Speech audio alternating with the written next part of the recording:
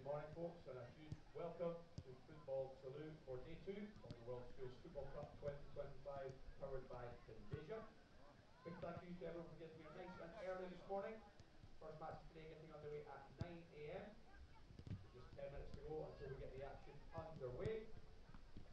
Pitches A to E are located on the ground level here at the Mediterranean Sports Hub. Pitches F1, F2, G1 and G2 are located at the top end of the venue. So if you are on pitches F or G this morning, please make your way upstairs and head through the back to the top pitches.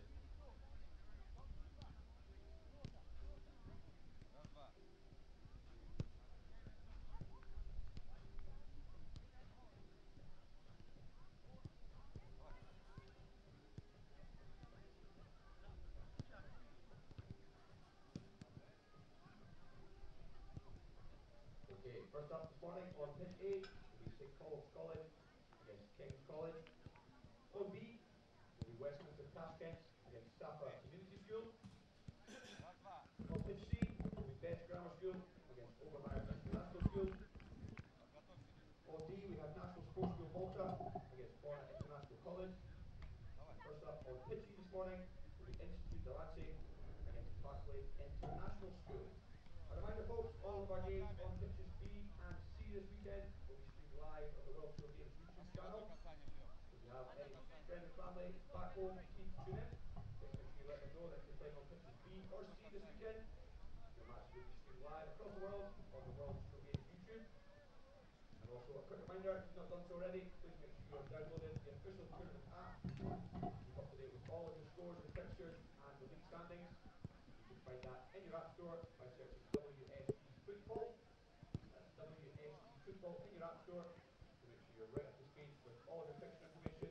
Test, And test. stay tuned to see how you're getting on within your group. Just under 10 minutes to go, shall we get the action underway? If you've not done so already, please get your warm-ups underway. We'll get the matches started in just a few minutes.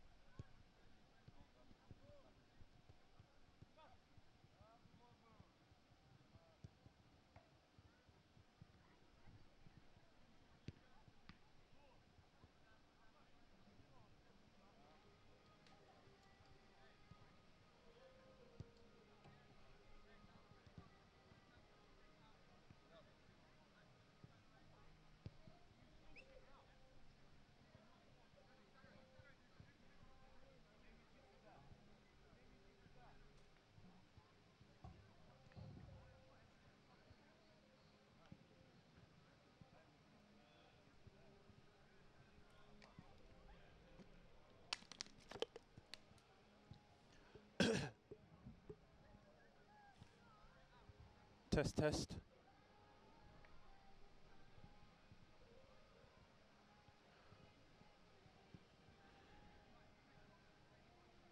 I'm on the 7 side.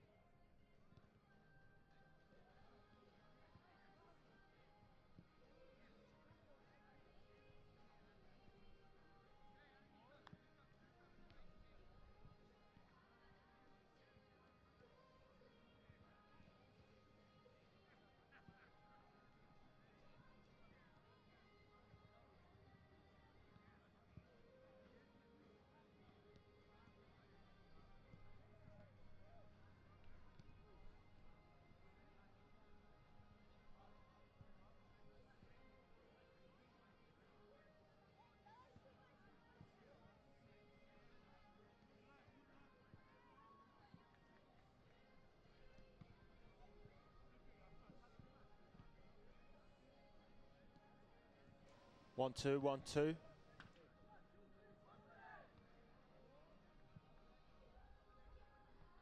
1-2, 1-2.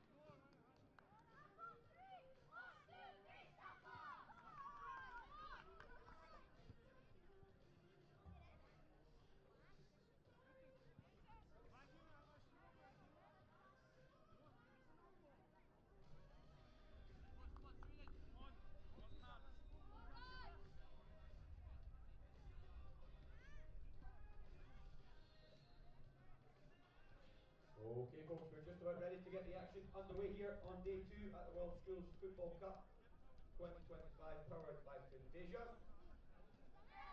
If you are just arriving at the venue, folks, pitches A to E are located on the ground level as you come in, and pitches F and G are located upstairs and through to the back of the venue. Just a reminder who we have first up this morning. First up on pitch A, St Paul's College of Ireland against King's College of Portugal. On B, Westminster Tashkent of Uzbekistan against Safa Community School of the UAE. On C, Best Grammar School of England against Obermar International School of Germany. On D, National Sports School from Malta. Hello, good morning and a very warm welcome to the World Schools Football Cup, live from Football Salou, the football multi-pitch complex in Barcelona. I'm Isaac Barrington, here to take you through all of the action on pitch B here today. And we also have the same for you from pitch C, so make sure you're on the right channel here on the YouTube streams. Make sure you're on the right stream for the game that you're looking for. And a reminder as well that you can keep up to date with all of the results as they are confirmed throughout the day on the World Schools Football Cup website and app as well. So we're just about ready to get underway in our first game of the day here on pitch B. It's Westminster Tashkent from Uzbekistan taking on Safa Community School from the United Arab Emirates. Westminster Tashkent in the white and Safa Community School in the purple and yellow strip. And we're underway at the start of this very first match of the day here on pitch B. Westminster Tashkent playing from left to right as we look at things here from our vantage point. 7 aside for the under-13 boys as Westminster Tashkent there come on in the attack very early on with their number 11. No names, unfortunately, for you for the Westminster Tashkent side. They haven't provided us with a list of their player names, unfortunately, but we do have the Safa Community School team for you, so I'll take you through that when appropriate, but it's Westminster Tashkent with the ball there at the moment. Good tackle in midfield for Safa. And they bring the ball forward themselves on the attack, looking for a lively start here, maybe for the first goal, and it is! Into the bottom corner. Lovely finish. Goalkeeper stood absolutely no chance with that one. And inside the first minute today, we get our first goal. And it's the number 9 for Safa Community School.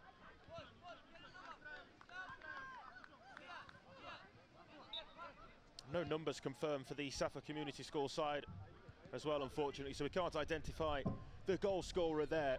But a great finish from the number 9 nonetheless. And well, it's just a dream start, isn't it, really, for Safa Community School? From the United Arab Emirates.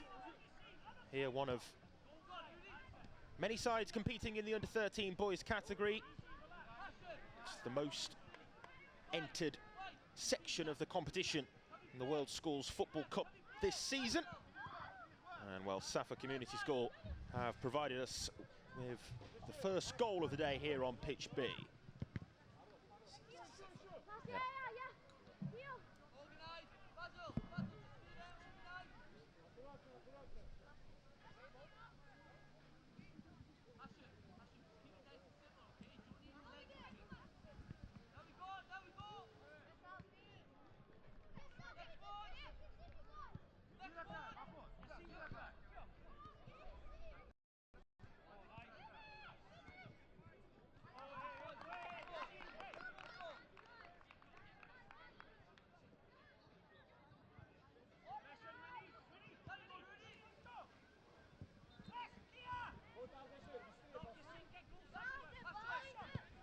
So 1-0 it is to Safa then, in the first 3 minutes of this 20-minute match.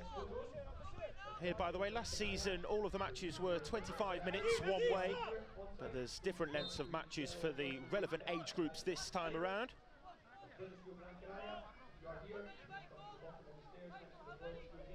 And a free kick here for Westminster Tashkent.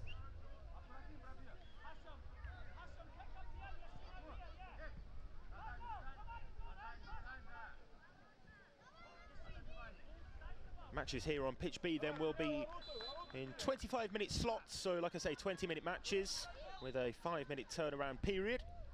Free kick opportunity here for Westminster Tashkent, as it's comfortably saved there by the Safa Community School goalkeeper to palm it away.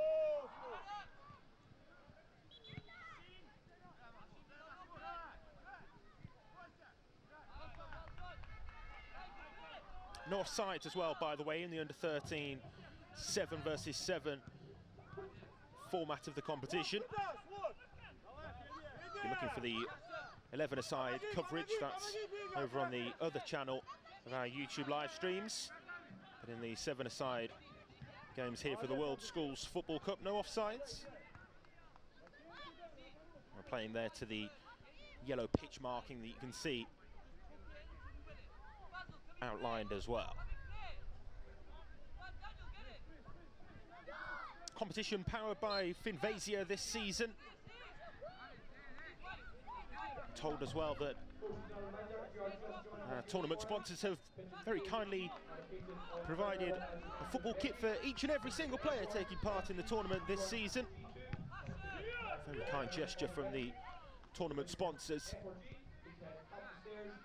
Great to see so many schools from so many nations all across the world coming here to what is an excellent venue, by the way. Great playing surface as well in Barcelona as we watch on from afar. But it's an early start, not quite as early, of course, for the players out over in Spain. 9 o'clock Central European time, kick-off for the first game. A little bit earlier for us back in England, where we're commentating from. The early start hasn't mattered much here for Safa Community School.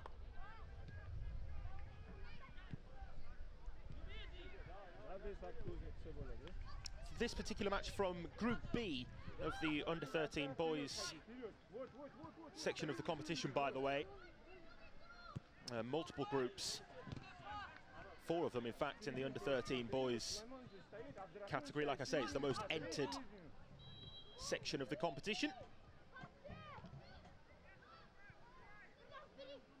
Got underway last night with the first fixtures. Westminster Tashkent currently on 4 points from their opening 2 games, with a win and a draw in the games yesterday evening, and a Safa Community School with a win and a loss. But it's, aside from the United Arab Emirates, who have started the stronger here.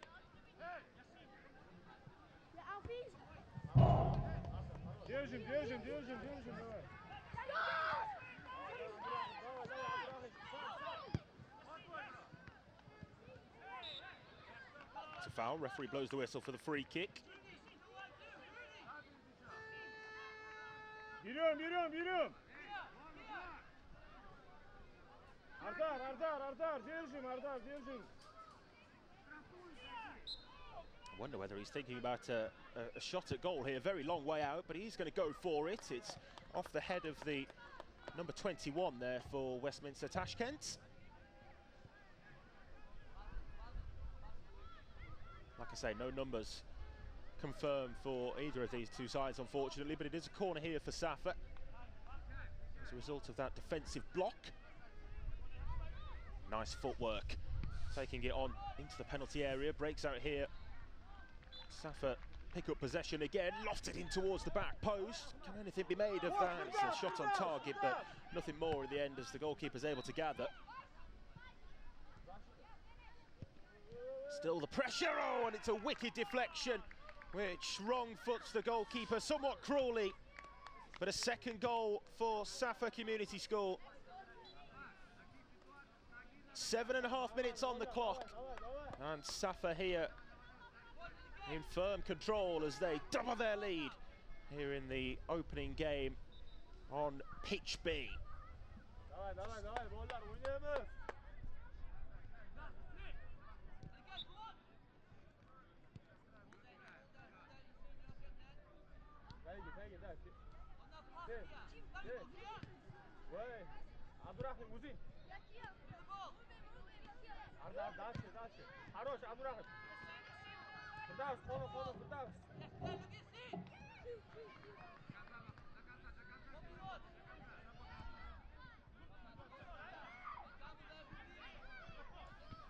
So 2-0 it is then, with 8 minutes played.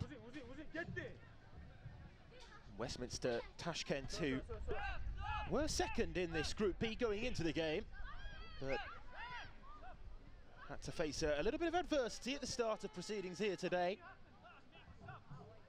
Plenty of time, of course, for them to bounce back across the course of their games later in the day as well. Some of the sides we will be seeing multiple times here on pitch B. By the way, these two teams, not any of those sides, unfortunately. So if you're here watching specifically as a supporter, parent of player maybe, for any of the players out there representing Westminster Tashkent or Safa Community School, unfortunately this is one and only chance to see them on our live stream. Biggest competition for the World Schools Football Cup this year, 2025 competition, certainly will prove to be.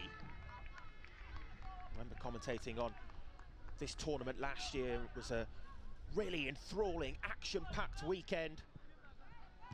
A total of 78 teams from 40 different schools across 20 different countries to take part in this prestigious event this weekend. Returning for the 6th edition of the competition. Just keeps on growing, getting better and better year on year.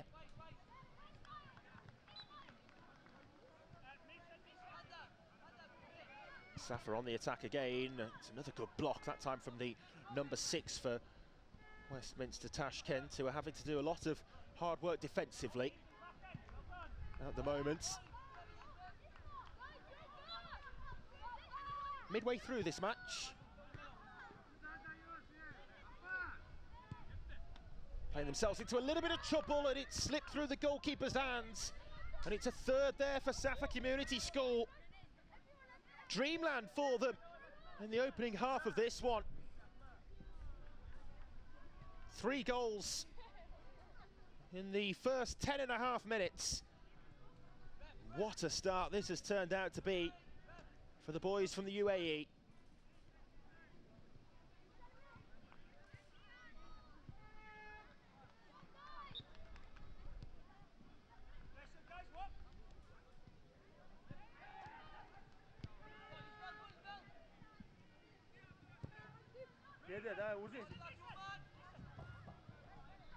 Still Westminster Tashkent, I'm sure, will continue to probe and try to cause problems for the Safa defence, but it just hasn't happened for them so far.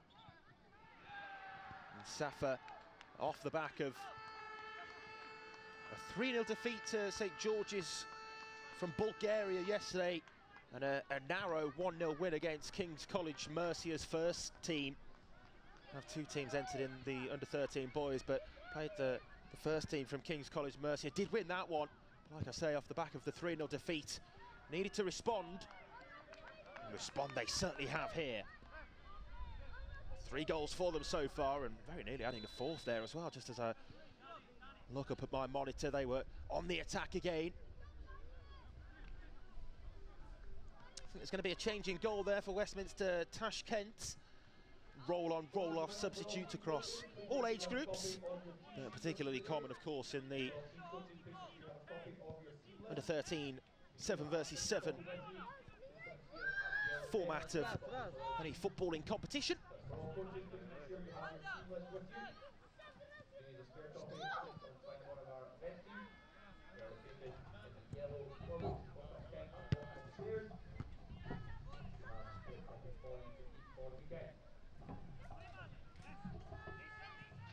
Safa, as well as scoring the 3 goals, have had the large majority of the play, the possession, control of the game so far. And that will breed confidence as well, you'd imagine, for them going into their later games today. They'll next be in action at 9:50 against Scarisbrick Hall on one of the non-streaming pitches, before they face King's College Cassis and St Columba's College's second team later today. Remember, it's all about qualifying for the Cup knockout games tomorrow. We'll have the placement matches as well for the teams that don't make it through to the main competition knockouts. But that's where the sides really want to be, in that main competition tomorrow. Give themselves a chance, put themselves in with a shot of getting their hands on the trophy come the end of it all. Firm tackle, not a fair one in the eyes of the referee, as the Safa player just went to ground there. A little too eager to get to the ball, maybe.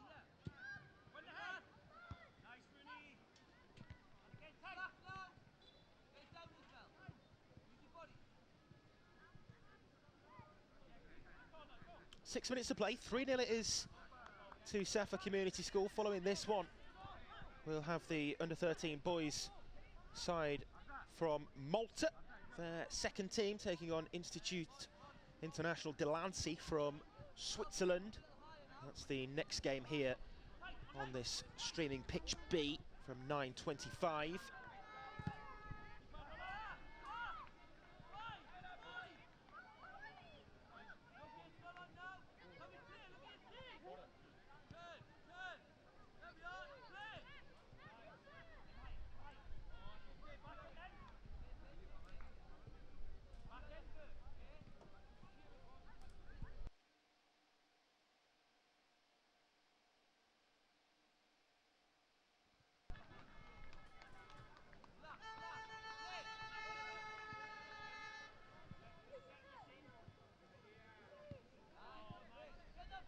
Just a bit of a break up in the pitches there. I do apologise for that. Like I say, we're not on site over in Barcelona. Wish we were over in Barcelona. It looks like it's good weather there as well. But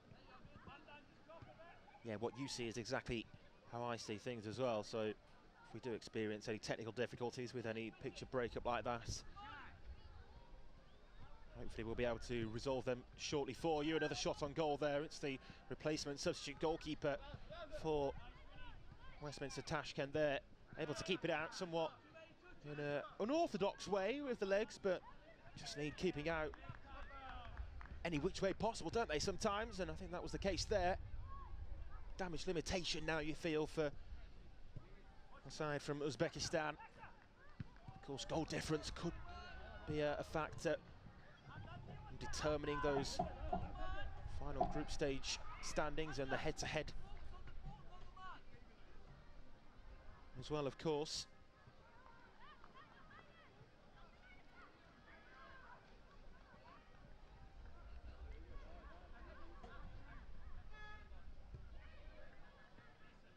So I alluded to the different competitions that the teams will go into depending on where they qualify for their groups. Qualify from their groups for tomorrow. There's the cup competition, which is the main section of the draw that they'll want to be heading into. Then the plate and bowl competitions, where applicable, for the lower ranked teams tomorrow as well. But it keeps things competitive.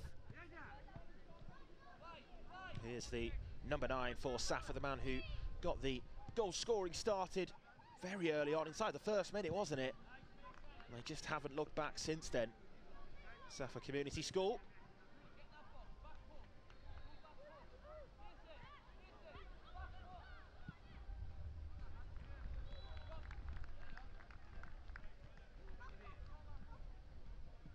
Westminster Tashkent looking to play forward up towards their number 11 on halfway, but again, well defended. He's going to take aim again there, the number 9. Why not, I suppose, off the back of having scored in this game already.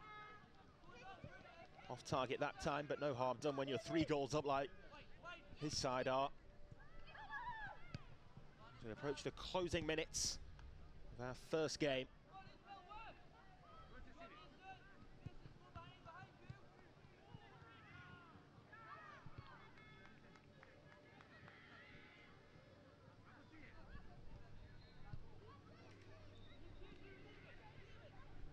It's out of play over on the far side.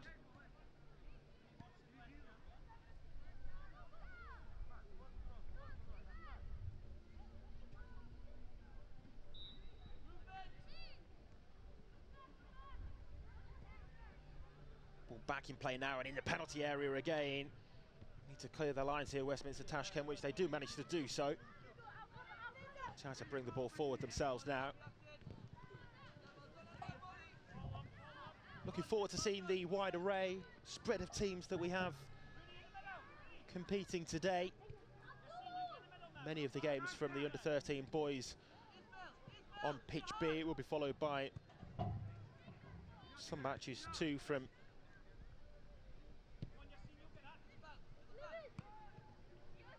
the under-13 girls, under-18 girls and under-11 boys later in the day. But for the first half of our streaming action here on pitch B, things are from the under-13 boys section of the competition. Closing minutes of game 1 then. And it's going to be a comfortable victory for Safa Community School, as there's another shot there fired in from just outside the penalty area. I think the referee had given the foul anyway. Just checking on the well-being of the Westminster Tashkent player down there. Do hope he's okay and able to get back to his feet.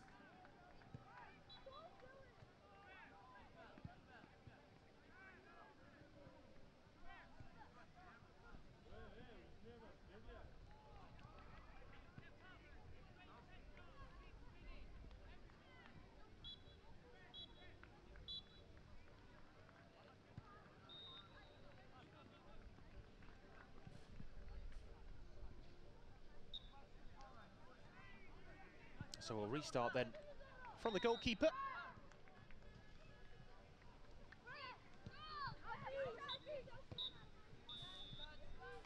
And that's that for the first game. 3 goals and 3 points for Safa Community School, aside from the United Arab Emirates, starting this Saturday's marathon of football on the right foot. Not to be for Westminster Tashkent. Not the result that they wanted, unfortunately.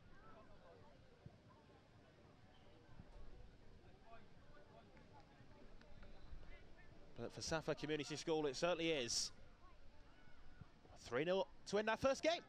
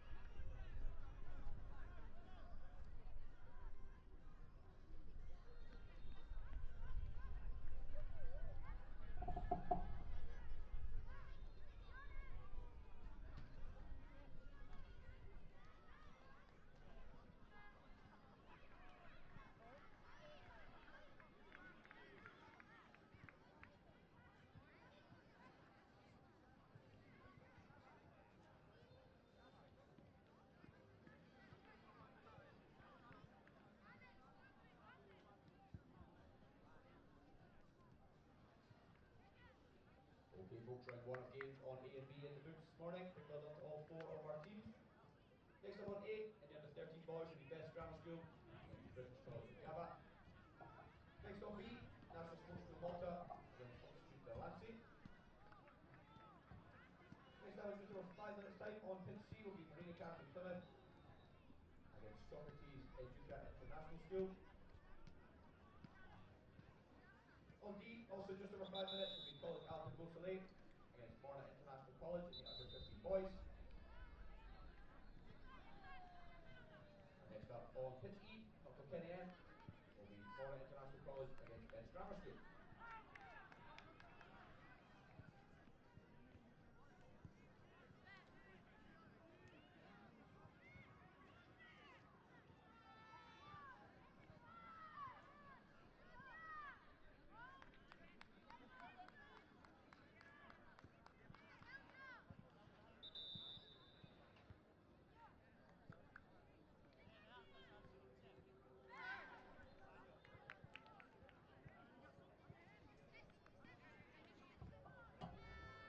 Folks, we're looking for Temple School to pitch F1, please. That's Temple School. If you are at the venue, please make your way over to pitch 1 in F1. If you're at Temple School, please make your way over to pitch F1 as soon as possible.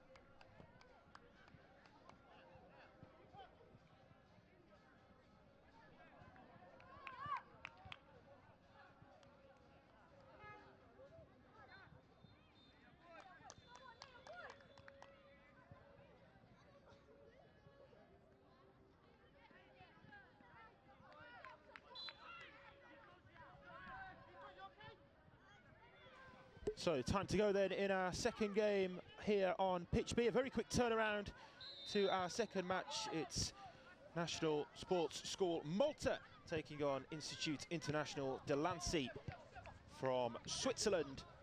The side from Malta in the red and Institute International de Lancy in the black. 3-0 in our first game. Great win for Safa Community School. We'll see which way this one will go then here in game 2. This one from Group C of the 4 groups in the under-13 boys section. We do have teams for this one as well, I'm pleased to say. So we should be able to identify some of the key players for you as we progress throughout the 20 minutes.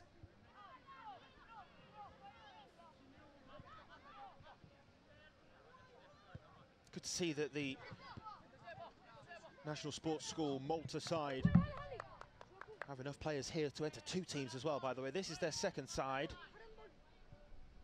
Many of the schools have entered different teams across the different age groups, categories of competition, but it's rarer to see a team be able to field 2 teams in one particular section of the competition.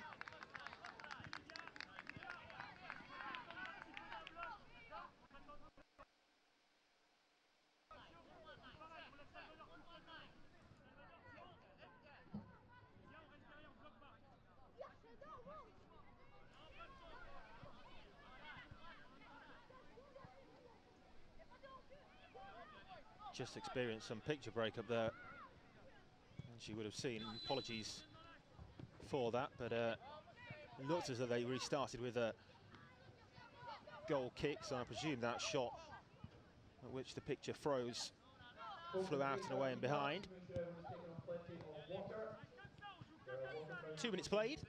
These games do go by very quickly, by the way, as does the turnaround period, but you would have seen in the first game just how quickly that 20-minute match can pass us by.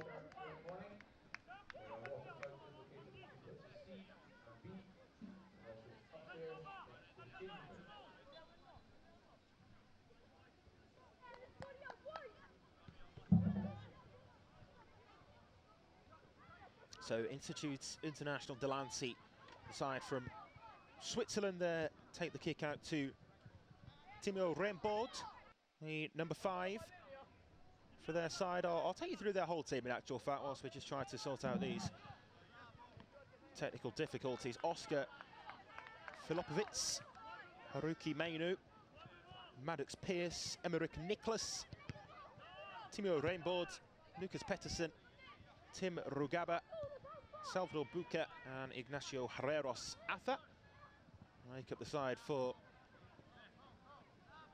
Institute International de Lancy.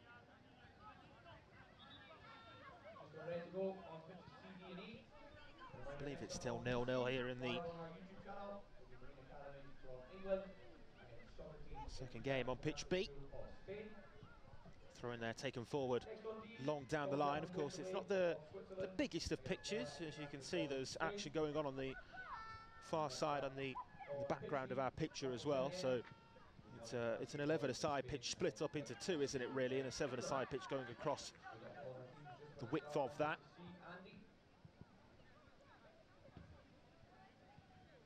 Makes for a good size, appropriate for the under-13 boys, you have to feel. It's Malta who seem to have started this game on the front foot, and then number 7 here, Anthony Mamo, progressing that into the penalty area, then trying to get a shot away was the number 5, Matthew Rousey. Throw in is Malta's as well.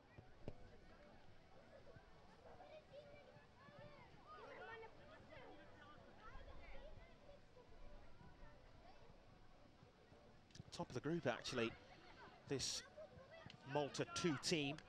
2 wins from 2 yesterday, the only side in Group C of the under-13 boys to start today with a 100% winning record. Institute International de Lancy haven't been bad themselves. They've got 4 points from their first 2 games, so it's a clash between the top 2 so far, with a win and a draw yesterday for the boys from Switzerland.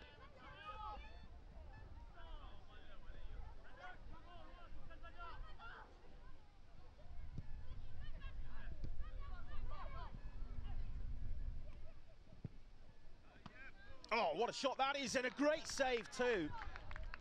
Wonderful stop from the Institute International Delancey goalkeeper, Oskar Filopovic, with a wonderful save.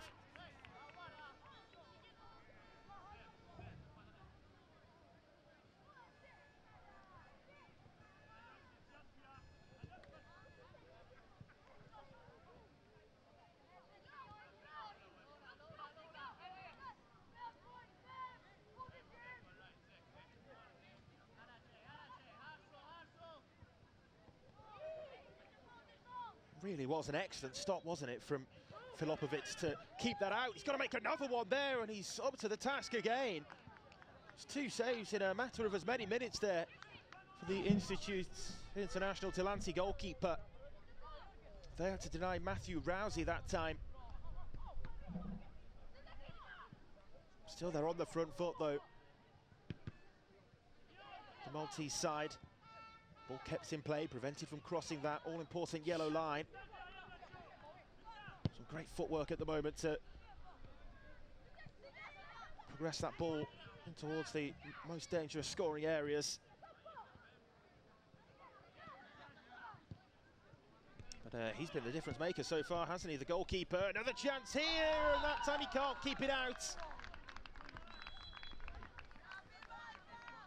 It's the National Sports School Malta who take the lead. Close range finish from the number 11, Fabien Leon, has given his school the advantage. Goalkeeper unfortunate that time, having made 2 great saves already in this contest, but it just evaded him, just slipped between the legs, I think. From close range, it was always going to be a difficult ask to keep it out. But Leon with the strike. And it's the National Sports School, NSS Malta, who take the lead and take the lead again off the back of their 2 wins yesterday. The early signs, still early signs, but those early signs are the boys from Malta might be a force to be reckoned with. Maybe one of the early favourites to go on and win the whole cup competition for the under-13 boys this weekend.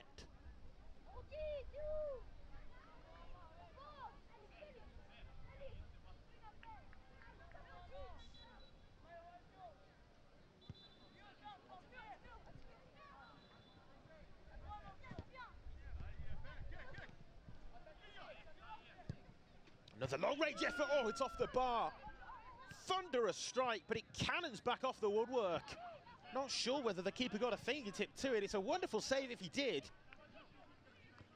Didn't think to begin with there was any touch from the goalkeeper, but I'd be doing him a disservice to fully suggest the possibility of there being one completely extinct. Malta again there seemingly came forward on the attack, but I think it stays 1-0, nothing comes of it. I do once again apologise for the picture breakup that we're experiencing at the moment. Do our best to get that sorted for you behind the scenes. The technical issues at the moment. The referee there has given the foul.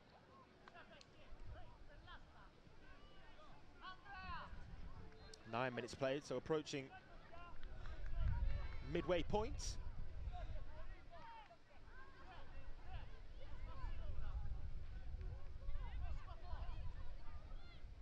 This is in a really good position to get a shot at goal, you feel. Could deliver it towards the back post, of course, but be surprised if this was anything other than a direct shot towards the goal of Oskar Filopovic, who's shown his qualities so far. We'll see if he's going to be needed again here. No, it's set short, trying to work the angle, something from the training ground maybe, and that one rising just a little too high from the right boot of Kaelin Mifsud. I think he's disappointed that he didn't hit the target there, but it was a well-struck effort. Made the right connection. Just unable to keep it down, and that time Filopovic happy to see it fly over his crossbar.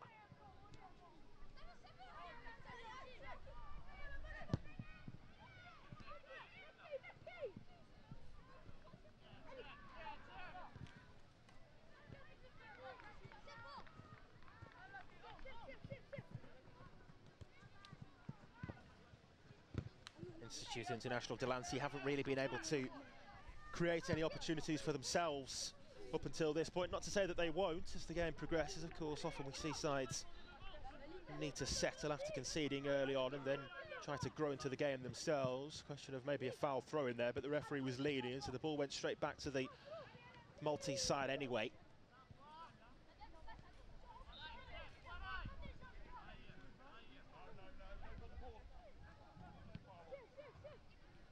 Here's the goal scorer, the number 7, Anthony Mamo.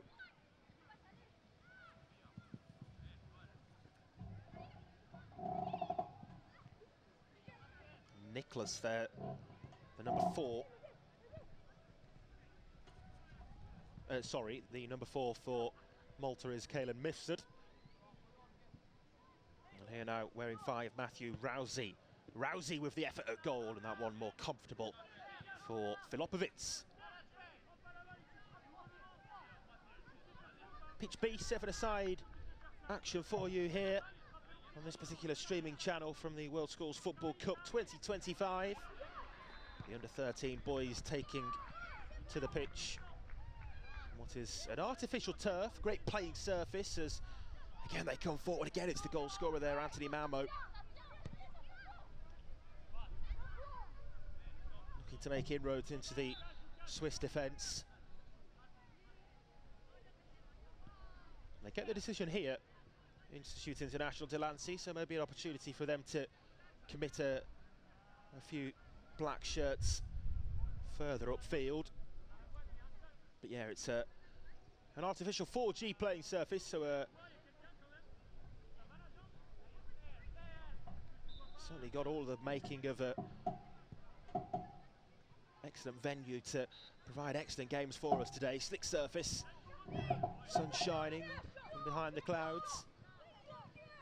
Oh, great footwork there into the penalty area, but what a tackle that is from Maddox Pearce, just as Matthew Rousey had skipped by the first Institute International Delancey defender. Maddox Pearce came across, had to make sure that he took the ball cleanly inside the penalty area like that, and that was exactly what he did there.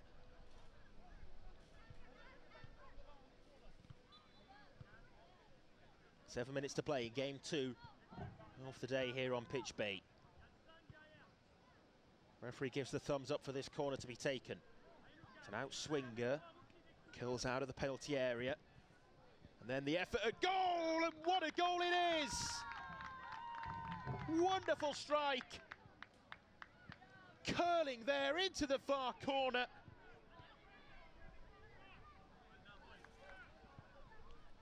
Brilliant left foot effort from Keian Chetsuchi to double the lead for National Sports School Malta. We've been asked to pick out some of the goals of the day today, and that will certainly be one of them.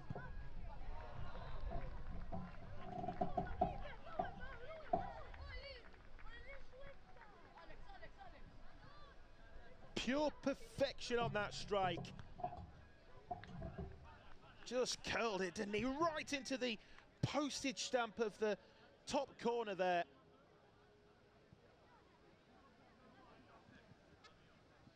I think we're going to be having a competition for goal of the day today. That will certainly be a nominee.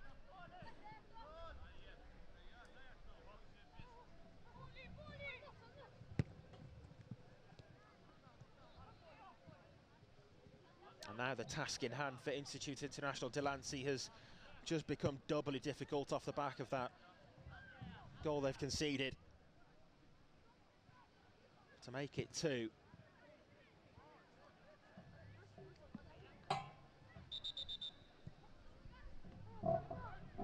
Looked to be a foul throw. I'm not sure whether the ball even came in play, to be fair. Referee just halting proceedings by the looks of things anyway to allow for these substitutions to be made.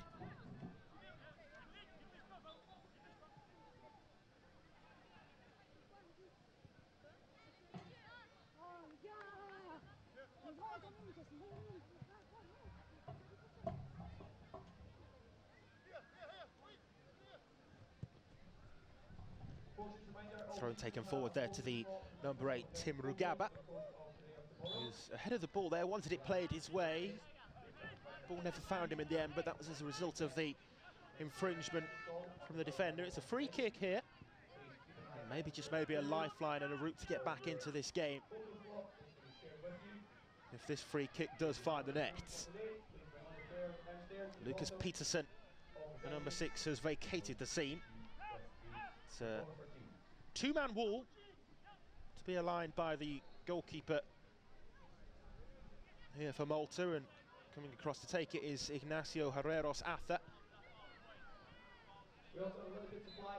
Plenty going on in front of the goalkeeper as well. Ignacio Herreros Atha, wonderful free kick. What a strike that is from Ignacio Herreros Atha. And maybe that will prove to be the lifeline that Institute International Delancey needed. 2-1.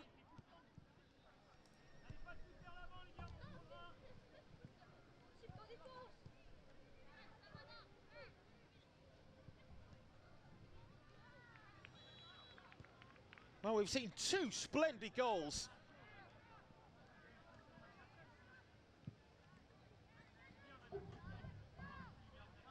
That one just wrong footing the goalkeeper with such bend, such whip on that left-footed free kick. And well, in hindsight, you can see why he was so desperate to take it there. Ignacio Herreros Atha came across, told Lucas Peterson, no, I'm having this one. And you can see the reason as to why.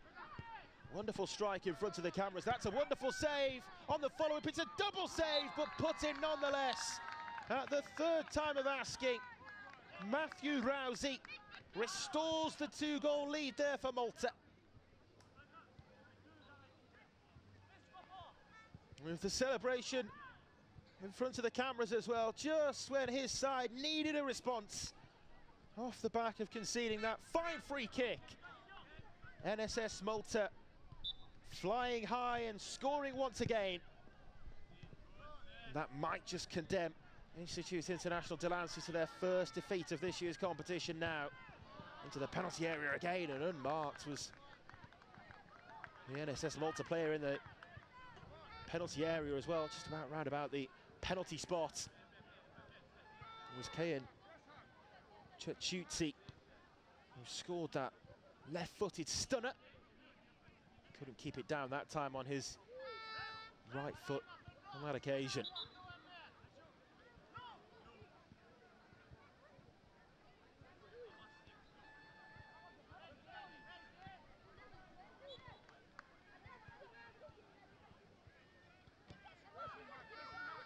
So the goal kick there taken by the defender instead of the goalkeeper, permitted of course. But it looks as though this is going to be a third win from their 3 games so far for National Sports School Malta. And their second team flying high here at the top of Group C. Long range effort, again it's another good save, and a particularly good save to be able to hold on to that as well. Always important when there's a potential rebound that goalkeeper's able to not only keep it out but also keep hold of it. Again with another save in the moments after as well. He's really been called upon to keep the scoreline down, hasn't he, Oscar Filipovic?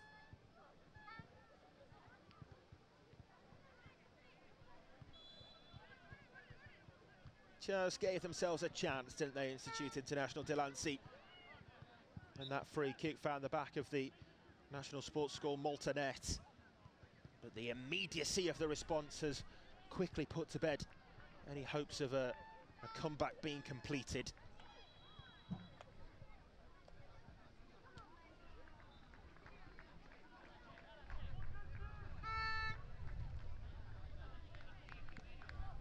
Into the side netting that time.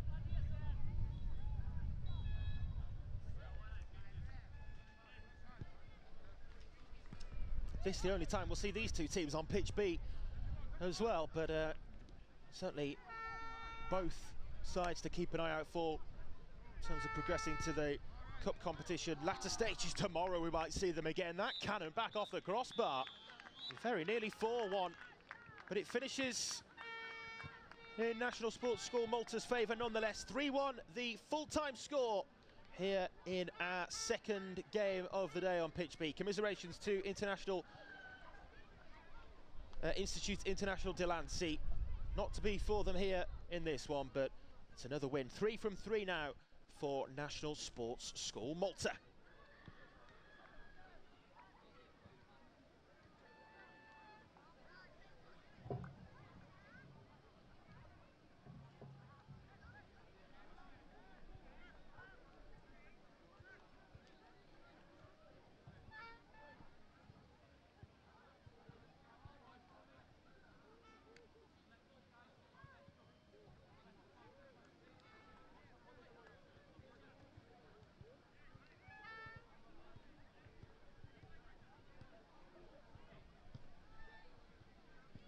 Okay, folks, we are fast approaching round 3 of matches on pitches A and B this morning.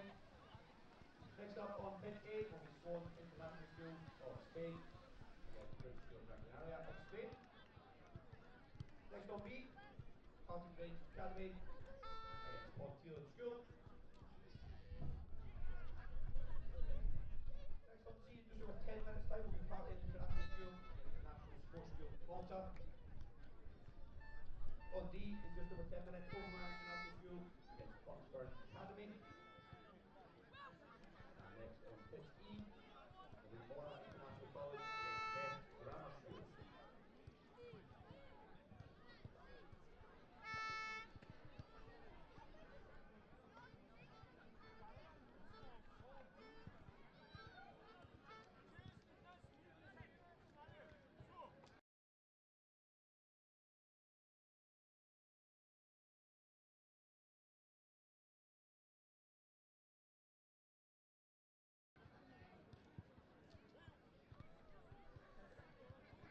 Coach, just a reminder to all schools, please make sure you are at your pitch in plenty of time before your match kicks off. And for all schools, please make sure your pitch side ready to go onto the field before the game finishes. Get your final warm-ups finished and get your match kicked off on schedule. We have lots of games to get through today, lots of schools here. Please make sure you are on your field, on time, and get your matches underway as scheduled.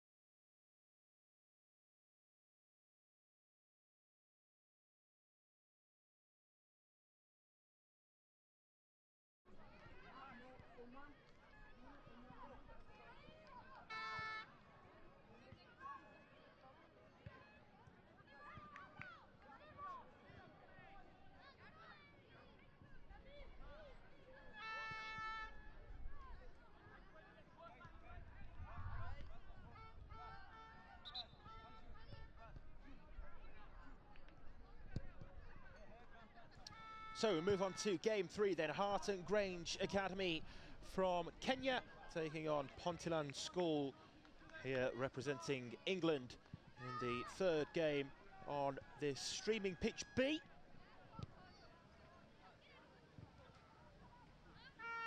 So far we've had wins for Safa Community School from the United Arab Emirates and National Sports School Malta, of course the Maltese side.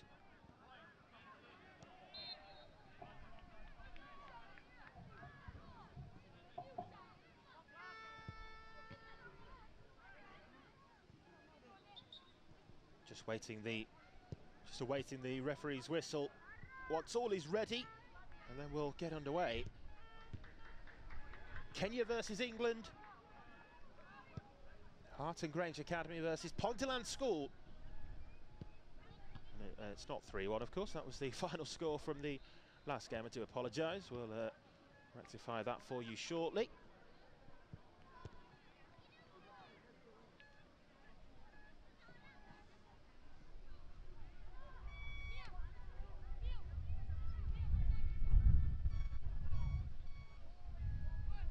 There we go, scoreboard set, players look set.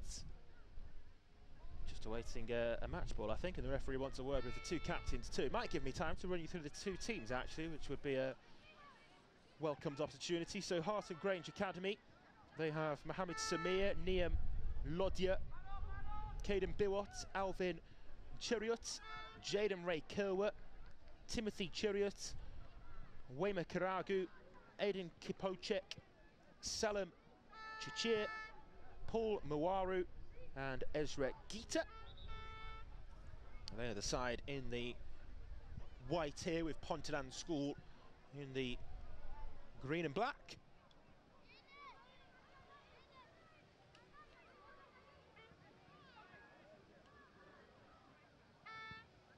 Ponteland have their goalkeeper Billy Conlon, Josh Galbraith, George Garman, Kochi Kochev, Leo Williamson, Liam Goff, Toby Evans, Charlie Coulson, Jacob Munro, Parker Gill and Billy Watson. We're underway.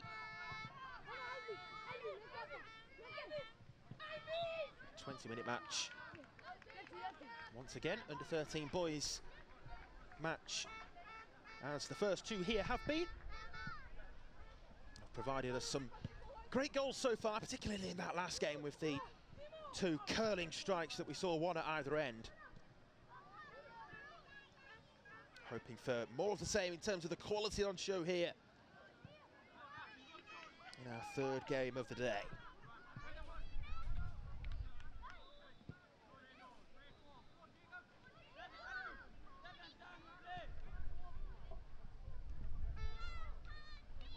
This one from Group A, Harton Grange Academy with 1 point so far, one draw from 2 games yesterday.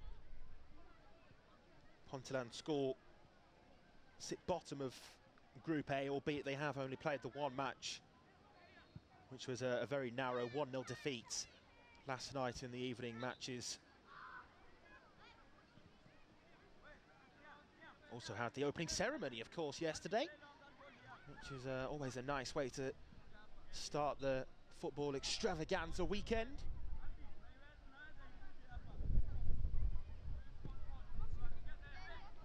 Harton Grange playing from left to right. Handball there is the call against Josh Galbraith. And Harton Grange keen to get back underway quickly.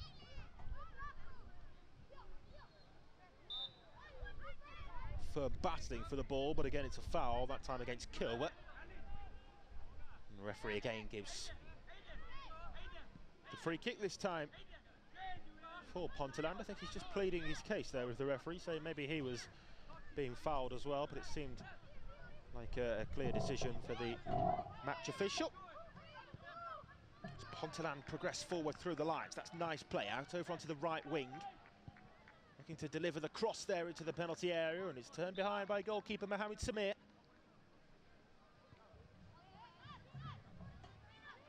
It's going to be a corner here for Ponteland School. Jacob Munro, I believe, is the man to take, the number 9. Left-footed in towards the near post area, stays in play. Munro goes for it again. Big chance here for the first goal, and it's taken really well.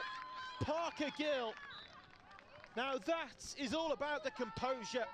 Little ball roll from right foot to left, and then the neat finish past goalkeeper Mohammed Samir as well. And Ponteland School have their first goal of this year's World Schools Football Cup competition for the under-13 boys. One of the Ponteland players just being seen to for treatment from the physio there, but looks okay to continue, and Ponteland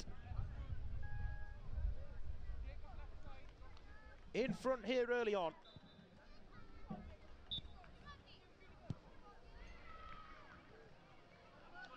Parker Gill, the number 10. Like I say, just that moment where many players would have pulled the trigger. And for a young man like himself to have the coolness when the chance fell his way to understand maybe taking a touch, changing it onto his left foot was the better option. Certainly proved to be the case, being able to provide the finish off his left foot then. Ponteland in front. James Tailford and Ryan Drain, the coaching team for Ponteland School, will be absolutely delighted with the start they've made, I'm sure, as that bounces through the penalty area. Ponteland there coming close to a second, but Hart and Grange that time survive.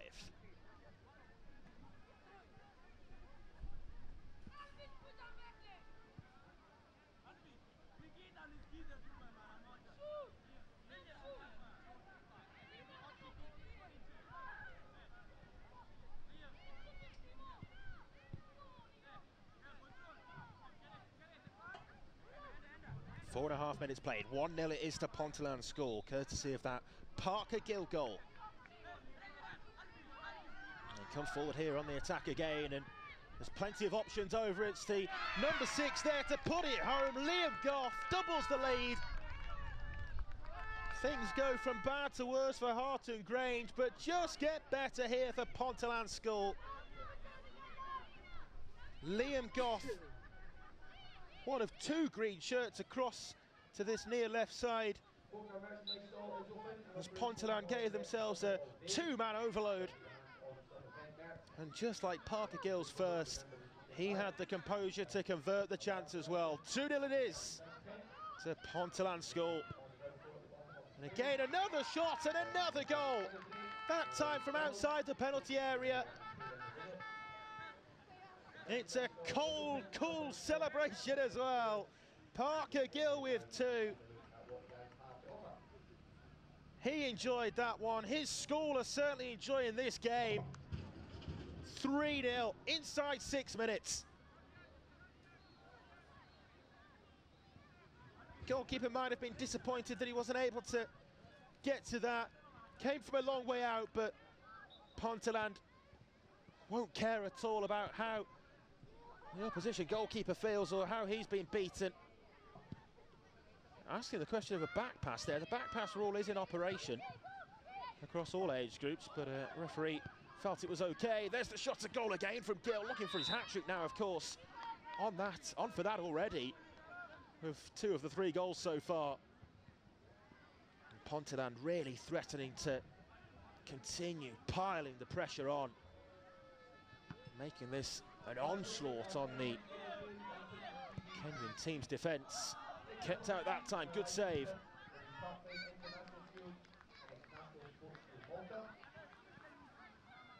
But it's been a very difficult start to the game for Hart and Grange Academy. Not what they'd been hoping for, I'm sure.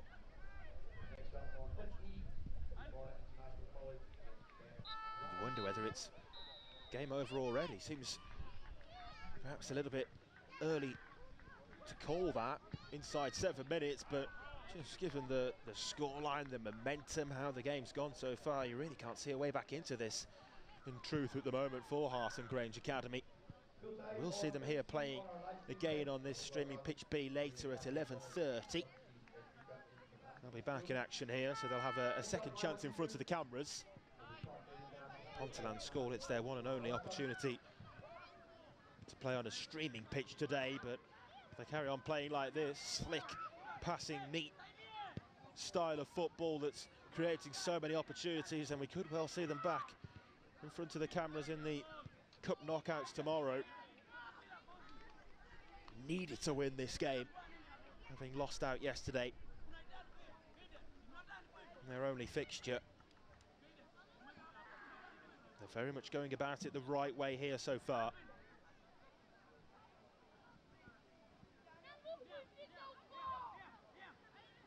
That 1-0 loss yesterday was to St George's International School, Luxembourg, who are top of Group A at the moment, incidentally, so on paper perhaps their toughest game came first. Hart and Grange looking for a a lifeline, a route back into this contest. Yet to trouble Billy Conlon, the Ponteland School goal. And he's on his bike forward here, driving forward once again. Parker Gill takes it wide, force wide, nice little setback. You can see the idea there. Teammates perhaps just not quite on the same wavelength, but Gill got it back in towards teammate Kochev. Kochev, who made the run to support Gill, the penalty area. Look at those 4 white shirts upfield. It's becoming a really open end-to-end game here. Long-range strike at goal. Would have been a spectacular one had it rippled into the back of the net. That time curls wide and away.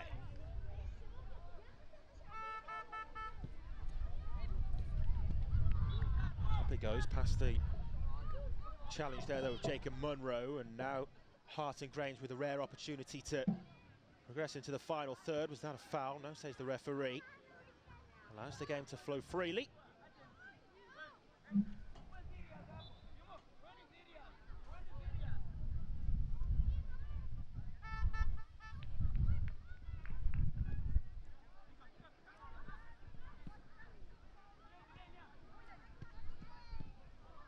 Again, another chance there for Ponteland, and you can see the frustrations that they haven't made it 4, but still the chance remains for them to do so, and that time it is tucked away. It's Kochi Kochev who adds his name to the score sheets to go with the brace from Gill, and Goff's opener. Goff's goal, which was the second, wasn't it, for Ponteland's goal, but either way, 4 now for them. It's the English side who here are really running riots. They're on for an 8-0 win if they keep this up. 4 goals in the first half. No half time as such, of course, but with 10 minutes played, we're at the midway point. 4 goals for Ponteland School. That one not too far away either from the right boot of Josh Galbraith. Over the bar, but only by a whisker.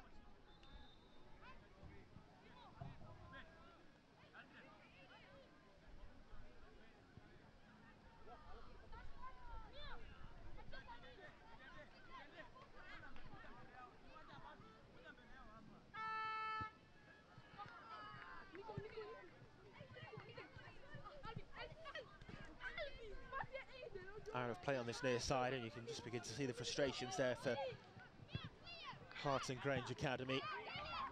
They've got the chance to come forward here, a rare opportunity for them with Kerwer. Just lost control of the ball though, and that allowed for the recovering Ponteland defenders to get back and intervene. And then the foul as well on Jacob Munro. Hacked down to ground. The beneficiary of the free kick here as awarded by the referee. Galbraith stands behind it, takes it short to the feet of his teammate Charlie Coulson, and then just slightly wayward of where Jacob Munro was.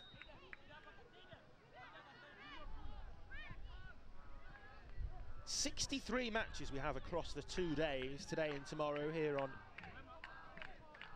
both of our streaming pitches. That's pitches B for the 7-a-side games, which you're watching right now, and the pitch C 11-a-side action as well. Great to be able to keep you informed from afar, from wherever in the world you are watching on our YouTube live streams. Remember as well to keep up to date with all of the fixtures, results, live league table standings on the World Schools Football Cup website or app too. It's the place to be for all the information that you need. Throw in for Ponteland.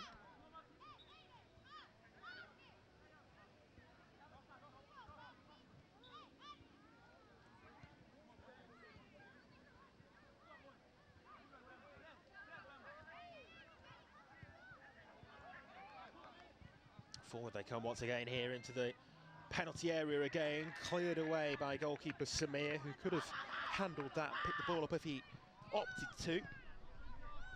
Chose not to in the end and just took the safety first option of clearing the ball along the way. Here's Kochev, the latest goal scorer, of course, to find the net for goal number 4.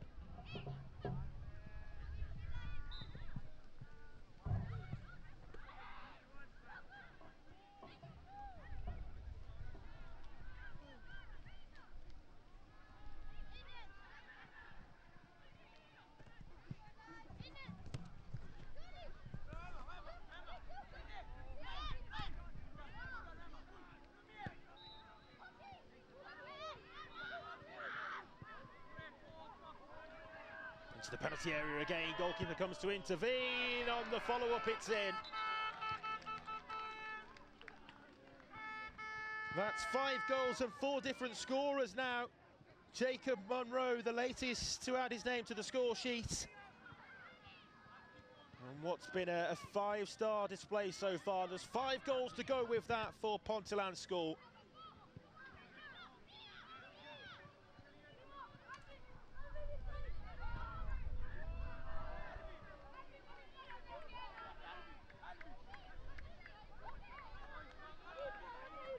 Just looking at their fixtures for today as well. 10:40 is their next game over on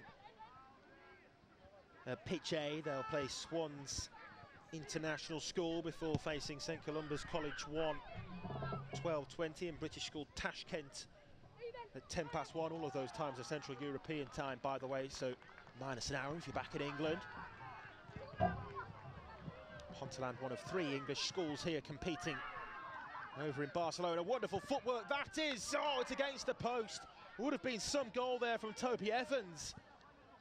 Another new name looking to get in on the goal-scoring act as well. Just the woodwork that time to Hart and Grange Academy's rescue to prevent it from going from bad to worse for them. Brilliant skill, though, to begin with, to just shimmy one way and shift the ball the other, to take it away from the presence of the defender. That was close too. Took a deflection which wrong-footed the goalkeeper, and did that touch the post on the way out too? It's a corner after the deflection.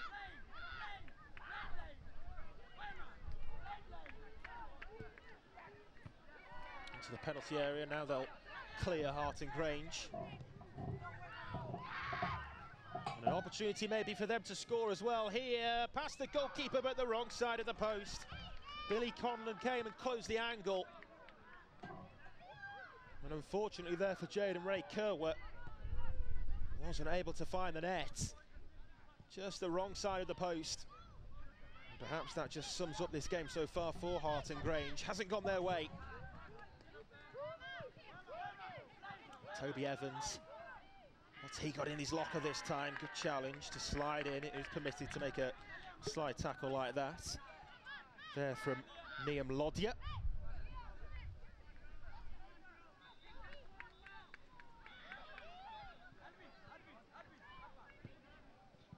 Swung into the near post, and in fact it hits the post. Not sure whether that was an intentional effort at goal or just a slightly miscued delivery, but either way, it came close.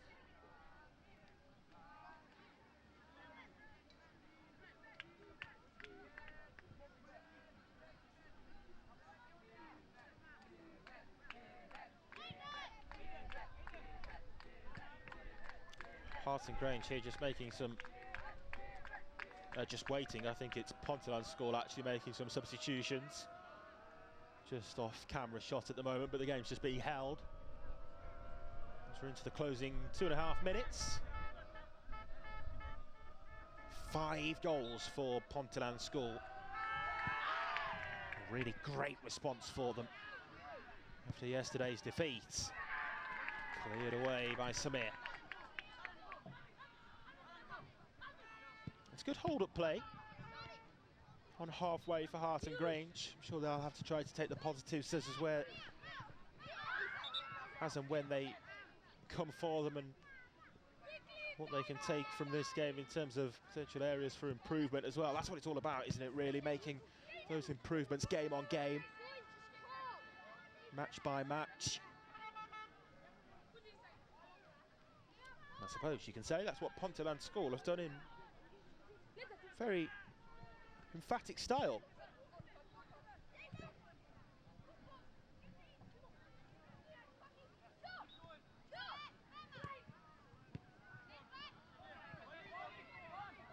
Here's Toby Evans again, surely to get his goal now, and he does.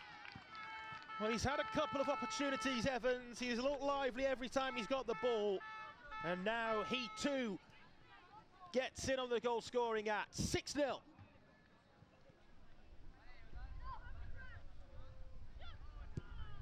Two of them for Parker Gill, the rest of them spread across the team. Jacob Munro, Liam Goff, Kochi Kotchev, and of course there Toby Evans as well. All of those young Ponteland School players here scoring in front of the cameras.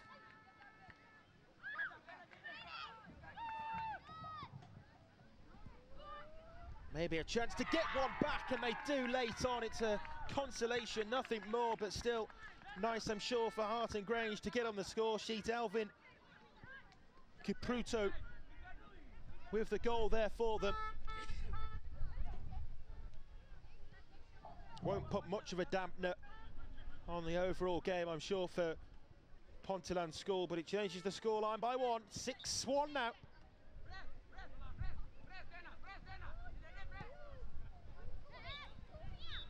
And that's that then, full time, as the referee blows the whistle to signal the end of this one in Group A of the Under-13 boys section of the competition.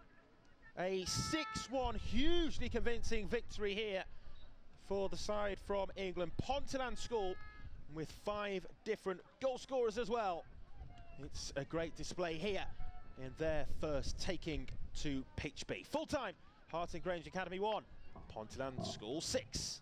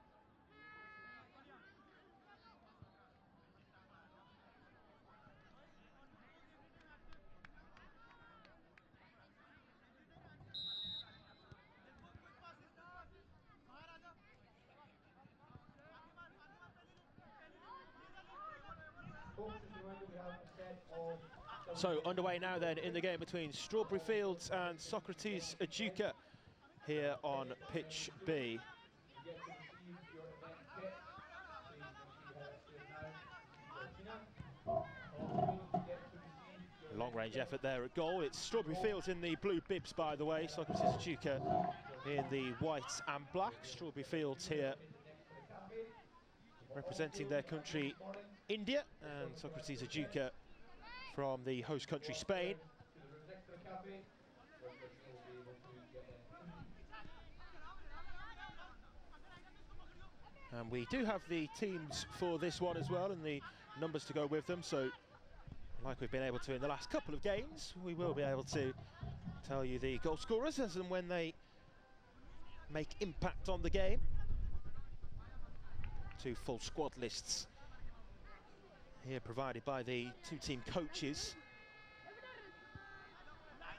Krishna Pandit in charge of Strawberry Fields, and Javi Tobias is the man leading his Socrates Ajuka team. It's a Group D match. Socrates Ajuka playing from left to right. They come forward here over the halfway line. I just realised, because they've got bibs on Strawberry Fields, unfortunately we won't be able to see the numbers, I don't think, unless we can spy through the blue bibs that they're wearing as well. Certainly for Socrates Ajuka we'll be able to see the numbers on their backs. It's gone behind there. Is it for a corner? I think it is. Opportunity for Socrates Ajuka to load the penalty area, maybe.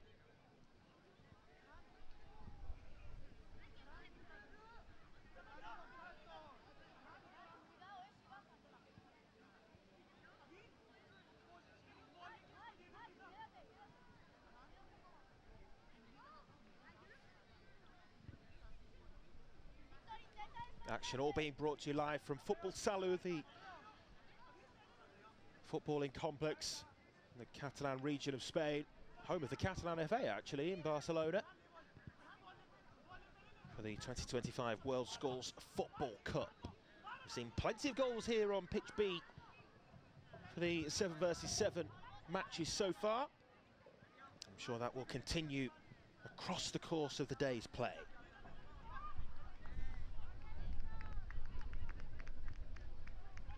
Throw in there for Strawberry Fields.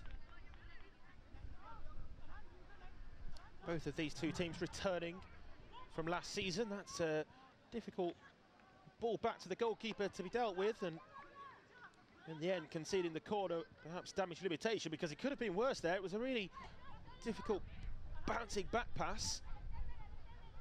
Still got to deal with the corner though here. Socrates Ajuka.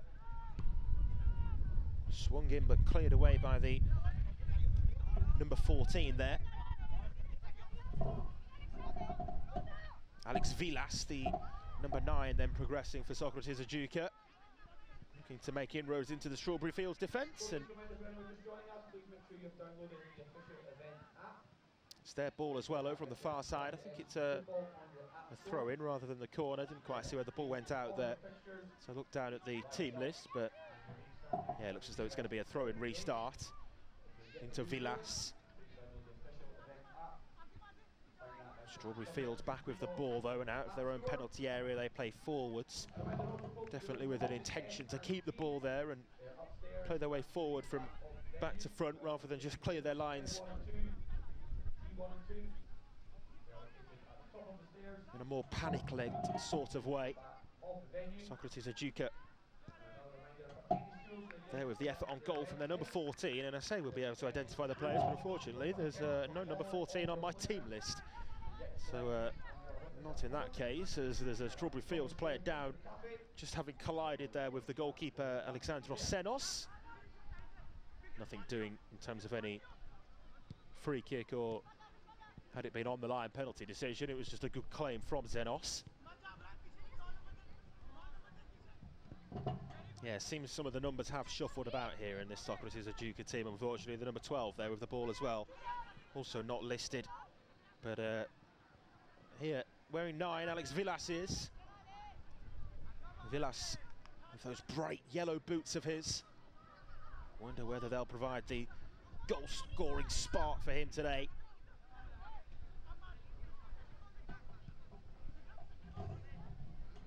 Long and high ball forward, much height on that kick out of the hands from the goalkeeper. If you're just joining us for this 7-a-side coverage, it's a 20-minute match for the under-13 boys, straight through, no half-time. Slightly shorter matches to last season's events.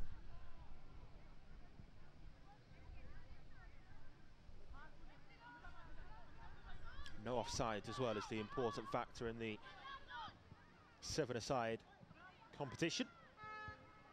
Allows for the players to make best use of the space available on the pitch. And I'm sure makes things a little bit easier for the referee as well, who might have a bit more of a difficult job on his hands in the 11-a-side games, with offsides in operation there over on our other streaming pitch C.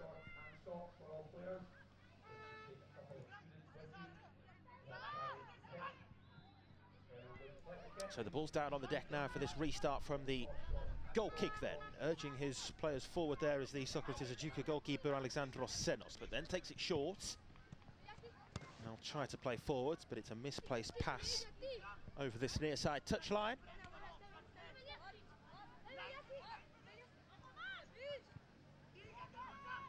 See the number 48 through the blue bib there of Samar Nagpal for Strawberry Fields, as he took that throw in for his team.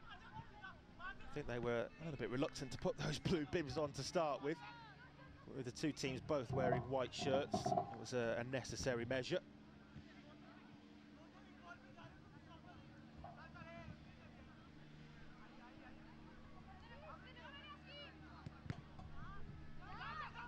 Oh, well one back there, high up the field as well for Strawberry Fields, but then recovery made by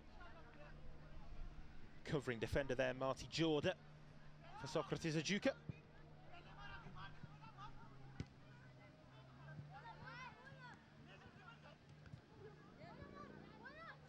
Nagpal it was again there with the ball, just lost out that time though. And now down the other end, maybe an opportunity here for the number 12 for Socrates Ajuka, but it just ran away from him there at the crucial moment. The ball just escaping his control. It was a comfortable claim in the end for the Strawberry Fields goalkeeper.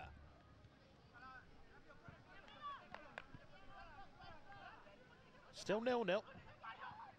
Strawberry Fields now looking to change that as they come forward on the attack, and it's flashed across the face of goal. Just needed a touch off player, goalkeeper or post. Any one of the three might have taken that in. So unfortunate there to not get the first goal.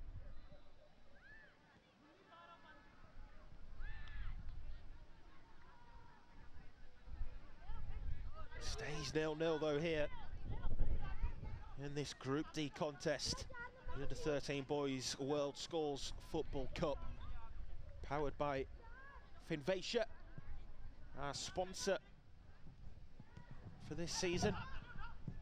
All of the kits that you see the players wearing have very kindly been provided by them. Big thank you to Finvacia for their involvement and commitment to this year's competition.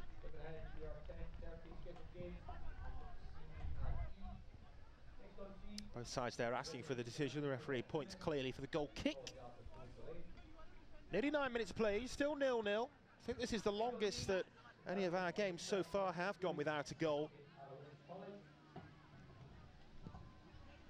Two well-matched teams though by the looks of things, which ultimately is what we want, isn't it? We had that 6-1 result in our last game, most recent game here on pitch B, but really what we want to be seeing is goals spread across the two teams. Yes, we want goals, but we also want close contests and closely fought matches to be able to bring to you. We've got the close contest just without the goals here in this one at the moment. And that chance for Strawberry Fields when the ball was smashed right across the face of goal, the closest that either side have so far come.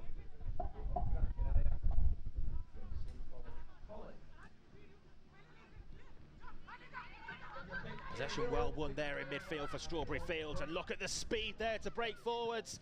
Big chance, big goal that. Strawberry Fields take the lead.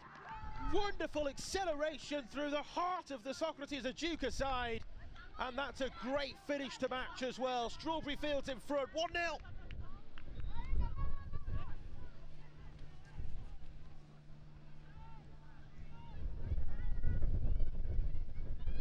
Really is a great goal that.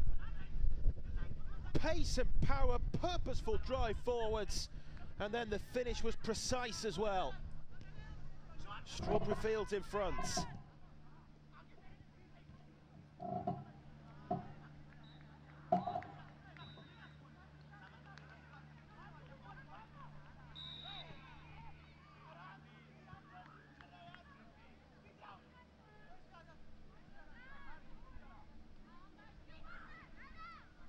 One 0 then to the side from India, and Spanish side, Socrates Ajuka, in need of a response.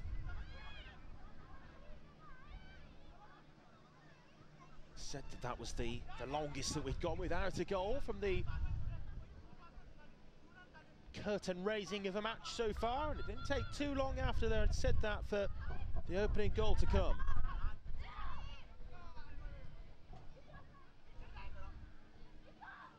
Miranda there wants the ball, gets it, Diego Miranda, the number 4.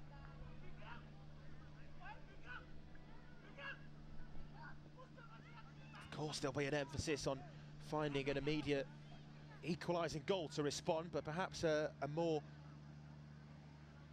crucial immediate response is just to settle into the game a little more than they have so far, Socrates Ajuka.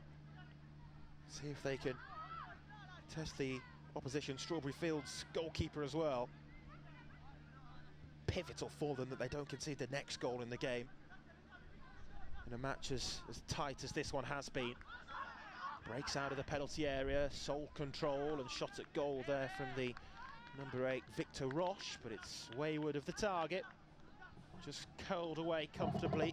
No trouble there for the Strawberry Fields keeper.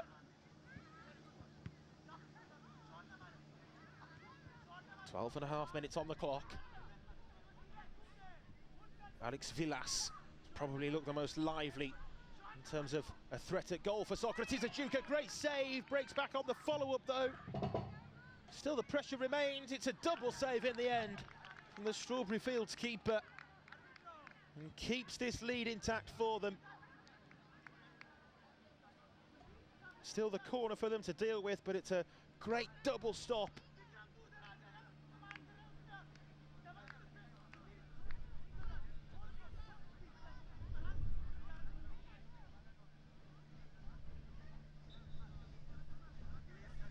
Corner smashed into the penalty area, such power behind that delivery, and in truth it might have been a little too powerful for Socrates Ajuka themselves, as it just bounced off the knee of Leonard Casas and behind.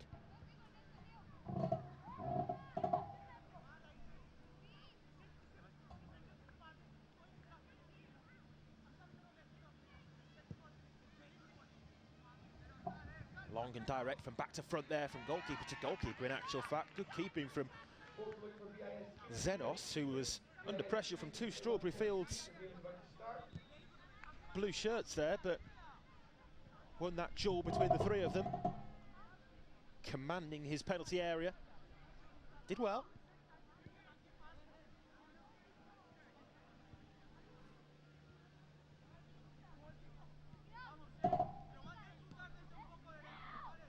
Just able to see the number on the back of the Strawberry Fields goalkeeper's shirt there. It's number 79, Bia Nagpal, who made that fine double stop. And if they are to go on to pick up maximum points from this game, they'll certainly have a goalkeeper to thank for that double save. Strawberry Fields now turning defence into attack themselves. It's been end-to-end in the most recent minutes.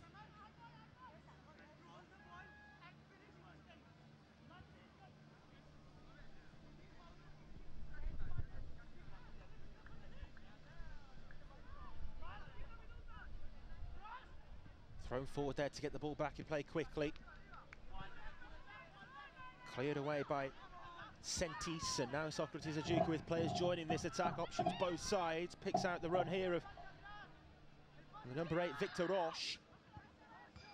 Just halted in his progression of the flow of that attack. Had to check back and play the ball back in the end. And that allowed for Strawberry Fields to get players in those blue bibs back behind the ball. Good work rate from them. Will they be able to hold on to this slender, but at the moment still intact, 1 goal advantage?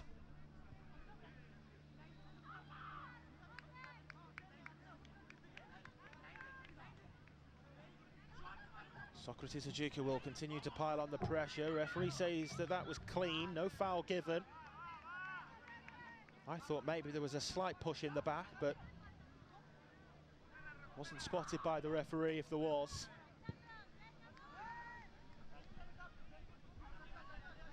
Long ball forwards again, and Vilas just becoming a bit more of a frustrated figure up front for Socrates Ajuka. Just isolated on that occasion. Perhaps they could do with getting more of those white shirts in and around the penalty area and the spaces in which Vilas is occupying to support him. Free kick given that time, and this is in a really good area as well for the Spanish side.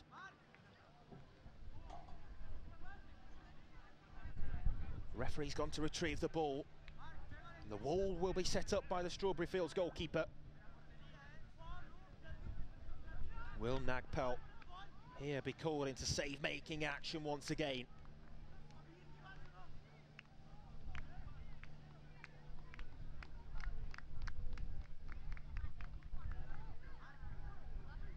Three players in the wall. It's become 4 now actually as well. Big run up, but it's dragged well wide in the end. Not the execution on that effort that Mark Sentis had envisaged. And Strawberry Fields will be comfortable to see that out for the goal kick.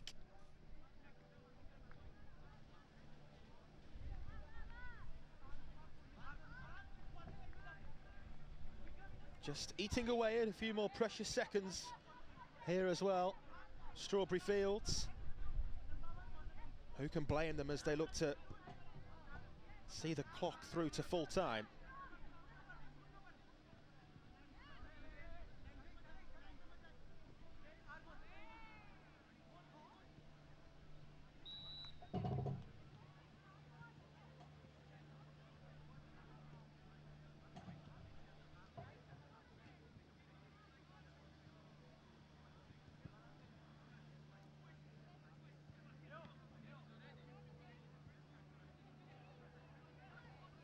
Following this game up next on this pitch, we'll have action from the game between British School of Gran Canaria and St Columbus College, the latter of whom have travelled to Spain from Ireland. Republic of Ireland representatives. They're in the right place if you're waiting for that one. It'll be coming up shortly after the full-time whistle here.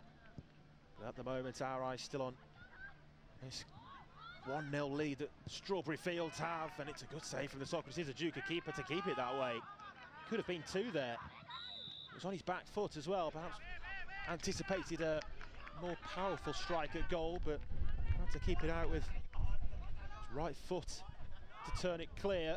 Now Socrates Ajuka on the attack here, and again it's another good save from Nagpel. Might have just been hitting the post, or could have just crept in there at the near post. Nagpel alert, reacting to it. Palms it behind for the corner. All or nothing territory now for Socrates Ajuka as they go in search of the goal to salvage a point. Strawberry Fields get the ball back in play quickly. It's because they sense that they might be able to kill the game here as they come forward on the counter-attack themselves. Saw them just take their time over the last restart, but there they sense the opportunity with the Socrates Ajuka defenders up from the back for that corner. The throw-in is for Strawberry Fields too. Now all eyes on the referee. We've played the 20 minutes.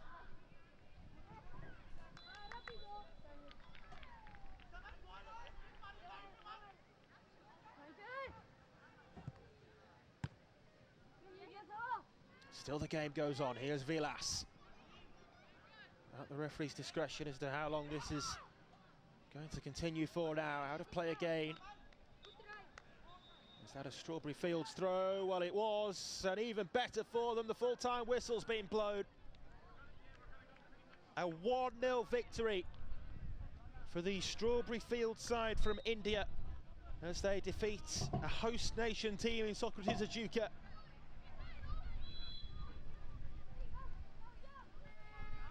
Full-time score, as you can see on the screen there, Strawberry Fields 1, Socrates Ejuka 0.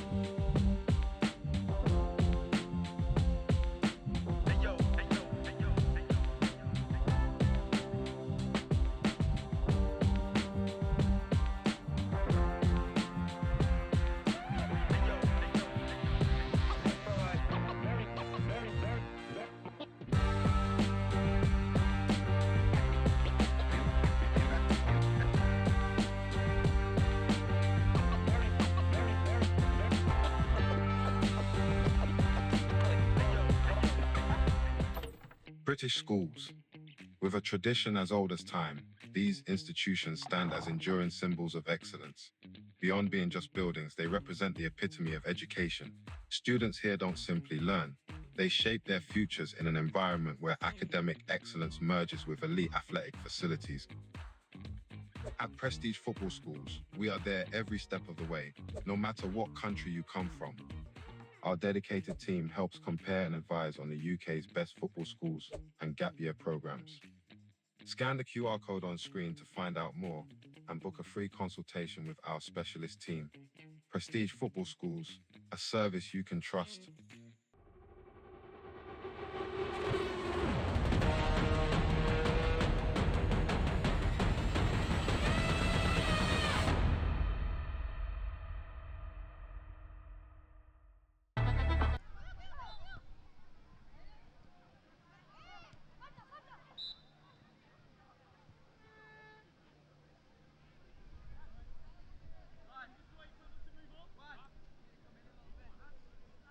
Apologies if you weren't seeing the picture there. I believe that's fixed now for you, and we'll try and get the scoreboard on just now as well, that we've had our team colours confirmed, so all a little bit hectic in that turnaround. I do apologise, but St Columbus are in the blue and Gran Canaria are in the bibs here as St Columbus come forwards.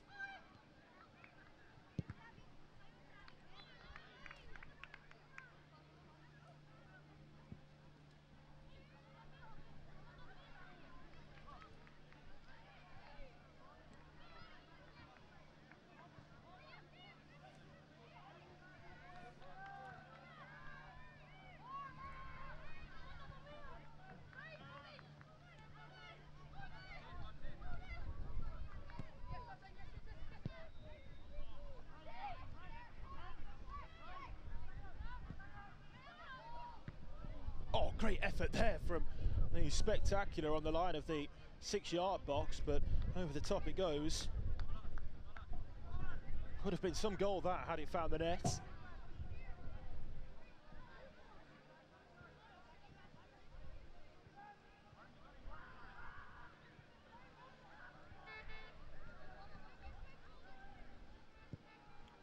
Around about 3.5 minutes played, we think.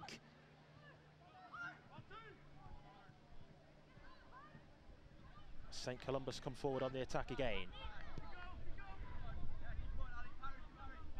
It's they who have had the better of the game so far.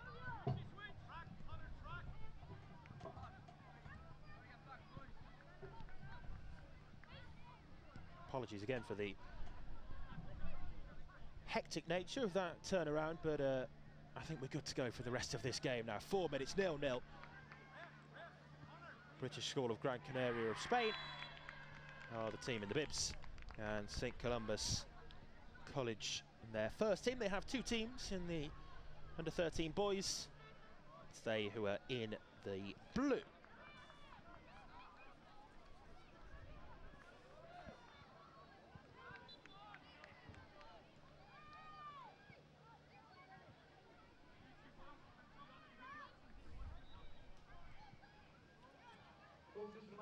We'll actually be seeing the British School of Gran Canaria in action 3 times today on this pitch B, so don't worry, plenty of action from them here for St Columbus College in their first team.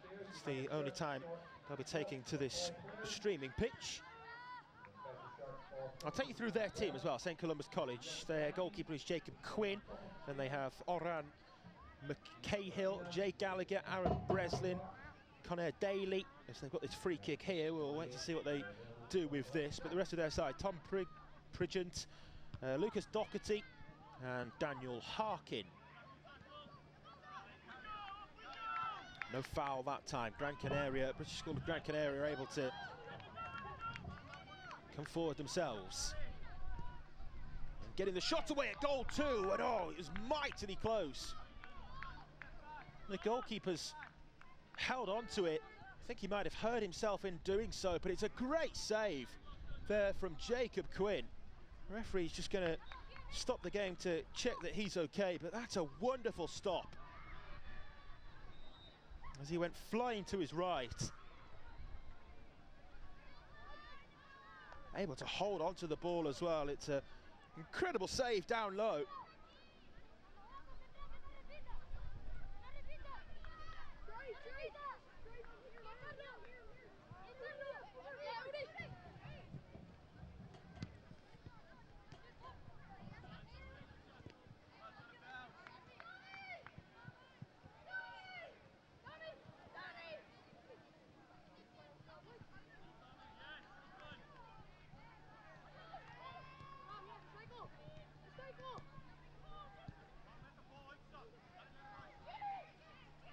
He's going to take aim here from a very long way out, but testing the keeper nonetheless, and it's going to be forced in. A spillage from Enrique Ramos in the British School of Gran Canaria goal. And there to turn home from close range was Aaron Breslin. 1-0 to St Columbus.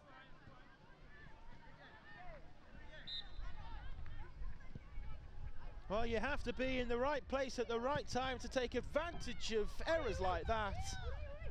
And Aaron Breslin certainly was. Quickest to react, most alert, on his toes, in front of goal. And a simple finish there in the end for Breslin.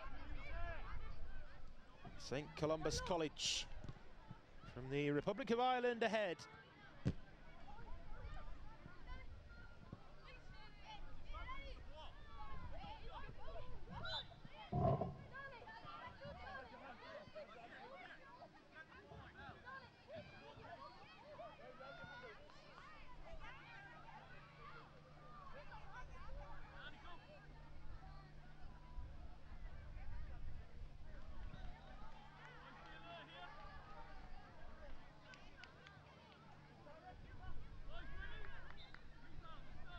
So British School of Gran Canaria, who won their game, their first game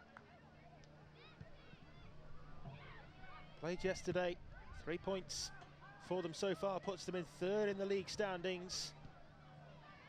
Up against top of the table in St Columbus College. With a +10 goal difference, they're yet to concede as well in their 3 games so far. We can make that +11 on the goal difference now too, with the close range strike from Aaron Breslin in this one here. It's all going their way, isn't it, St Columbus College? 2 teams entering the under-13 boys. They might make it 2 goals here, and they have. Again, it's a close range finish, little bit scrappy, but they won't care how it's ended up in the net. Jay Gallagher, the goal scorer, and the Irish side threatening to really take the game away from British School of Gran Canaria. 2-0 it is. Breslin with the first, Gallagher with the second. And with 9 on the clock, St Columbus 2 goals to the good, and now there's distance between the teams. There's that cushion on the scoreboard that might just allow for them to play with a little bit more freedom as well.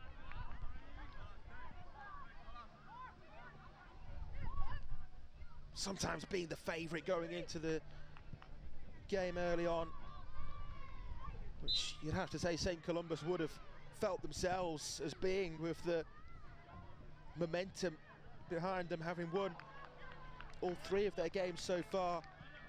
Maybe might just add that extra little bit of pressure, but if it has, then they've really played up to it. Raised their game to the occasion here in front of the cameras on the streaming pitch beat to St Columbus College. Effort from a long way out from that free kick, but the goalkeeper equal to it. Had a long enough time to see that coming all the way through there. The British School of Gran Canaria goalkeeper Enrique Hierro Ramos.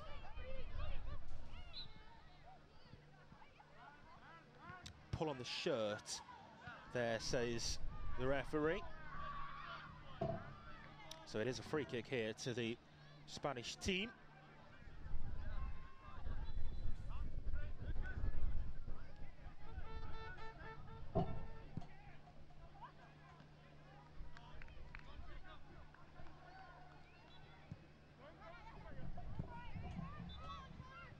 Midway through this game, 2-0 to St Columbus. With those goals through Breslin and Gallagher. Oh, lovely footwork, look at that! From Tom Pridgeant.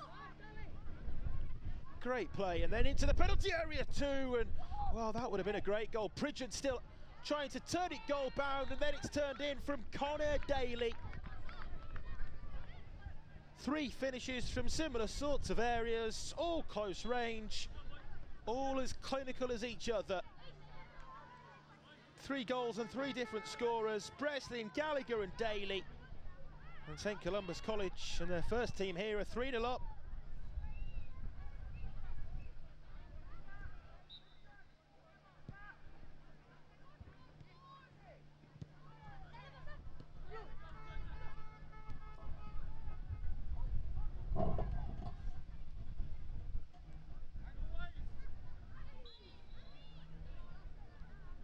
It's a foul and a free kick as a result of that here for St Columbus.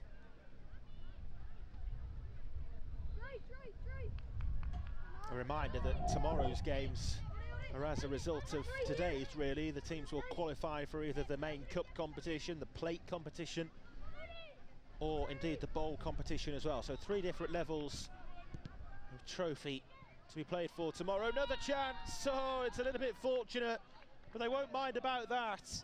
And it's Daly again as the ricochet deflection took the ball into his path. 1 touch to control, the second to finish past the stranded goalkeeper. And there's goal number 4.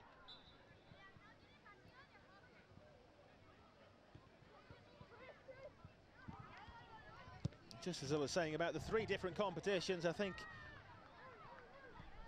it's a near certainty, you'd have to say, that St Columbus College will be competing in the cup competition. It's where the teams want to be tomorrow. We could well see them back on the streaming pitches as well, on the 2 channels that we have of our YouTube live streams.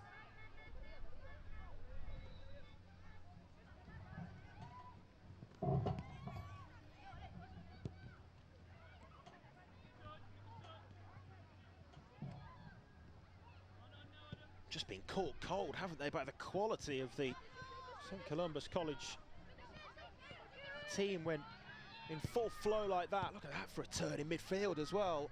Right on cue there, Lucas Doherty. Oh, and what a goal! In off the post. Tom Pridgeant has shown his quality in possession already, but that might be the pick of the bunch of the goals so far. Great strike, in off the woodwork, just kissed the post on the way in. And that's 5 now for the Irish side.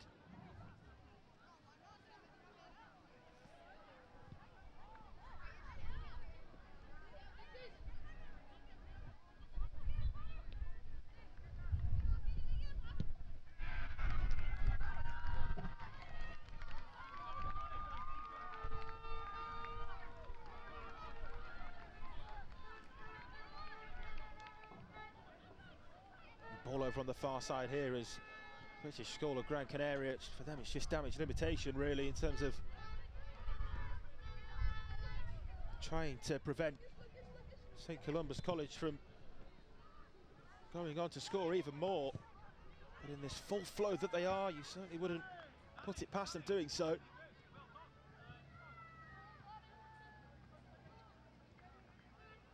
Five minutes still to play as well.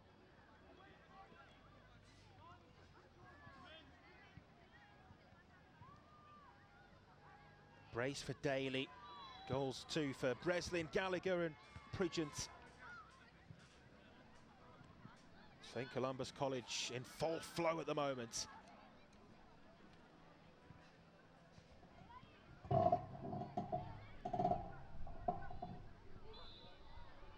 It's a foul and a free kick there, the foul by Jay Gallagher.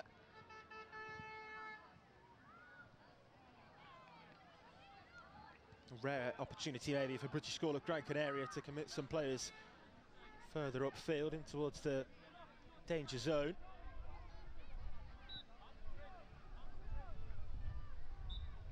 Three of those players waiting for it, and that's a wonderful stop actually. It turned out to be a cross-come shot in the end.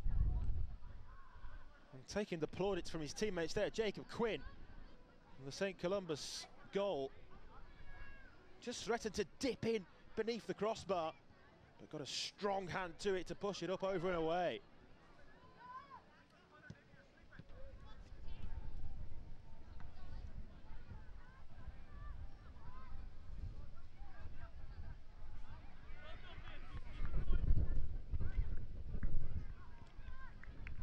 Throw in there taken short for British School of Gran Canaria. It's a miscue then on the attempted shot though, and now the space down the other end for St Columbus to look to exploit again. Daly has the option of the pass, but takes it on alone and completes his hat-trick. Daly with his third. Wraps his hat-trick up here. And the number 9 is in fine goal-scoring form, 6-0.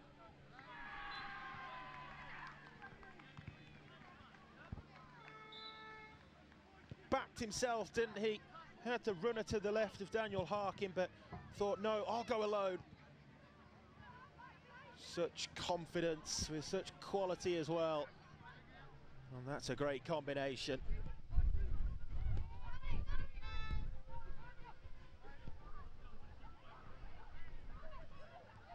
And now they'll stroke the ball around to keep possession. St Columbus College, they're just giving it away with a loose touch. But those minor mistakes have certainly been few and far between. It's a foul there by Daly.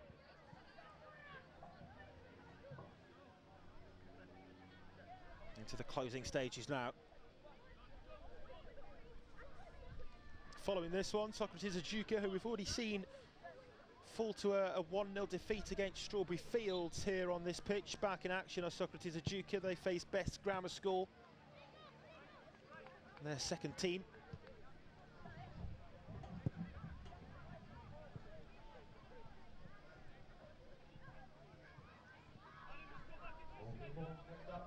pitch A will be the British College of Drama.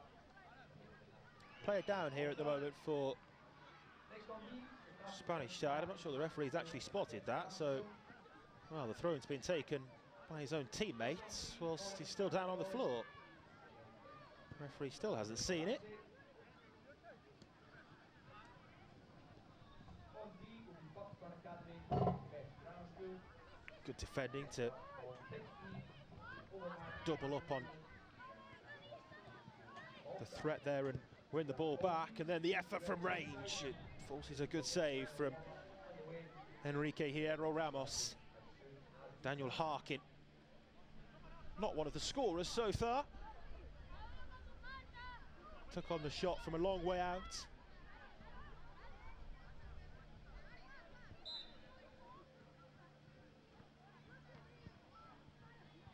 Back to his feet, as you can see, the British School of Gran Canaria player who was down, by the way, so seemingly okay to continue as that effort at goal is headed up and over.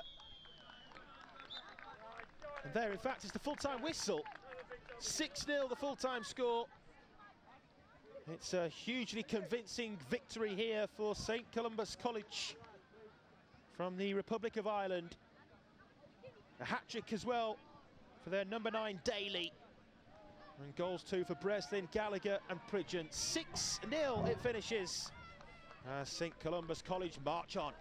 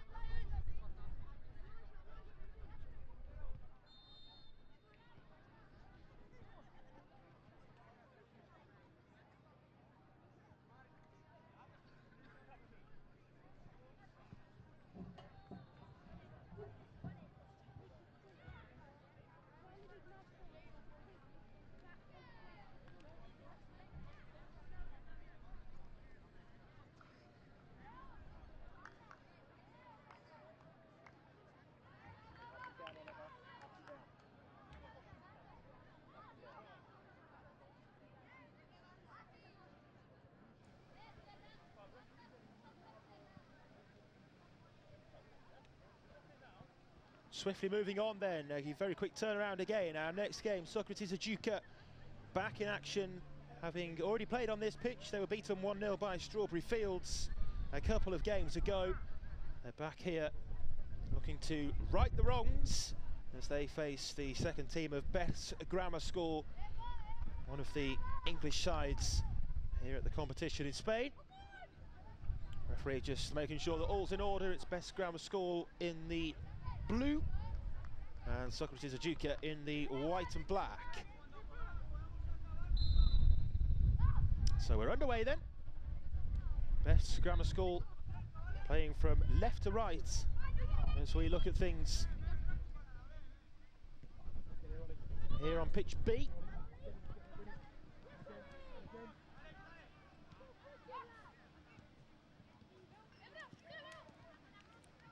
No foul in the middle of the pitch there, says the referee, so allows the game to continue. It's Beth here on the attack with their number 2 Oliver Jones into the penalty area, looking for the run of Elijah Harry Dejby. Just too far ahead of him, and in the end it was a comfortable collection there for Alexandros Senos. despite being on the losing team, Xenos did make a couple of saves in that aforementioned match. Defeat to Strawberry Fields to keep the scoreline down. There was nothing he could do about the goal as well.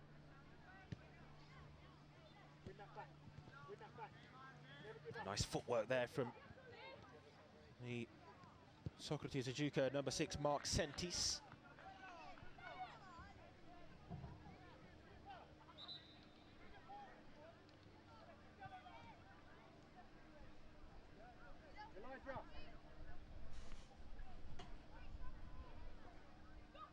Goal kick then here for Best Grammar School. The goalkeeper, Elias Bartle.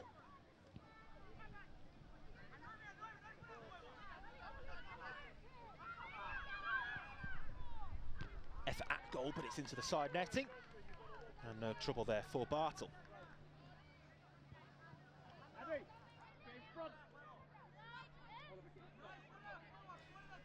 I'll read you through the Best Grammar School team actually. Here we are for you. Elias Bartle is the goalkeeper, Oliver Jones, Adi Gimzunas, Henry Freeman, Zikora Abo, Elijah Haridejbe, Felix Brand, Winston Okoro and Joshua Kupanii is the last name on the Best Grammar School team sheet. A little bit scrappy at the start of this game, but it's Socrates Ajuka who are looking to create the chance here. Great save from Bartle and looks to follow it up with another, but can't get to that. And Socrates Ajuka are in front. Victor Roche gives them their first goal here on Streaming Pitch B. Inside 2.5 minutes, Socrates Ajuka in front, 1-0. Thought the goalkeeper might make it a double save after a good stop to begin with, but Victor Roche's effort close enough to the corner. Not the most powerful of strikes, but it ultimately proved it didn't need to be. Precise enough to beat the keeper. And Socrates Ajuka in front.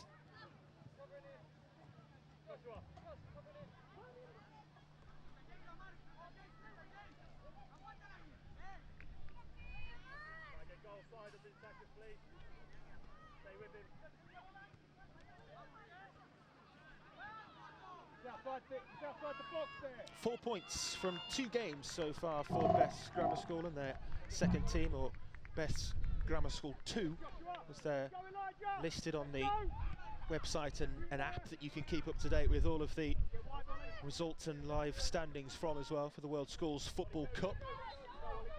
So 4 points from 2 games for them. Socrates Ajuka, this only their second game. So that actually their first goal of the competition there for Victor Roche and his side, and there was a big beaming smile on his face as it found the bottom corner.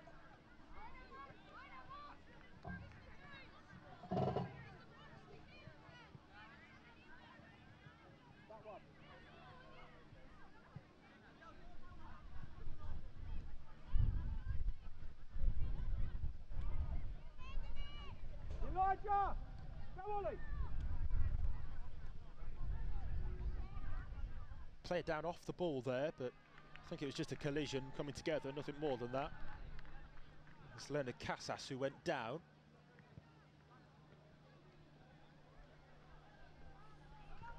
With Oliver Jones as well. Okay, Winston King.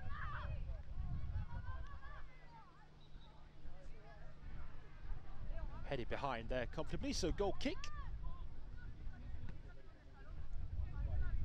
Seen plenty of goals here on Pitch B so far today, plenty of early goals as well. We've got another here in this game with the breakthrough coming early on again.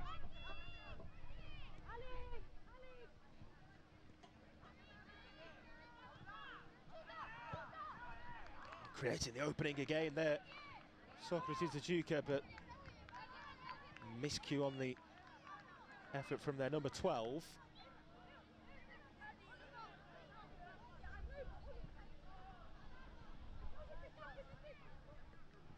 As earlier, still wearing that number 12 shirt, not listed on the team sheet provided. A little bit of needless afters there between number 12 and Oliver Jones, but ball's back in play now.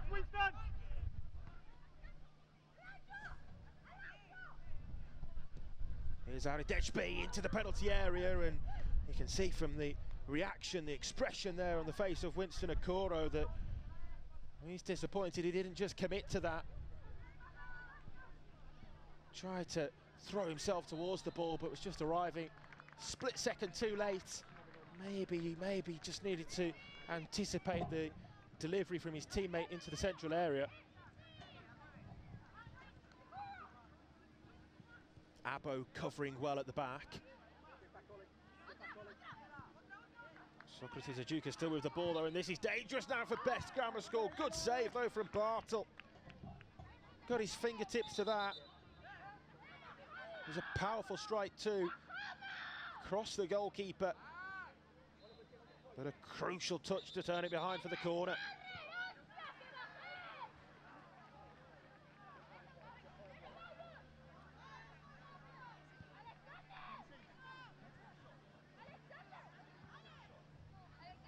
Everybody had set up for the corner there, and the referee seems to have not spotted the touch. Definitely was a touch from the goalkeeper.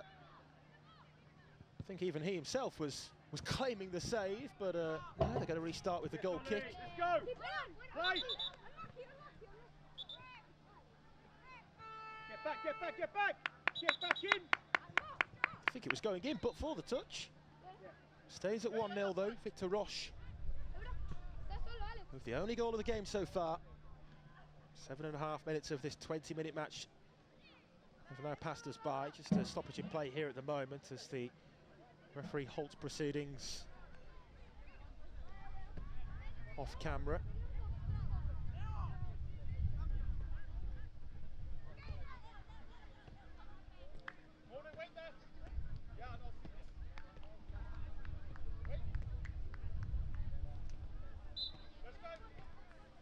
Good to go again now with the throw-in.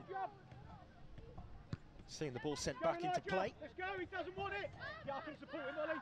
Sentis after that, but beaten to it well by Arideshbe.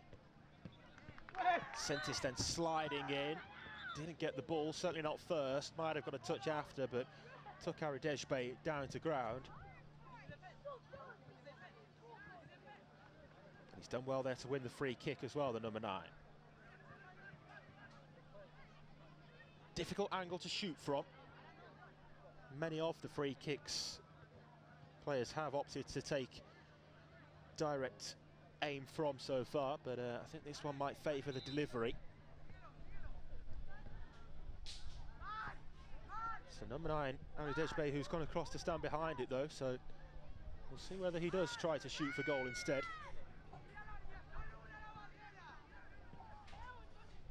Two players in the wall there, now becomes one. Arideshbe clips it in, it was on target, but straight through to the grateful arms of the goalkeeper. It was a comfortable hold for him.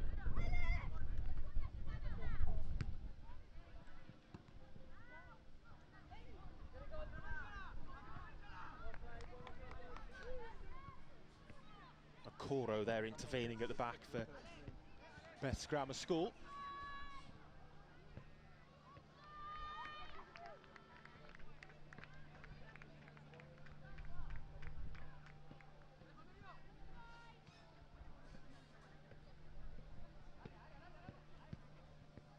Socrates Ajuka throwing forward to that corner of the pitch, that right side, in which they've been looking to exploit frequently, down that right wing. And they've won themselves a corner here.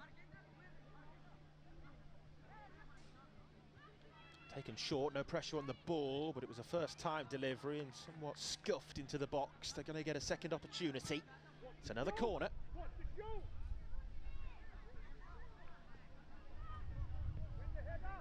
In search of the perhaps all-important second goal. Trying to give themselves breathing room on the scoreboard here as it's a sweeping shot goal bound from the number 12. Well held on to though there by Bartle.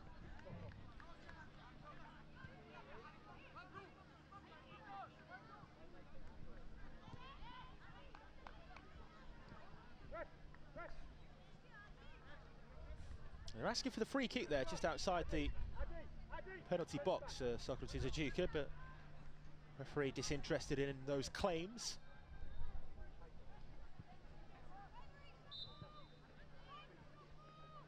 A little bit of a slower pace to the game now than how it started and how we've seen in other games. Perhaps understandable given this is the second match for these two teams today. Of course, everyone would have been on the front foot looking to come out of the traps firing early on.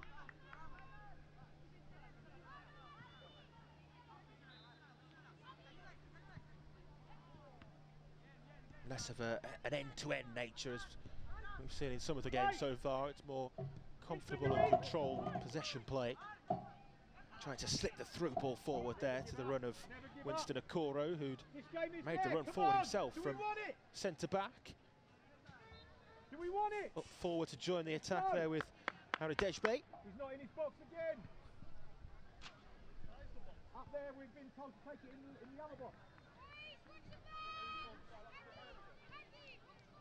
Socrates Ajuka, goalkeeper, wants the wide option. As the two defenders split either side, Victor Roche, the recipient of that pass. One touch to link the play for Socrates Ajuka, who certainly looked to have improved from their first outing here on pitch B. Have had a little time to digest and think about what went wrong for them in that defeat against Strawberry Fields, and they've come back better here. Here's the number 12, goes for goal, great save. And flying across there, Elias Bartle. Winston, you're not looking! Plucked it out the air.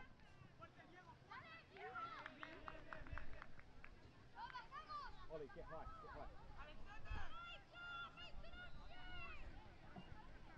No, go forward!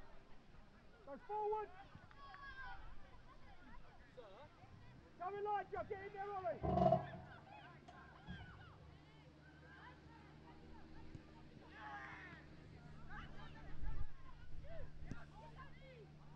Shot a goal at the other end of the pitch there, and it's a more comfortable hold there for Alexandros Senos. Keen to get the ball down the other end of the pitch quickly and off the head of the defender, trying to loft it over the goalkeeper. There, the number 11, who so too, like his teammate, the number 12, not named on the team sheets. But he came close to scoring. Nearly with the deftest of touches to loft it over the goalkeeper.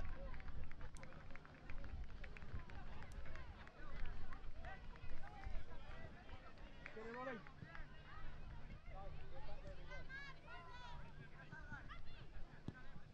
Get there, make a run, make a run.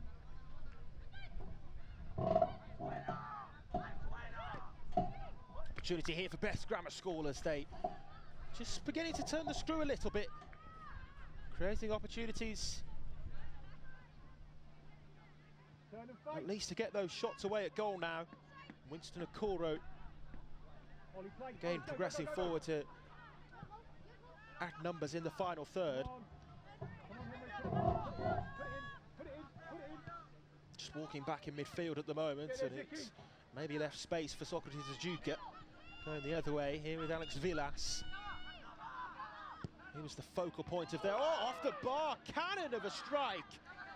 And it cannons back off the top of the crossbar. Again from range, the number 14 pulls the trigger, but it was he who had the first effort. Goalkeeper Barthel beaten that time, and it just bounced back and away.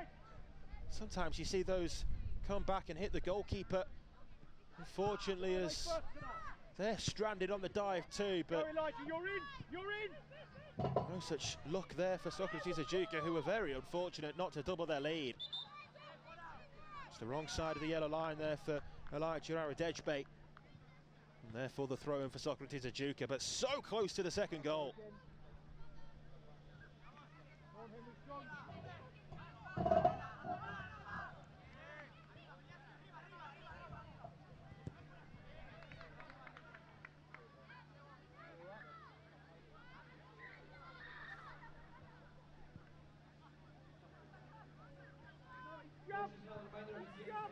Socrates Ajuka on the attack again into the near post there, and I think the keeper got a touch. Well, maybe not. Going to restart again from the goal kick, although he definitely got a touch on the first one. So, in fairness though, there wasn't any appeals for the corner. Maybe looked different from our camera angle than reality out there on the pitch. The Catalan region of Spain. Really lovely setting for this weekend's football.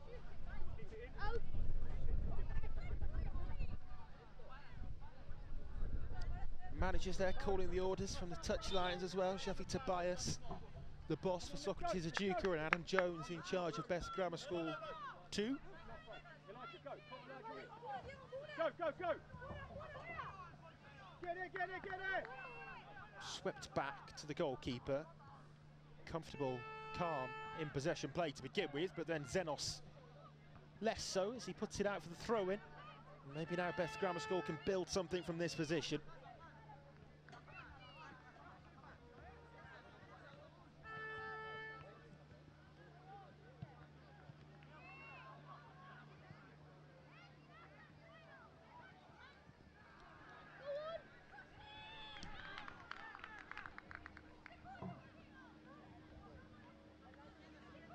It's going to be a corner. They've taken it quickly as well, with an eagerness to get the ball back in play. Taken short, and that wasn't too far away.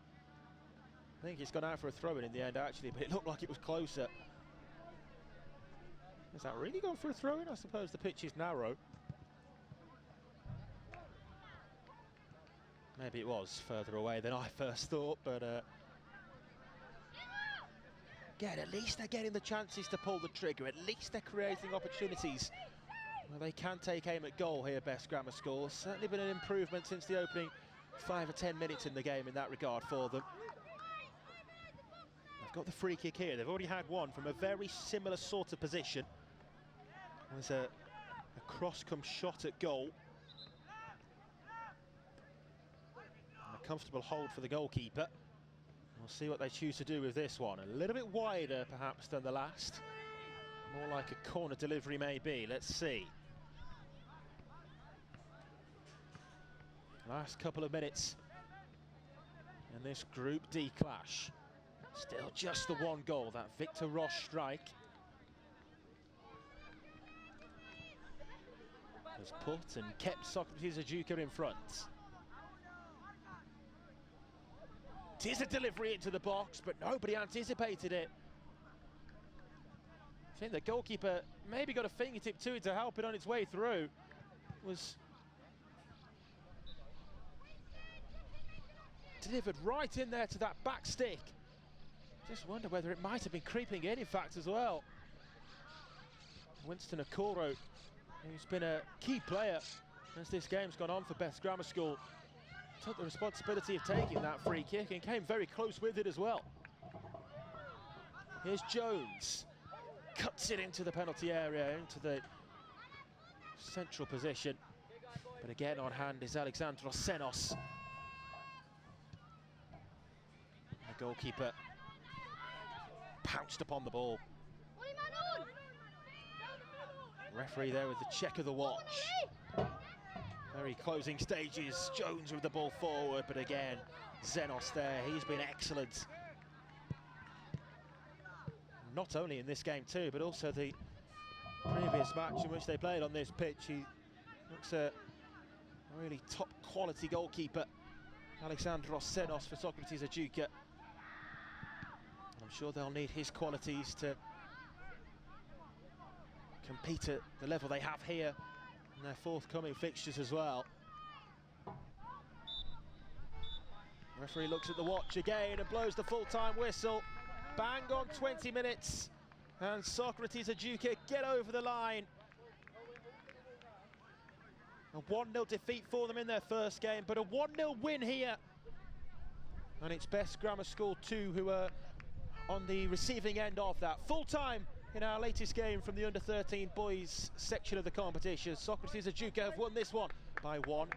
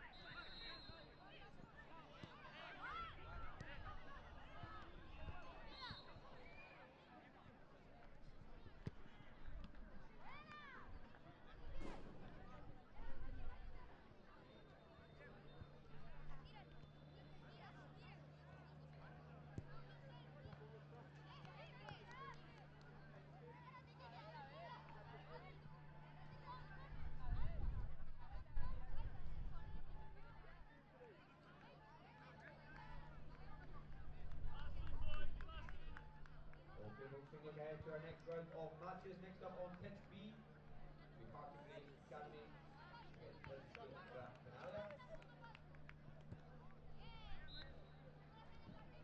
Next on C, we will have Monaghan International College against Dubai College.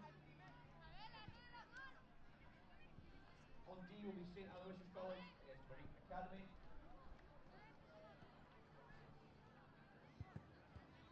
And next on pitch E will be Socrates Educa International School against College Alpin Au Soleil.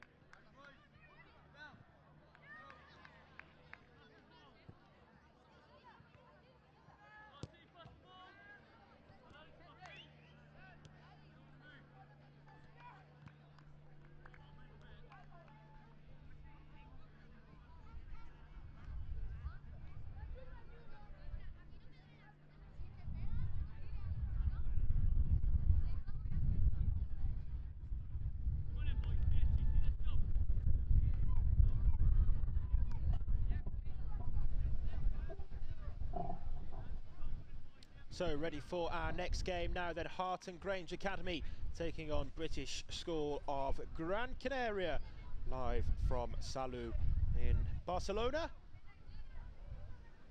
Referee back out onto the pitch. Colours for you for this one. Harton Grange are in the white and British School of Gran Canaria are the side in the blue. Their number 7 there, Alali Majoub, is going to be the player to take the kick-off by the looks of things. Have we had a change of referee? I think we have. And our new official just wanting a word with the two captains. But we'll soon get underway. We've already seen these two teams here on this pitch. Both of them have felt heavy defeats. Harton Grange Academy were beaten 6-1 by Ponteland School, you'll recall, in the 9:50 Central European time kickoff earlier, and then a 6-0 defeat, so a similar scoreline and result as well there for British School of Gran Canaria as they fell to defeat against St Columba's College an hour after.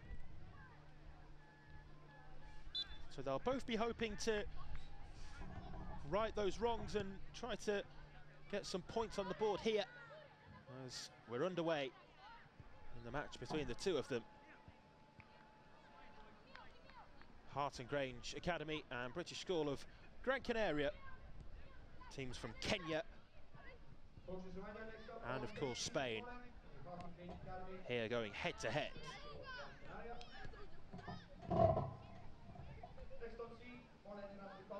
British School of Gran Canaria there on the attack here early on.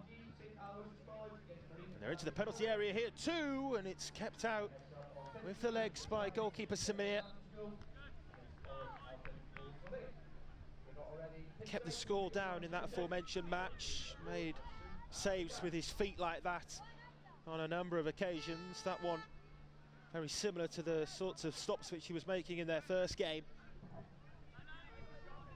But British School of Gran Canaria there looking to start very much on the front foot. They create the first chance.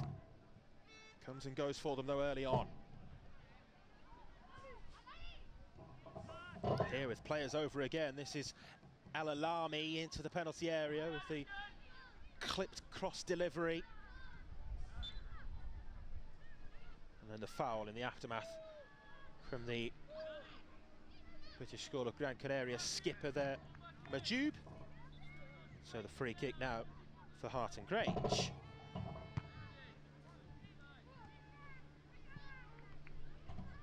A 20-minute match again, of course, they all are in the under-13 boys competition. Here's Majoub, options both sides for him. Driving through midfield, just slows the pace of it down a little bit, but that's a nice touch. Then Brody goal bound. They've really started on the front foot, haven't they, here? British School of Gran Canaria. It was Juan Dominguez that time with the prodded, stabbed effort on target and over the top from the touch off the fingertips of Mohamed Samir.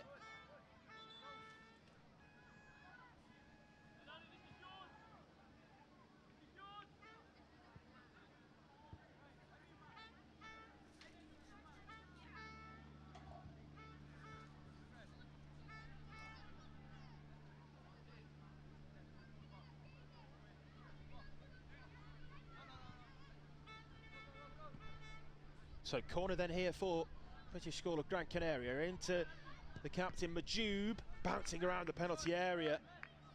Lodia takes possession now for Hart and Grange.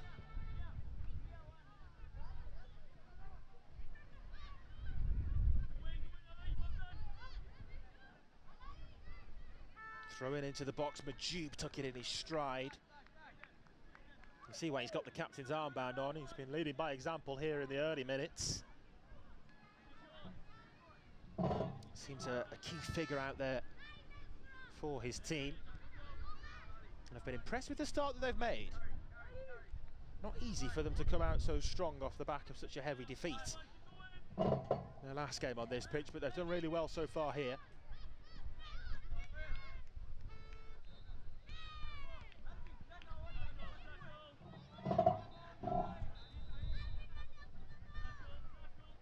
Cheruiyot trying to progress things there for Hart and Grange, but he was tackled then in the moments after, and British School of Gran Canaria on the attack again. That one not going to trouble Samir though.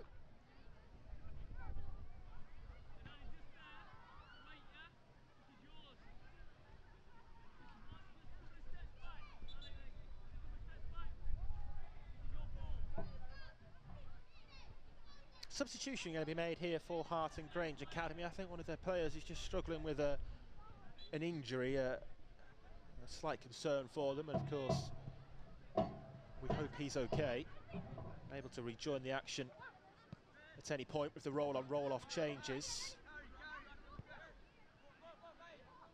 It's the beauty of the roll-on, roll-off substitutes, I suppose, that you're able to bring players on and off as and when you please as a coach. But Dominic Kemoy has been forced into that change here early on. British School of Gran Canaria are on the attack again. He'll be concerned, you feel, the Hart and Grange Academy coach, that his side are on the wrong end of the momentum and overall feel of this contest so far. Chris Godfrey, on the other hand, I think he'll be pleased. There's the effort at goal, and again reluctant to use his hands, Samir. But as long as he keeps it out, he's doing his job in goal, that's for sure.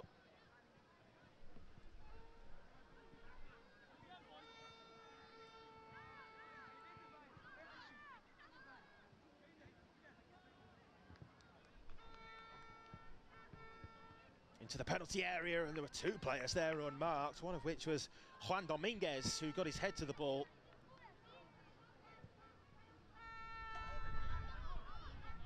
Seemed to be a moving ball there from the goal kick restart, but the referee was lenient. Still 0-0, but I think one thing which the strong start from British School of Gran Canaria does do is certainly add weight to the quality of the victory for St Columba's College. To beat a side like British School of Gran Canaria, who here look good, look on the front foot, look like they're playing with confidence, by 6-0 is quite the achievement, isn't it?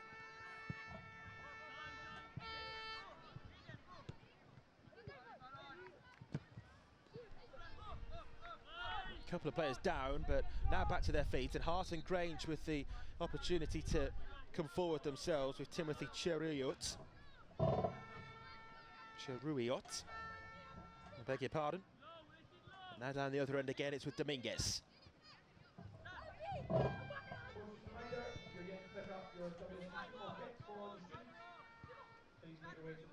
Nice turn in possession from Timothy Cheruiyot, one of two actually Cheruiyots in this team, with Alvin Cheruiyot wearing the number 8 shirt.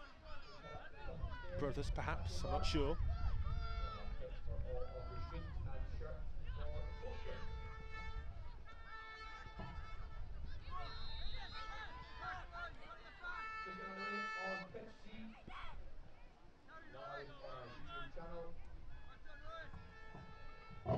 Here's Dominguez. Nice footwork from Dominguez. Just curled too much away from that far post. You could see what he was trying to do there, just to whip the ball away from the reach of the goalkeeper.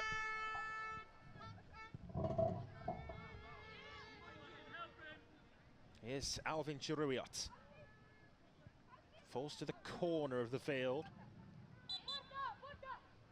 He thought he'd won his team the corner there, but the referee instead points for the goal kick.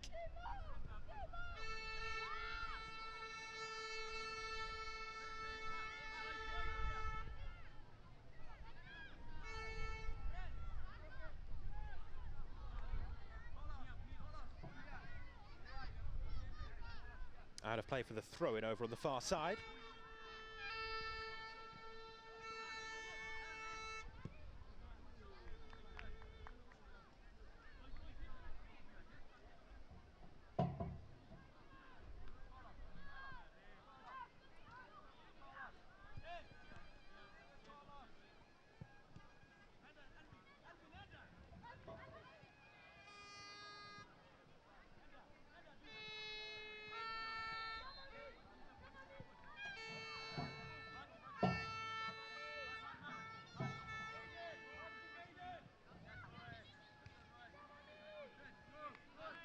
Possession taken in midfield here for British School of Gran Canaria, with Alali Majoub trying to feed it forward to his teammate. Samir got to the ball first. Battle on for the ball in midfield now. Breaks the way of Abel Martin, the number 2, playing in defence. As so often number 2s do, but not always. We see all sorts of number combinations and positions that don't perhaps correlate how they used to. But he is on the right side of defence here. Abel Martin with that number 2 shirt on. Turning the defender away there, Carlos Jimenez, and the deflection could have taken it in. As it turns out, takes it into only the side netting. Definitely a corner. I think the Hart and Grange defender must just not have seen that deflection. On another day, it could have been the first goal. We've seen a couple of deflected efforts beat goalkeepers already today. And so often wrong footer, shot stopper. Nothing they can do really when that's the case.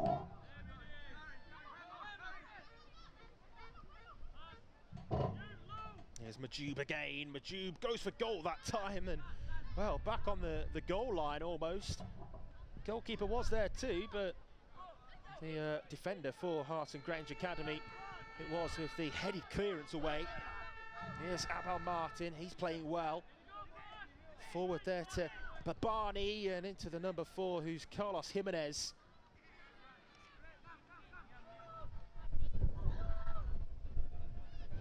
The number of opportunities that they've created is only increasing here for British School of Gran Canaria, but ultimately half of the game's passed them by without them scoring.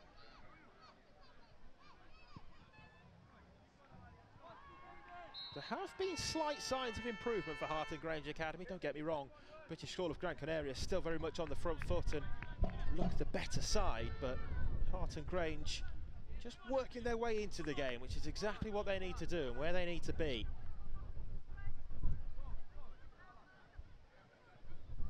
Two balls on the pitch at the moment, which is slightly surprising actually, that's the first time that that's been the case, for the ball to come across from the adjacent pitch. This 11-a-side pitch, as it usually is, split into 2 for the 7-a-side action.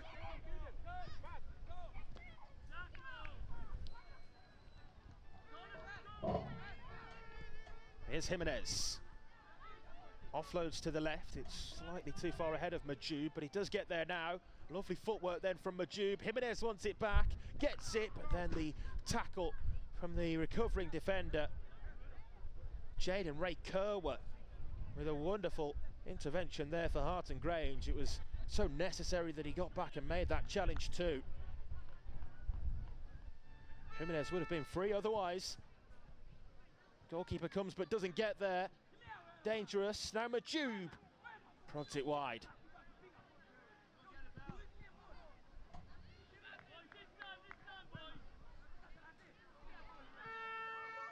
He's given a corner here, the referee. Everybody was setting up for the goal kick. I certainly didn't see a touch. but British School of Gran Canaria will welcome the decision. 12.5 played, they've been the side creating the lion's share of the opportunities. Just so far haven't been able to knock down the door of the resolute Harting Grange Academy defence.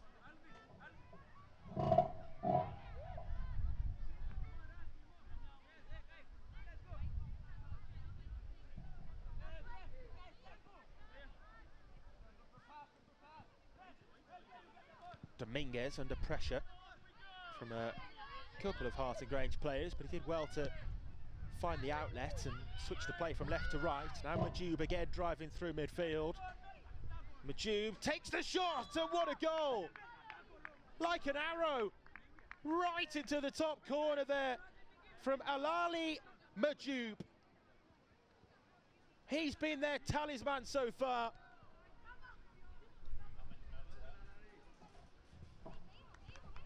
And that's a wonderful right-footed strike.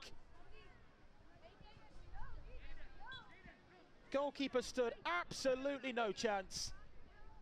Was past him before he'd even seen it, I think. Passed him in a flash. And Alali Majub with the breakthrough goal. They deserve it as well, British School of Gran Canaria. In front here in this crucial Group A contest.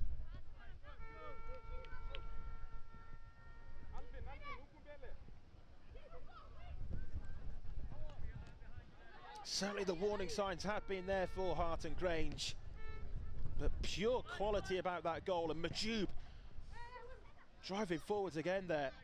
They really need to get to grips with the skipper for British School of Gran Canaria, because he's their danger man, he's their threat.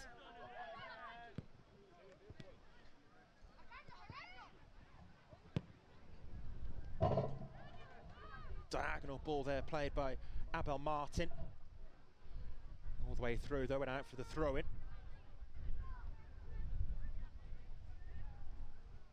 Pleased to say British School of Gran Canaria will be back on this pitch.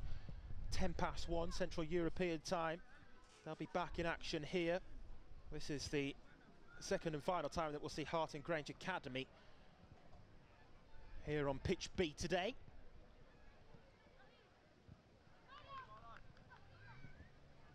Did get that consolation goal at the back end of that 6-1 defeat earlier, didn't they? But that's as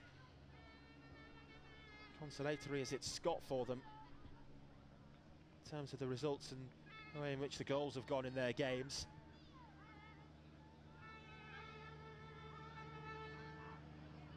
We've seen some excellent goals today, but that's right at the very top for me. Just the way that Alali Majub drove through midfield and took the onus of taking the shot on, never mind having the quality to find the top corner like he did.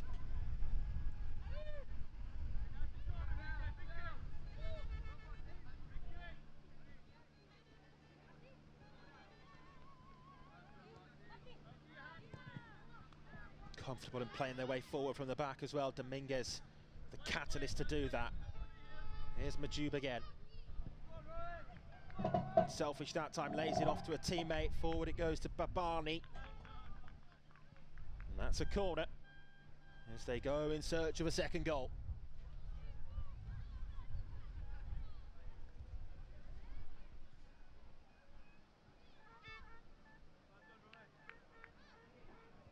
British School of Gran Canaria will move on to 6 points from 3 games if they do hold on to the win here. Just that one defeat against St Columbus College that we saw them fall to here on this pitch earlier. But otherwise, it's been a very strong start to the competition. Chance though here at the other end for an equaliser maybe, straight at the goalkeeper. Wow, well, how big a moment might that prove to be? Referee's given a foul in the moments after, but I think that the shot was clean. It would have counted there from Alvin Chiruyot. And Enrique Ramos made the save. Big moment in the context and course of this game. Majub wins yet another corner. They've had so many of these attacking set pieces here, British School of Gran Canaria. And And Majub wins another here off Liam Lodia.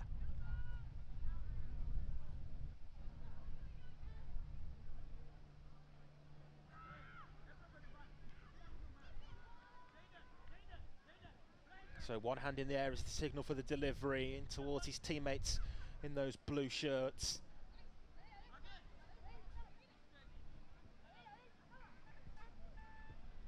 Nice play there from Martin, who it was who delivered that corner too. Majub happy to go all the way back to Ramos, who's certainly been the lesser worked of the two goalkeepers, but he's come up trumps with a big save there a couple of minutes ago.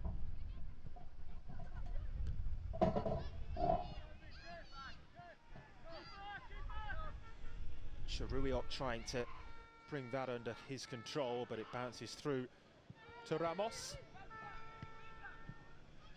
Martin forward first time. There's the star man again, Majub. Nice step over to begin this run as well. Lays it off. Saved by the goalkeeper, and again. And they just can't force it home. Couldn't bundle it over the line.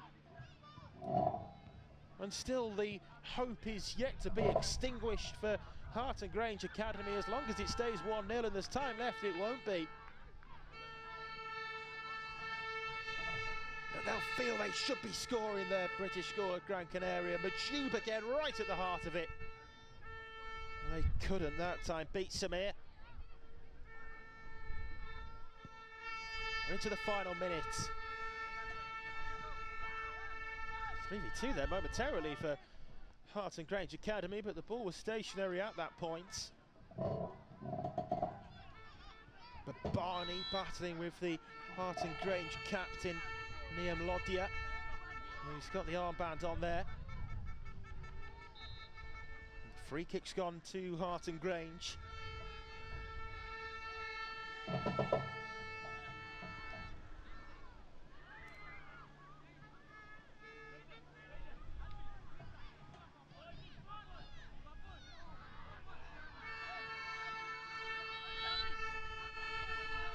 So last roll of the dice then here really, as it's sent long into the danger zone. It's going to trickle out of play for the throw-in though. It is a Hart and Grange ball. They need to get this into the box quickly. Referee's got the whistle in his mouth. Looks at the watch and blows the whistle. Not given time to take the throw-in, which they're frustrated for. But it's the British School of Gran Canaria who've ultimately won it. And deserved winners too, you have to say.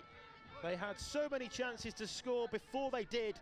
But eventually, with a stunning strike from their captain, Alali Majub, they got that all-important breakthrough. Full-time, Hart and Grange Academy 0, British School of Gran Canaria 1.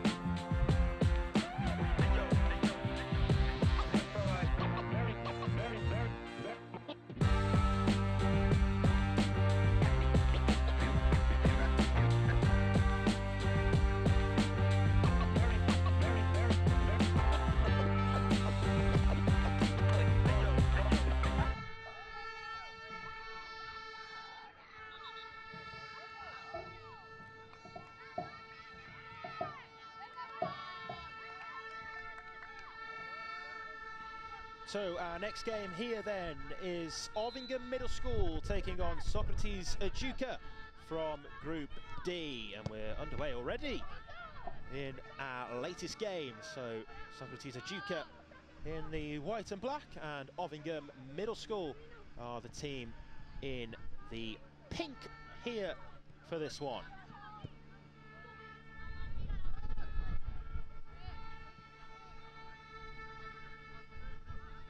First time for us seeing Ovingham Middle School here on this streaming pitch B. We have already today seen Socrates Ejuka in action, of course. We've seen them twice. Here the team from Spain, but Ovingham Middle School making their pitch B debut in front of the cameras, so to speak.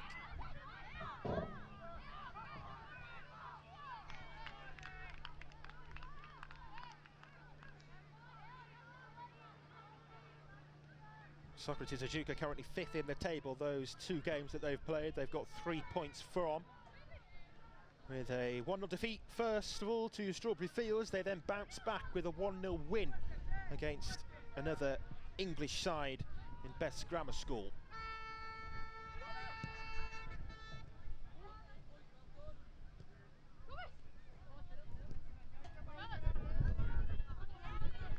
We'll see how they get on here against Ovingham Middle School.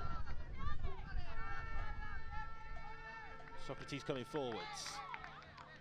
It's a foul though there on the Ovingham defender. Ovingham Middle School, it's their 4th game here in Group D. 3 played so far have resulted in 2 wins and 1 loss, so it's pretty good going. 7-0 win yesterday against Obermere to get things started for them, as Socrates here come on the attack, but it's off target from Alex Vias that time. But yeah, that 7-0 win yesterday stood them in really good stead going into today. Then lost 4-1 though, so a bit of a drastic turn of events for them with a 4-1 defeat to Acorns. But they did then, sorry, a 4-1 win against Acorns. I'm completely reading that wrong. A 4-1 win it was against Acorns, but then a 5-0 defeat to National Sports School Malta, who incidentally are the team who are at the top of the table as well. So probably on paper their toughest game has been and gone now. It was a 5-0 defeat, but they have the chance to bounce back here.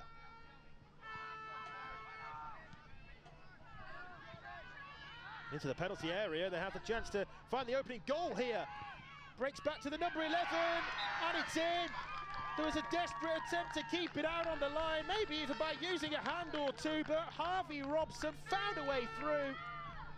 And Ovingham Middle School start this game perfectly. 1-0 inside 3 minutes. Harvey Robson the scorer. Couple of desperate attempts to keep it out. Referee might have had a decision to make there if it was a hand that kept it out in the end, but it didn't play out like that. And Harvey Robson with the goal.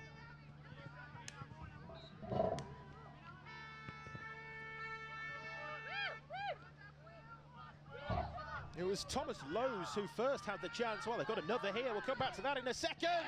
It's to Charlie Wallace, the number 9.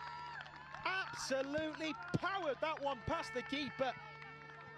Sinos didn't know a thing about it, and just like that, with goals from Robson and Wallace, Ovingham Middle School are 2-0 up already.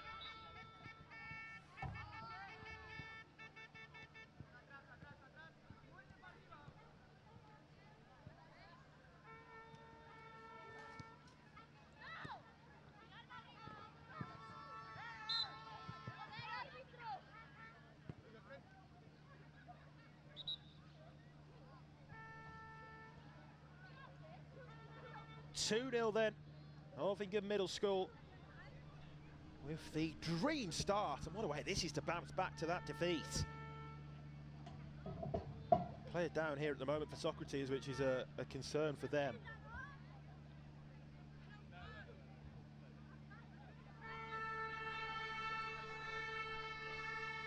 I'm calling for the physio to come on and see to the stricken Socrates Ejuka International School.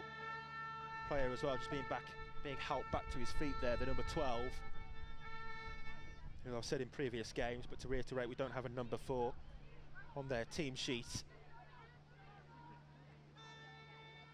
I'll quickly take you through the Ovingham team in full. Then the goalkeeper is Finley Copperthwaite. They have Finley Martinson as well, Lewis Walton, Owen Pollock, Jake Pickett, Will Shawcue, Charlie Wallace, the scorer of that second goal, Harvey Robson, scorer of the first, Thomas Lowes and Ethan Johnson too.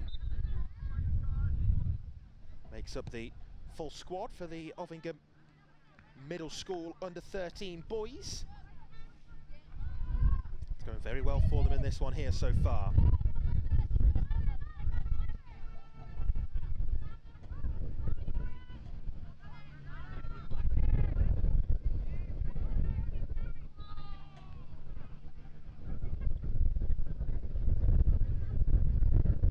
It's a foul, giving us the free kick there for Socrates Ajuka. I think it was the number 12 who was fouled in possession. 6 minutes played and Ovingham Middle School not only in front, but they have the safety net of the 2-goal lead as well.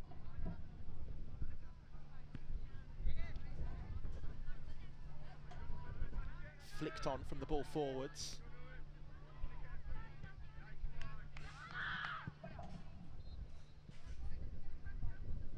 Comfortably through that time though to Alexandros Senos. Left-footed goalkeeper as he launches it long forward from that left boot of his.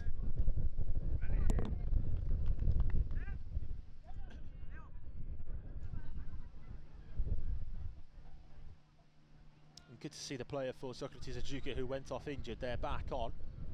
It's the number 11, who also isn't on the team sheet, but good to see him back on the pitch. Layoff that time from Charlie Wallace didn't quite find its target. Kept in play there by Lowes. And Ovingham to restart as well. It's a throw in. Launch long into the penalty area as well. How about that for a throw? Well, where did that come from? Such distance, and well, that's a real weapon in the arsenal for Ovingham Middle School if they can utilise that sort of a long throw-in delivery. It's come back into fashion in the professional game actually, the long throw-in in recent weeks and months, the start of this season really. Many sides, particularly in the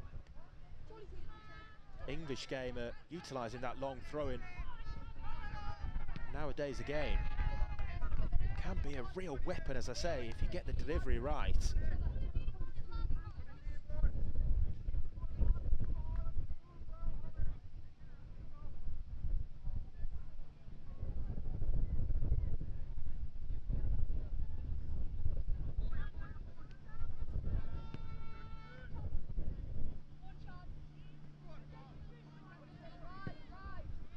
Nice play there from Harvey Robson. Wins another throw-in.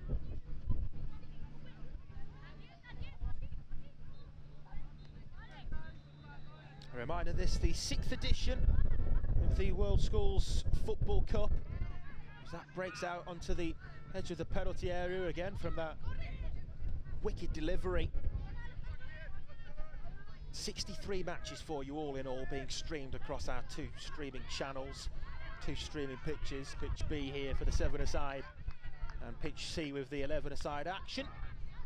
It's across the 2 days, today and tomorrow, this weekend's play.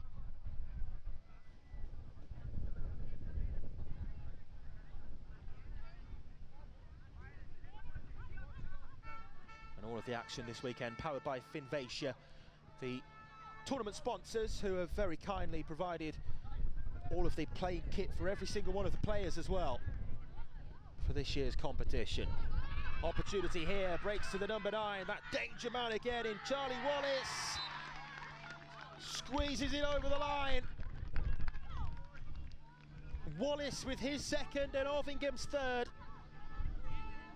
And I called him the danger man for a reason. He's leading the line to perfection so far for his school. Charlie Wallace at it again in front of goal. Goals 2 and 3 for him, follow the Harvey Robson opener. And that's 3 goals inside 10 minutes. Hovingham Middle School well and truly now in control.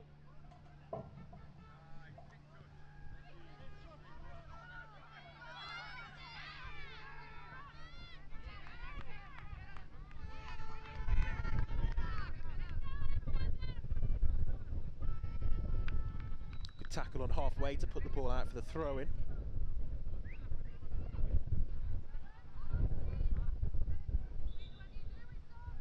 It's an unforced error though, with a miscontrol after that throw-in was taken.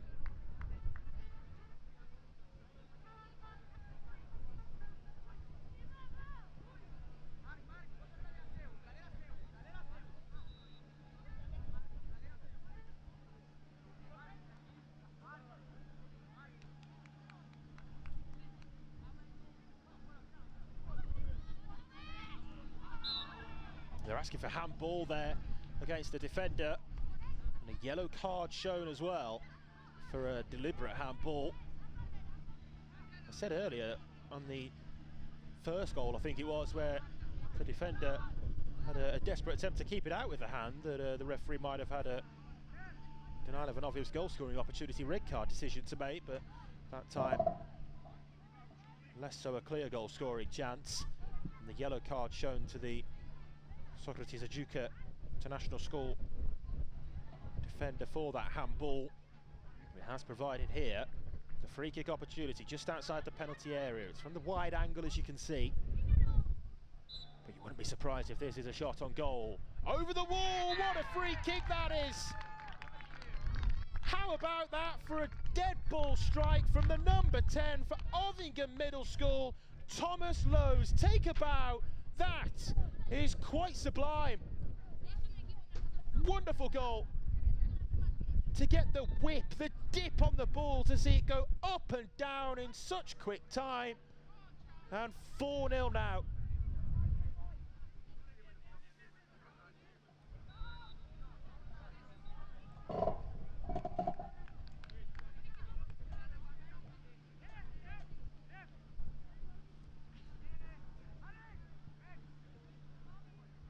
Sometimes when they're so close to the edge of the penalty area like that, it's very difficult to get it up and over the wall in time. Often see it blazed high over the goalkeeper's crossbar, but that is exactly how you do it. Question of a foul throw there, but the referee again allowing it to carry on when they have been lenient on the throw-ins, which I think is fair enough, but maybe sometimes just worth asking the player to retake the throw-in, teach the player through maybe how to take a throw-in correctly rather than just punish them with an overturn of the throw-in. I know we're playing to a tight time schedule and the referees want to allow the game to flow, but I think if the throw-in's been taken like that, maybe it is worth just asking for it to be retaken, showing the throw-in taker how to take it. Well, talking of throw-in takers, Hovingham Middle School don't need any teaching on how to take a throw-in, do they? Charlie Wallace is going to launch this one forward as well. Not quite the distance that the previous long throw-ins had reached, but nonetheless it was into an attacking area.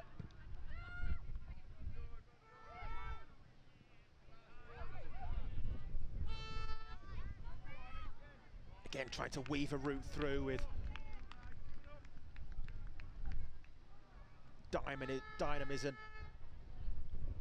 dynamism in the forward departments of the team again. They've created chances from so many different avenues, those long throw-ins. Neat, intricate play through the middle of the pitch and attacking through the wide areas at times as well. Certainly not finding it difficult to break down the Socrates Ajuka International School defence.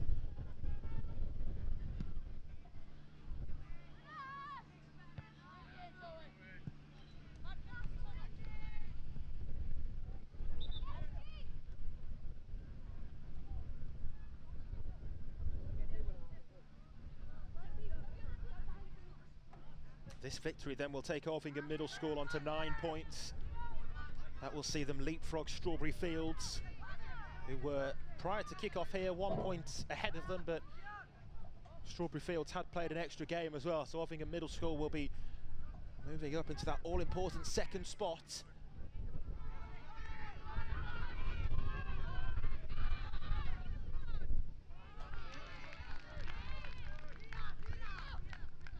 Quarter of an hour played into the final 5 minutes of the 20. Back it goes from the number 12 there for Socrates Ajuka, and a foul then from him too. We've already seen one free kick converted, and I wonder who's going to take this one. Thomas Lowes again? I think he deserves it.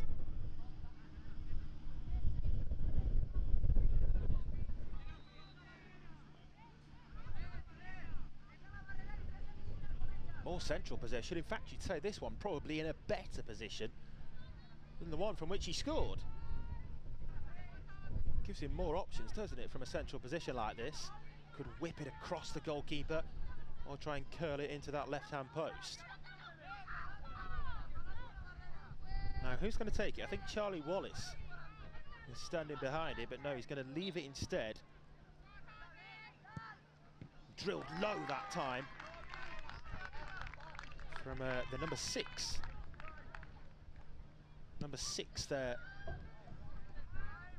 who I don't have on the team sheet.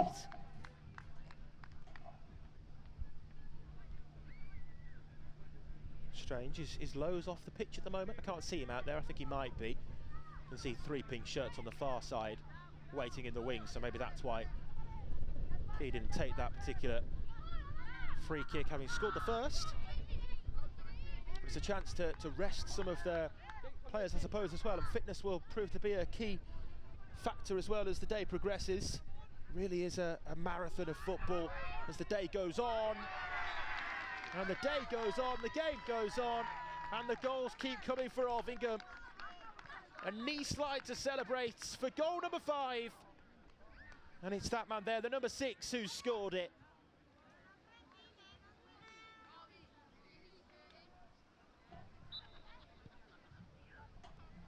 Certainly no thought in the players' minds of letting up at all and just conserving energy. They want to score as many as they can, and quite rightly so, really. It has been a tremendous display here from Orvingham Middle School.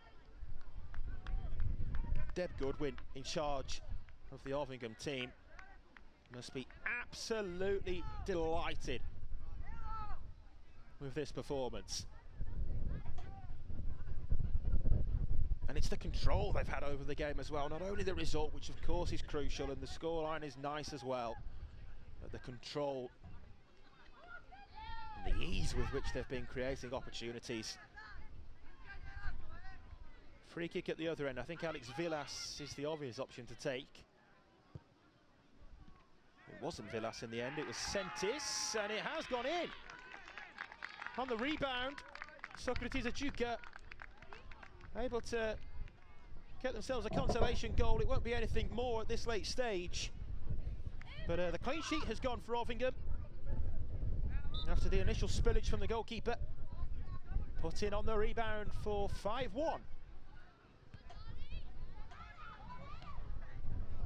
Oh, back to the goalkeeper, and it's an own goal.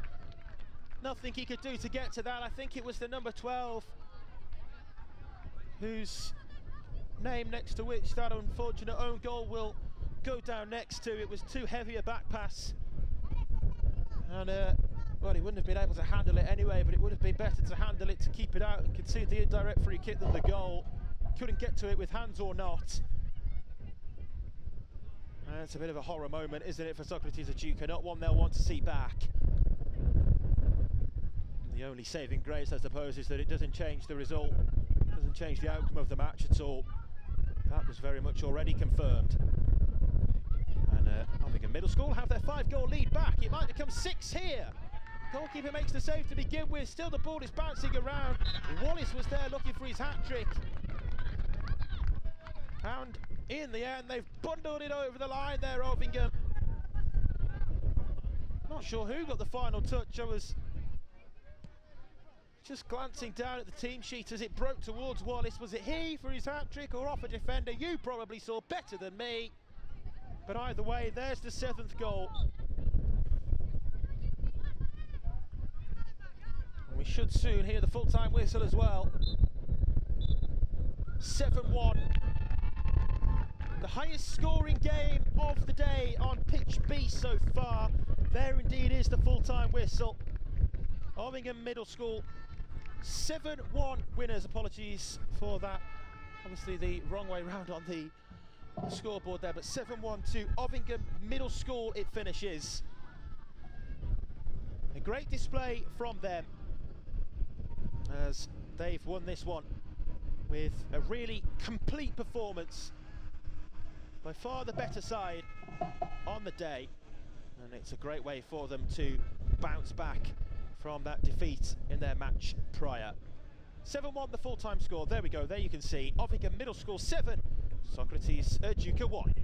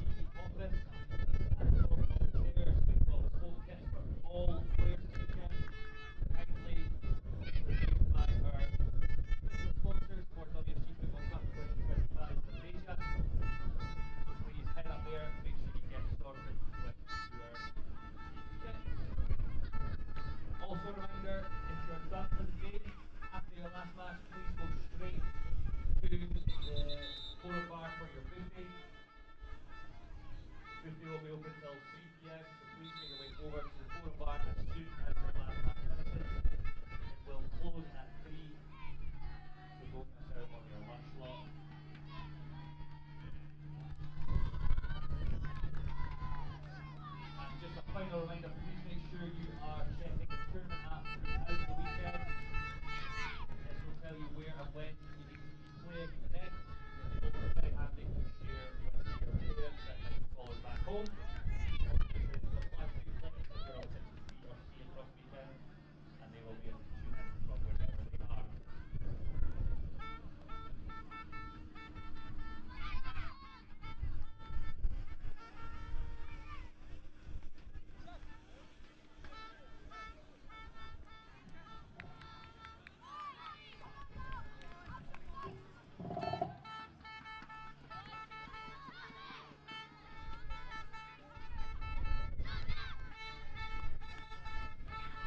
So our next game comes from the under-13 boys Group B then. Scarisbrick Hall taking on St Columba's College 2 here in our latest instalment of this 7-a-side football.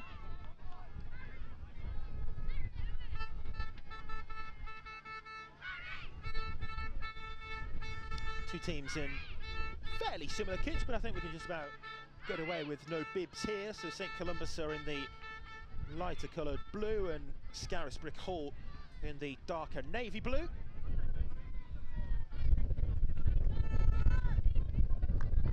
Rock, paper, scissors between the captains to decide who gets kick-off. Of course, only one kick-off.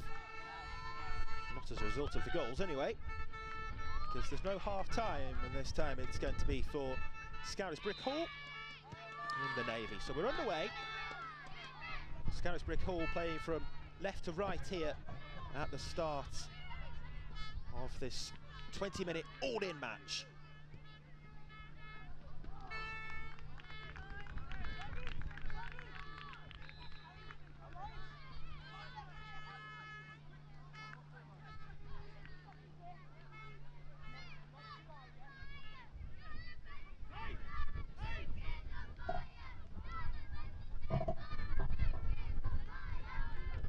First time that we've seen Scarisbrick Hall actually here on pitch B.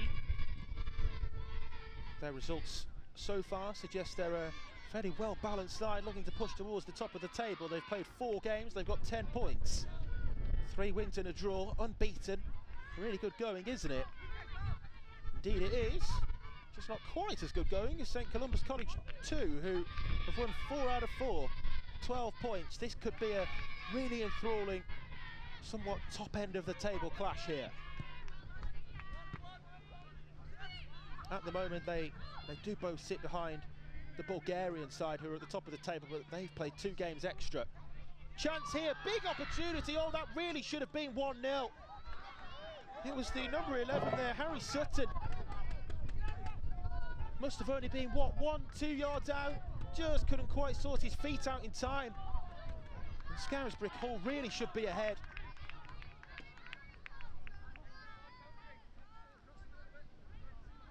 Big opportunity there, which goes begging early on for them. You just wonder whether they'll be left to rue that missed opportunity. They're coming forward here looking to put it right. Oh, nice step over there from Sebastian Rudd. And number 12 then dispossessed. Good tackle to take it away from him.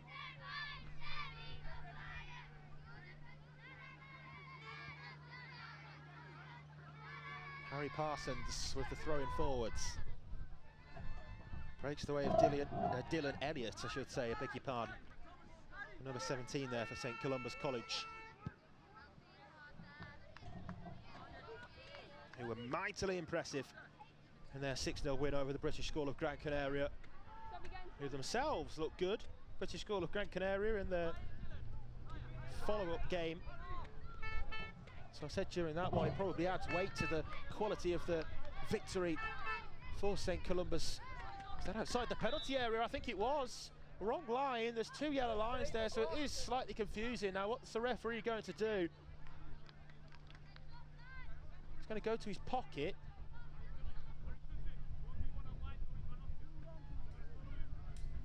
Has he brought out a card here? He's pointing to the line, he's just explaining the decision.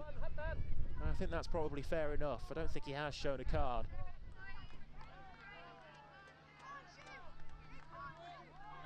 The thing is, it's not denial of an obvious goal-scoring opportunity, because there was no St Columba's player there with the ball or in close proximity to collect the ball, and it's not even a deliberate handball, so to speak, because he didn't deliberately commit a handball offence. He didn't know he was outside the penalty area.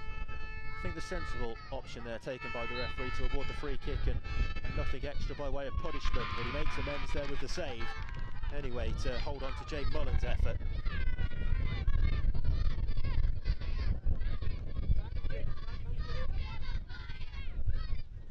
Intriguing, interesting moment though, wasn't it, that could have proved more problematic than it ultimately was in the end there for the Scarisbrick Hall goalkeeper, Carter Bellew.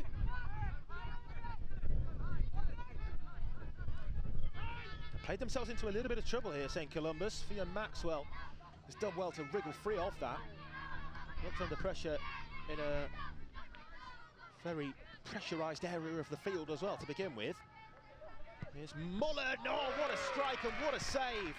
Great stop from Bellew. Fingertip stop to keep that out. And it keeps the score locked at 0-0.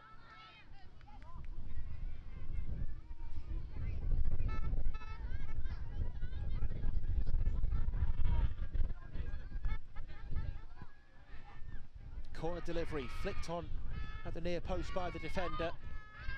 We've had a couple of chances now to get that breakthrough goal. St Columba's College.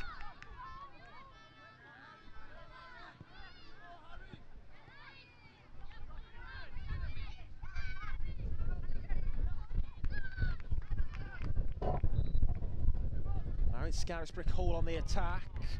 No foul, he's allowed to continue here with the cutback as well. Surely, there's the opening goal. Well, St Columbus have had their chances, but it's Elias Head at the other end for Scarisbrick Hall.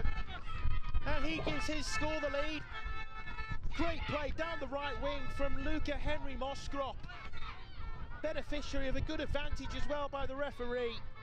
Henry Moskrop with the cutback, and Elias Head on hand to fire that into the roof of the net. 1-0, Scarisbrick Hall ahead.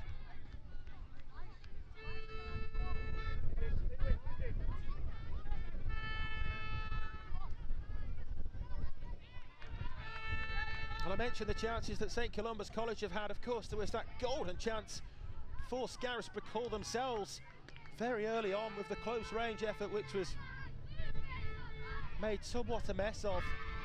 But they are in front now.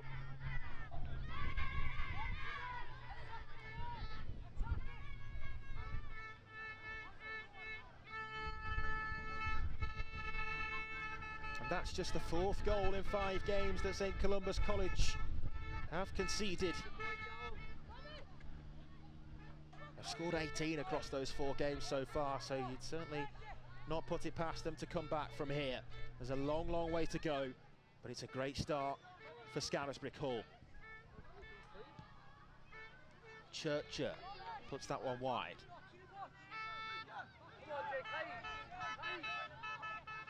Goalkeeper there for St Columbus with the number 99 shirt on is Jacob Furry, wearing the cap as well to shield from the sun, which is shining through the clouds over in Salou, Barcelona. Effort from range, and that's a good save as well. Just as I mentioned, the St Columbus College goalkeeper, he's on hand to keep that out. Jacob Fury down low to his right, got there just about in time. Strong wrist as well to push it wide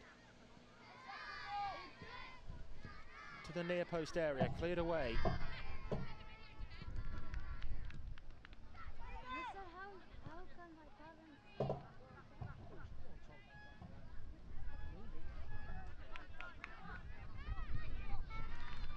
St Columbus College there trying to advance down the right wing. You can see the big banner on the far side there in the background for Finvacia. They are the sponsors of the tournament, the World Schools Football Cup, powered by Finvacia this season. And they have very kindly provided the kit for all of the players.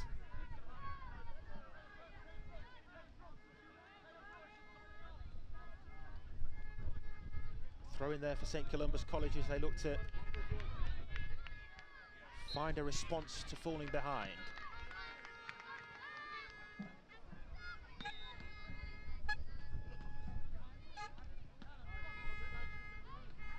This is a Group B match from the 4 groups, A, B, C and D. Both of these 2 teams fighting for a place towards the top end of the table, in search of progression through to the main cup competition knockout stages tomorrow.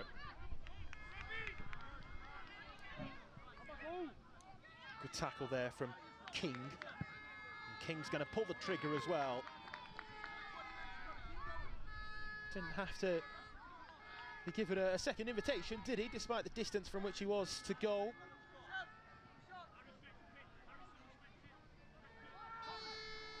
So you need to finish in the top 2 to move through to the cup competition. 3rd and 4th in each group will go to the plate, and then 5th, 6th or 7th in the group that have groups that have 7 teams in as well will go through to the bowl, to the 3rd tier of competition for the knockout matches tomorrow. Only 2 of these 3 teams that are flying high at the top of this particular group. St George's, Bulgaria, St Columbus's College, and of course Scarisbrick Hall will make it through to the cup competition. And there's the equalising goal, tucked away neatly by Dylan Elliott, who has left all sorts of room, no offsides, remember, so he made the most of the space which was left to him. And Dylan Elliott with a neat finish there for St Columba's College to draw his team back level, 1 each. Just the response that they needed, and at the other end went sliding in, didn't he there, the Scarisbrick Hall forward. It was the number 8, Luca Henry Mostrop, who got the assist for the Scarisbrick Hall goal. Certainly wasn't going to pull out of that challenge with the goalkeeper. But that goal which he created and which was scored by Elias Head has now been cancelled out by that Dylan Elliott strike. We're halfway through this game and it's really well balanced. Really well set up for the closing 10 minutes as well.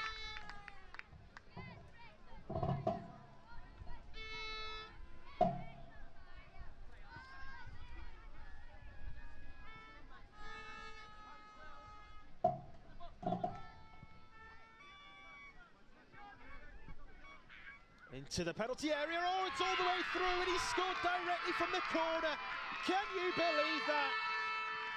Goalkeeper beaten, nobody got a touch. Certainly don't think it was an intentional shot at goal, but nonetheless, it's found a route through. And Scarisbrick Hall are back in front.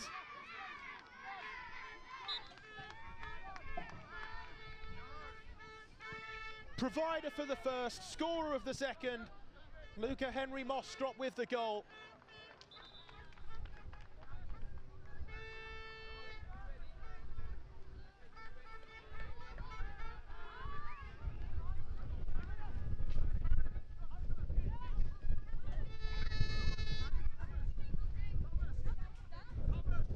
So many bodies in the penalty area there as well. It was difficult to see exactly how it did find a way through. Unfortunate one for St Columba's College to concede. Fortunate on the other side of the coin for Scarisbrick Hall, but they won't mind about that. The English side are back in front. Can they respond again then? St Columba's College. Remember, they'd only conceded 3 goals in their 4 games put together before this one.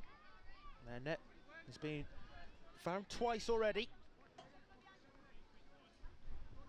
It's been a great game this so far, great watch. 2 teams of really high quality. Swung into the penalty area all the way through. Here to the goal scorer for St Columba's College in Dylan Elliott. Now Scarisbrick Hall will break, and there's numbers here joining the attack as well. It's Sutton, just forced wide. Elliott's back there and does his defensive work well. Cruz Cooper, I beg your pardon, it was back there for St Columba's College. The number 12 rather than 17. Nonetheless, good intervention.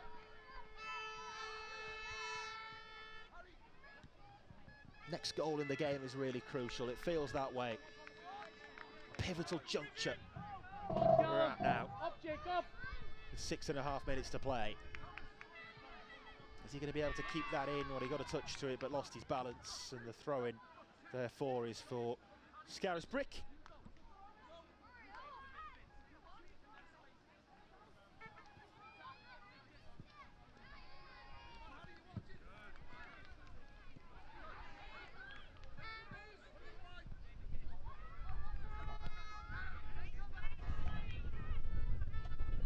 Again, Henry Mostrop right at the heart of things for Scarisbrick Hall. Goal and an assist. He's had so much of the play going forwards as well, the number 8. Intriguing game coming up after this one, by the way. 2 teams that we haven't yet seen here on the streaming pitch B. But we'll keep our attention and our eyes on this one for the time being, because it's been a great watch, great game. Between 2 really well-matched sides, and not only well-matched, they're really high quality as well, right throughout their ranks. Some sides, of course, that we see have 1 or 2 standout players, and whilst maybe you can pick those performers who've been right at the top of their game in this one so far, it's quality right across the board throughout these 2 teams. It's a double slide tackle there to prevent the cross being sent in. Pure determination, fighting for the badge. In defence there for St Columba's College. Not going to get away with trying to take a goal kick though. It will be the corner.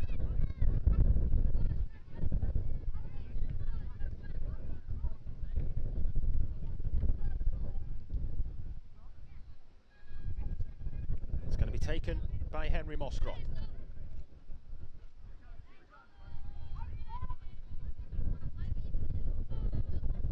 Referee gives the go-ahead for this to be taken now.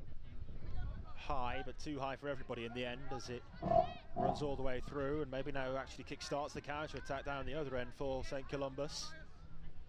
Well won by Callum Martin then in midfield. Dispossessed then though through a good strong tackle. Plenty of those firm, fierce but fair battles going on across this pitch as well. Across these 16 minutes. As we approach the closing stages. 2-1 still the score.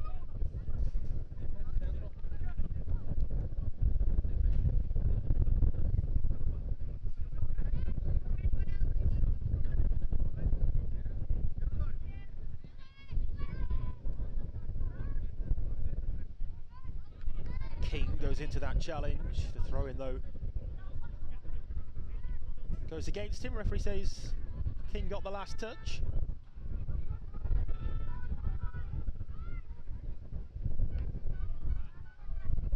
Back out of play directly where he came from.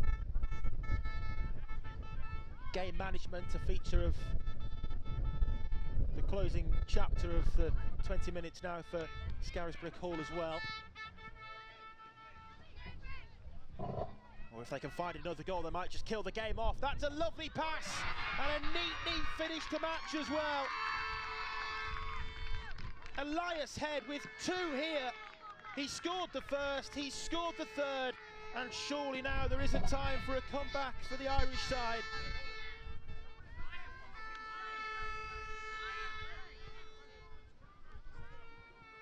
They fully deserve the position they find themselves in here, Scarisbrick Hall as well. They've gone head-to-head with the front runners in the under-13 boys competition so far, and they've more than matched them here. 2 goals for Elias Head, Luca Henry Moskrop with 1 sandwiched in between.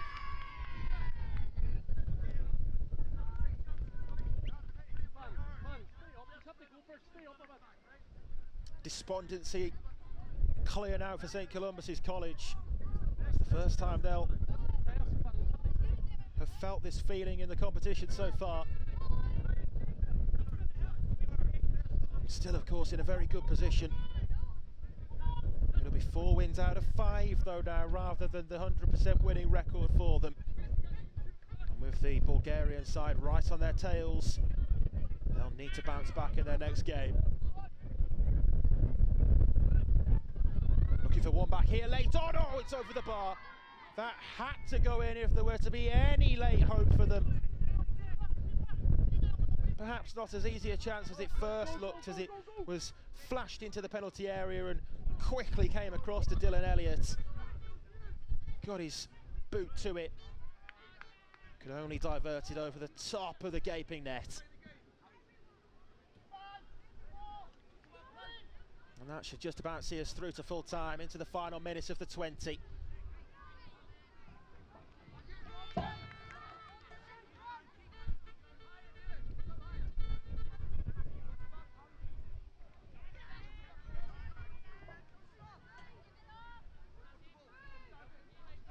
King. Again, it's another effort at goal, which in truth wasn't too far wide, but the goalkeeper seemed comfortable enough in seeing that one all the way.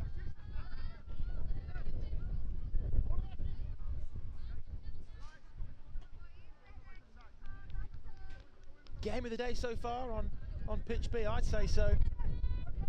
For Scarisbrick Hall to turn up here and perform how they have against a St Columba's College, Republic of Ireland side, who very much look to be the strongest side in this under 13 boys competition prior to this one starting.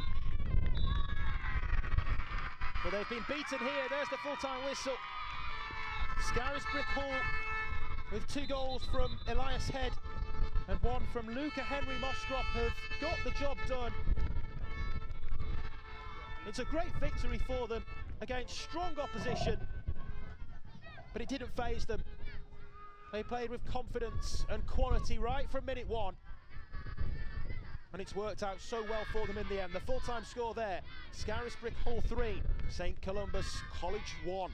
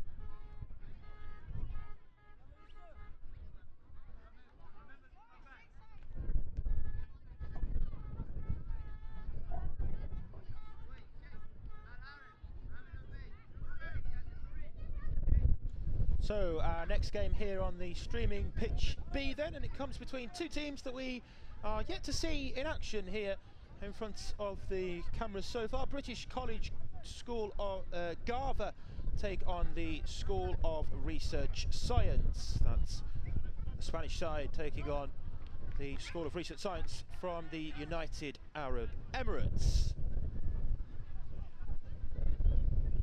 Garver are in the blue bibs, both sides usually play in white, and the School of Research Science indeed are in that white and orange top.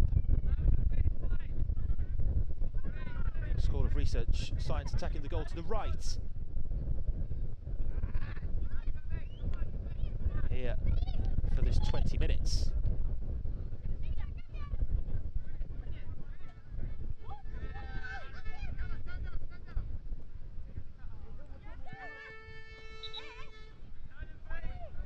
Group C is the group from which this game is brought to you from then.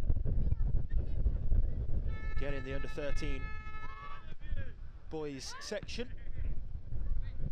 British College Garver currently 6th out of 7 in this group. They have just the 3 points from their 4 games, 1 win, 3 losses. School of Research Science, for them it's been a slightly better story so far. They have 7 points and are up in 3rd in the table, so looking to kick on here, and if they are to really make a push for the top 2, because they are 3 points behind 2nd place at the moment, and they would really need a win. School of Research Science in possession at the moment. That's lovely play, great footwork there from the number 10 Hussein. And all the way forward as well. It's an empty net now, surely. There we go, 1-0. School of Research Science. That was all about Hussein. It's Barouzian with the goal. But Hussein, the creator, a mistake at the back allowed for the net to be left empty as well. Garver with a bit of an inquest in their defence as to how that happened may be. But School of Research Science in front. I just said they could really do with winning this one, and they've started it very well. 1-0.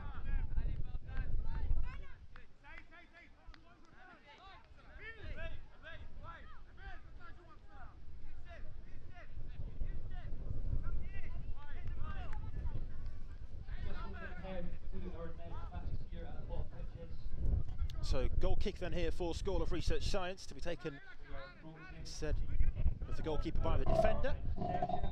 Comes off the head of the British College Garver number 10. Now we don't have any numbers unfortunately for the Garver squad. We have their team list but no numbers next to their names.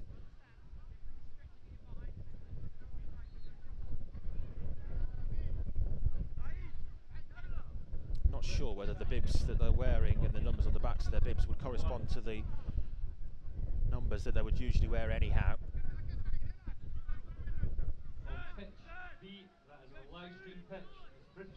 Here's Hussein again. Nice footwork again. He's going to take aim himself this time. Bounces just wide, but he's certainly a player with quality in the middle of the pitch, isn't he?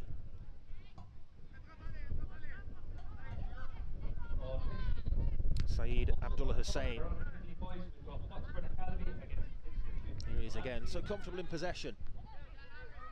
Some players just are, aren't they? Just able to feed off the pressure of an opponent being so nearby. Firm challenge there, full-blooded from the Garver number 11. Throwing gets the ball back in play quickly. Hussein with an uncharacteristic miscontrol. It's given it away here. And Garver come forward on the attack, and the number 9 forces a good save there from Ahmed El-Blouchi. Ahmed El-Blouchi in the School of Research Science goal. Down quickly to his left. Relatively routine stop, but one that needed making nonetheless.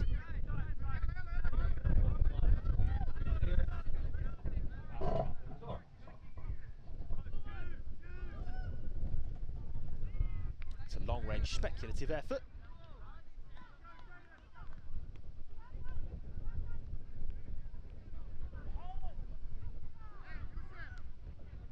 Goalkeeper takes that short. As they try to build through midfield, but then momentarily lost possession. They have it back now, Garver. And the header, a good one over on the far side, out of play. Garver throw.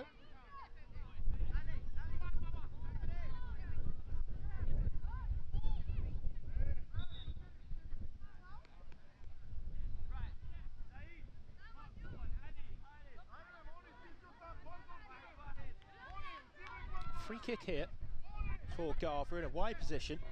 Wide right, probably favours a delivery into the box.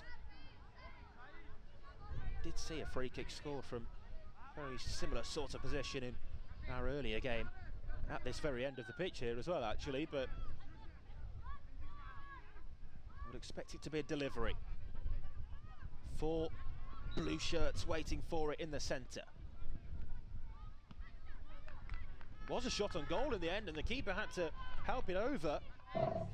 Again, the angle wasn't most favourable. Took the shot on nonetheless and forced the save, comfortable one. But they do get a corner as a result of that. Right-footed delivery, wicked delivery that is. Wonderful ball in, it was begging to be connected with. Just begging for somebody to make contact there and at least get a header on target, but ultimately just ran all the way through.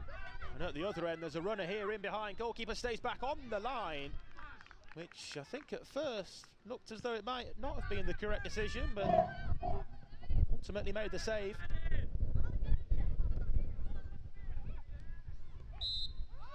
There's definitely a reluctancy to come out of his penalty area or even 6-yard box there, but it's a good reaction stop when called upon.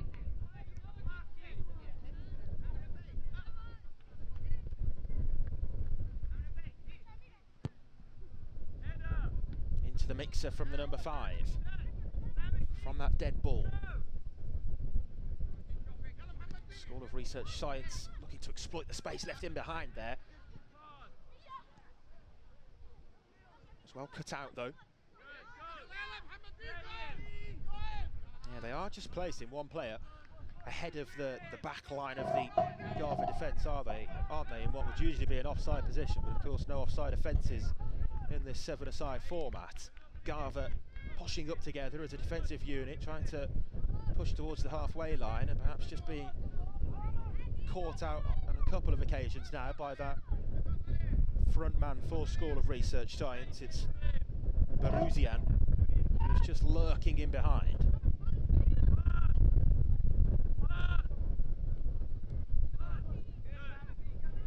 Baruzian there with the layoff, gets it back. Garver now with the ball. They're growing into this game. Needed a more accurate pass than that, though, not quite on the same wavelength, I don't think. Those two in attack for Garver. There's definite signs of improvements for them. They're enjoying more of the ball, probably having more of the ball now than School of Research Science in actual fact.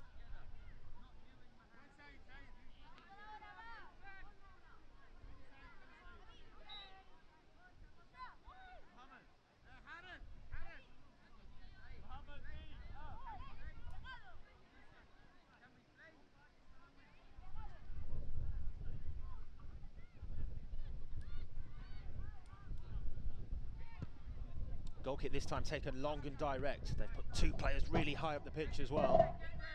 3 in fact were there waiting for it. They knew just how much distance the defender was going to get on that goal kick. Nice footwork to spin away from the first pressure. Here's Hussein.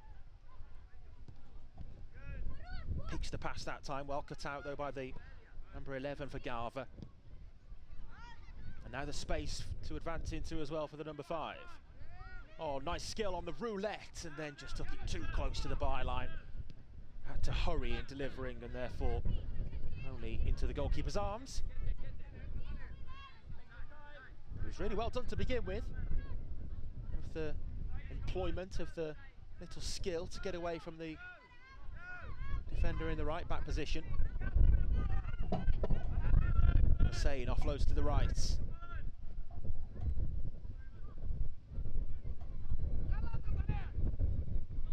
Still probing there into the penalty area was Alan Sari. The goalkeeper came out to collect. 3v2 here momentarily now here for Garver if they can work this right. They've still got the overload. Going for goal himself instead was the number 4, and it's back off the post. So close. Hussein at the other end with a long-range effort. Threatened to trouble the goalkeeper, but he saw it all the way and had time to palm the ball down before then collecting. Chances for both teams. Really livened up there for a moment.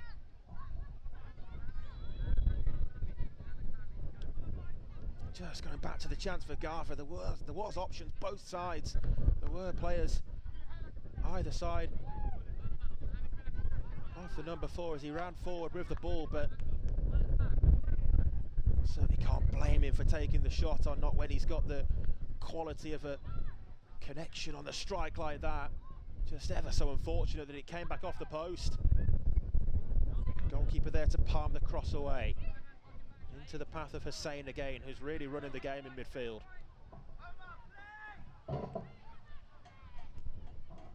Out now to Shaheen. Back to Hussein again. 11 minutes played, 9 to go. School of Research Science still with that early goal, which has given them this 1-0 lead.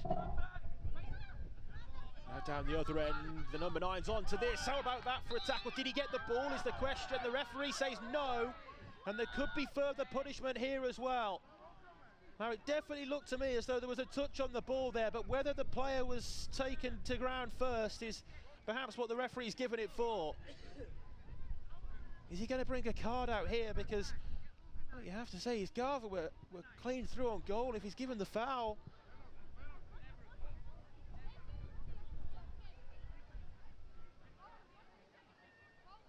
Still no clarity over whether there's going to be a card shown or not. I think he's going to opt with the side of leniency and just give the free kick. It was an honest attempt for the ball. There was no deliberate nature of bringing the player to ground, but if it was a foul, it's definitely stopped the goal scoring chance.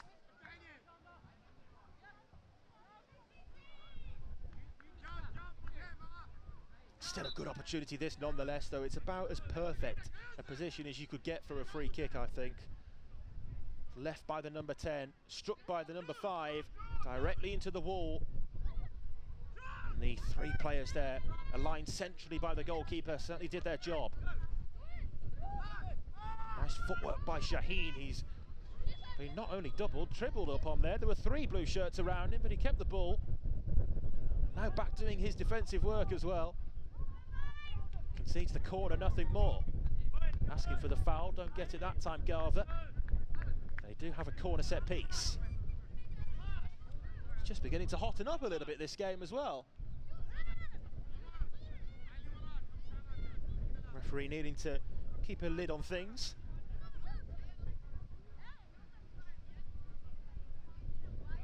Corner it is then. Those Garver players waiting at the back post, queuing up for it. Good header out though defensively. Still they wait in there for the secondary delivery. Comfortably through though to the goalkeeper's arms. Al Bluesheet going to be able to take that one all day long. Bread and butter work for the School of Research Science goalkeeper. I think they'll be very happy if they're resorting to long-range efforts like that.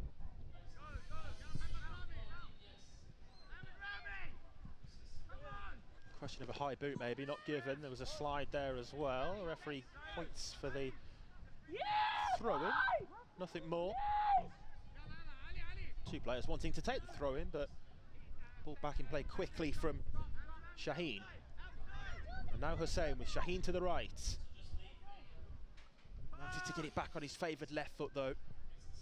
Turned down the offer of a 1v1 down the line. Hussein again. Seems pressure resistant, doesn't he? Asking for handball, and that is what's given in the end.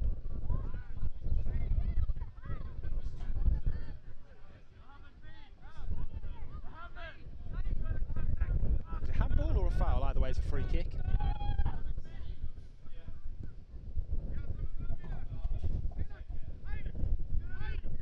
Now then, a chance for School of Research Science here.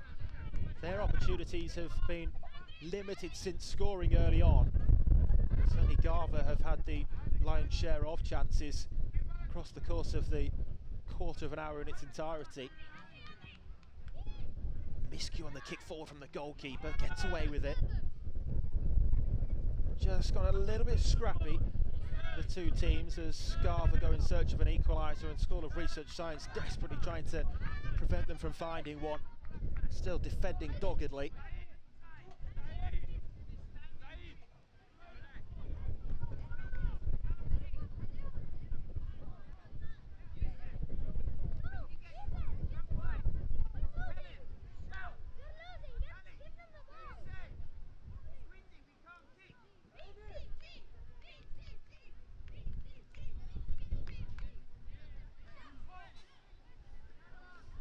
Throw in there taken short for School of Research Science. Nice footwork there from Shaheen, who goes for goal. Oh, it's off the post.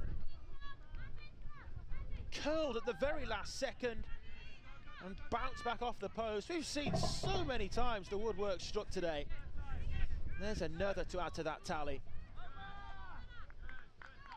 And whilst their chances have been infrequent, School of Research Science come mightily close to doubling their lead there. Now here at the other end, some defending to do for them, because Garver again with plenty of bodies forward. They know the necessity of committing players further upfield now. Hussein. Shaheen in support. Hussein wins the corner. Good work again.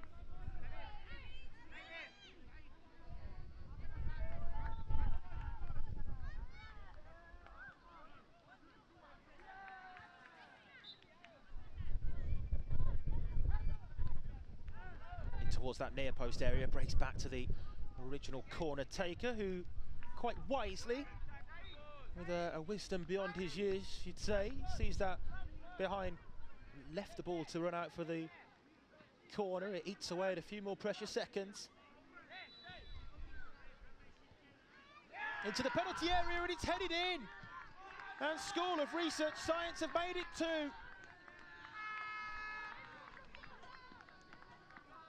Up from the back for the corner, and Yusuf Saif with a bullet header. Garver left to rue their missed opportunities. They've had plenty of them to force an equaliser, but with only 2 minutes to play now, surely the 3 points are going to be School of Research Sciences. There was a definite foul in there in midfield as well, but the referee, sensing the urgency of Garver on the attack, played the advantage instead. Just wonder whether he had a word with the man who did the foul there, because it was somewhat of a cynical takedown.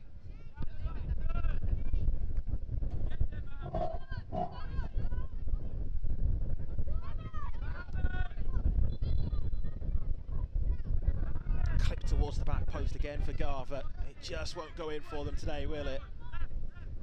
Not for a lack of effort. They've certainly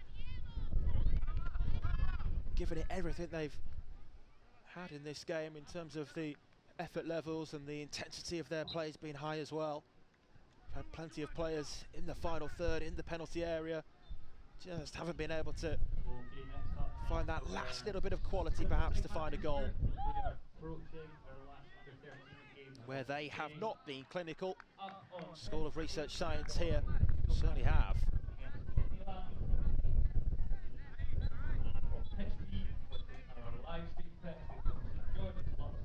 Forward it goes, but given straight away, and this could be a third. No foul, good tackle. Prevents the possibility of that third goal for now. Hussein writes the first challenge, then just took a heavy touch into the second. I think he's just come out of that hobbling falling as well there, Hussein, which will be a concern for the United Arab Emirates team. Seems to be moving a little bit freer now.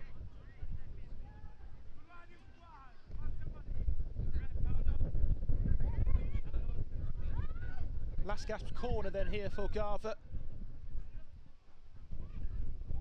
All the way to the back post, and that one should have been turned in. It's the last action anyway, but the clean sheet remains for School of Research Science. And look at what it means to them with the celebrations.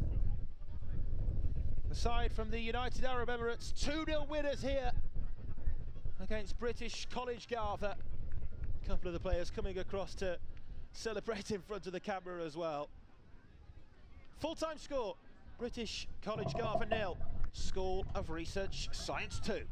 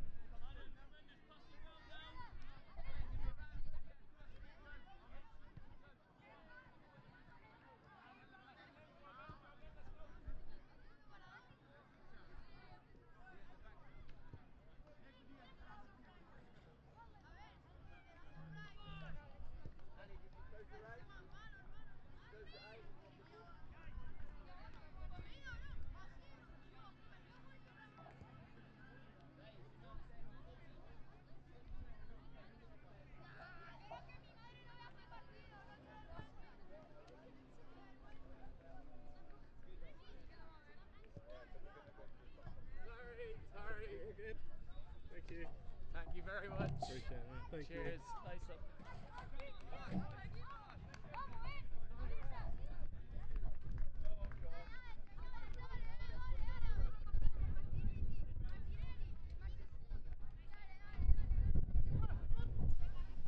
So the referee just counting the players, making sure that all is ready. And it's British School of Gran Canaria taking on St George's International School from Luxembourg as this one begins. First time that we've seen the side from Luxembourg here playing on pitch B. And it's actually the third time that the British School of Gran Canaria have been in action here on this streaming pitch.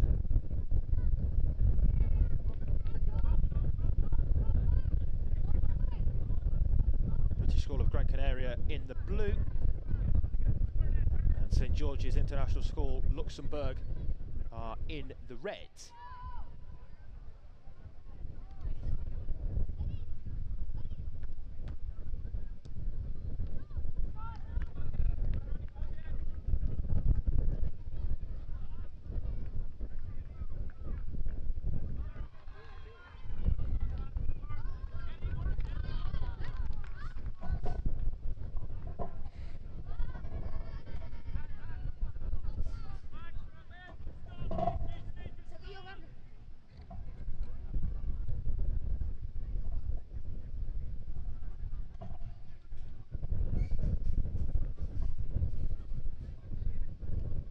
So British School of Gran Canaria playing from left to right, aside from Luxembourg attacking the goal to the left.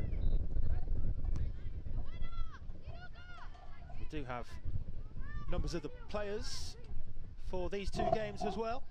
Here's the skipper for the side from Luxembourg, the number 7, Leo Koska, looking to make inroads into the British School of Gran Canaria defence there.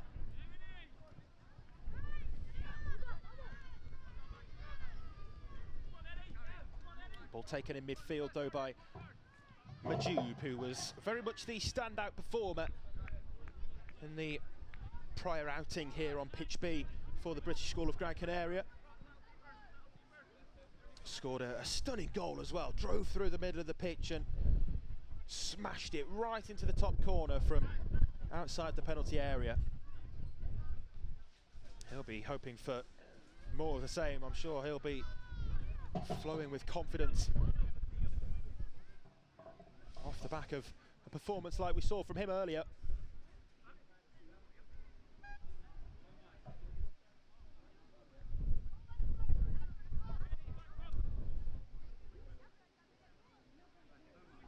That was in the 1-0 win against Harting Grange Academy.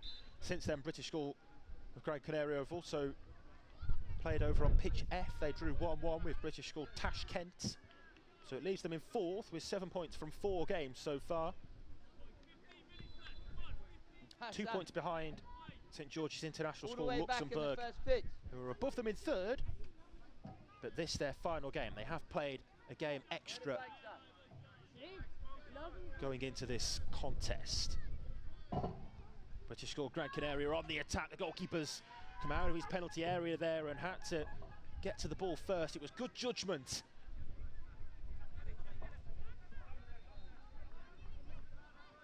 Had to time the challenge right as well.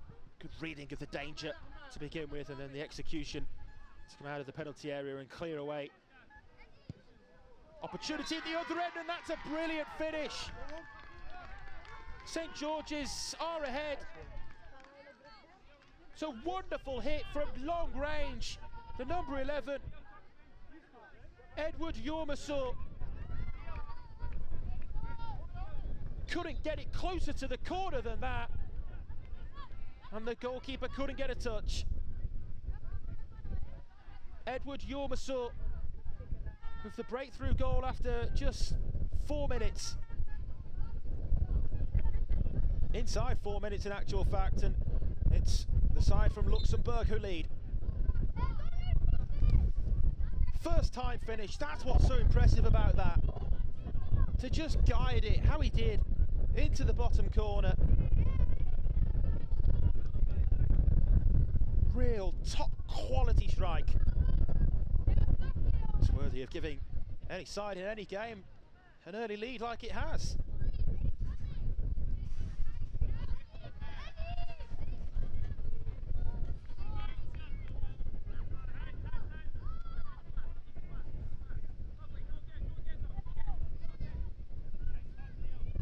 Nice touch there over on the right wing, and it's into the penalty area from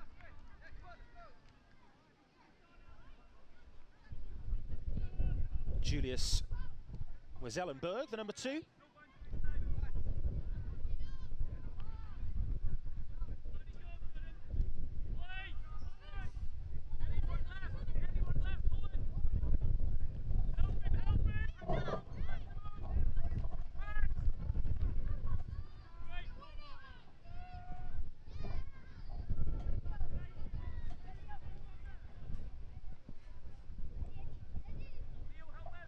Here's the goal scorer looking to turn provider this time. It was a nice idea with that neat through ball, but just too much pace behind it. Saw it back through to goalkeeper Enrique Ramos.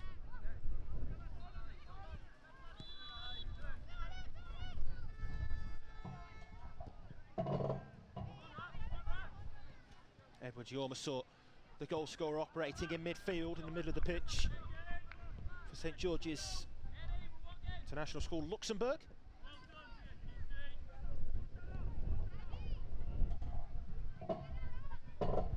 Player down here at the moment for British School of Gran Canaria. It's a star man 2 in Alali Majube.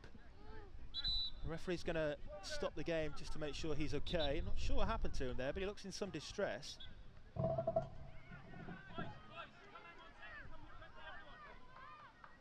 His coach is on to just see what the exact issue is there. It provides an opportunity for the Luxembourg players to all go across on the far side and get some words of instruction, advice on board from their head coach Aaron Lemon. And Majube is back to his feet, which is Certainly a good sign.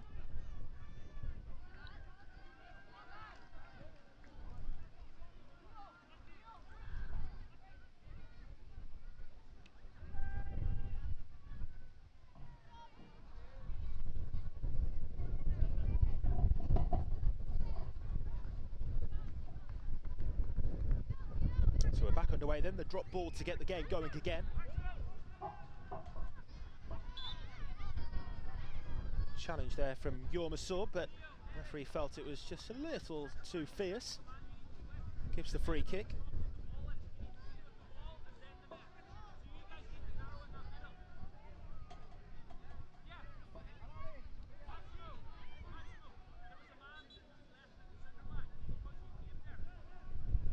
This our penultimate game before a lunch break, by the way.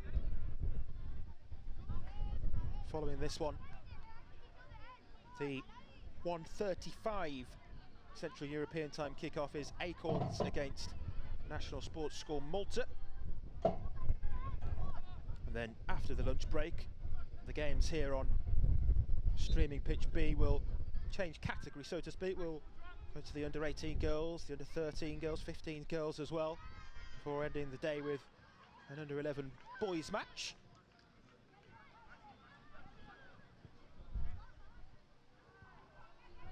Here's Majub, good to see him back up and running freely again after that injury worry.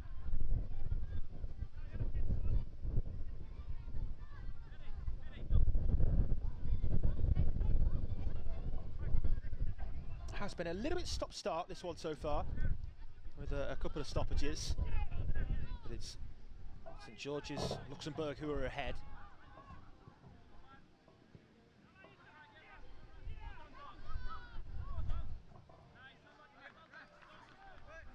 Vaudry in midfield, but the throw-in now is for British School Gran Canaria.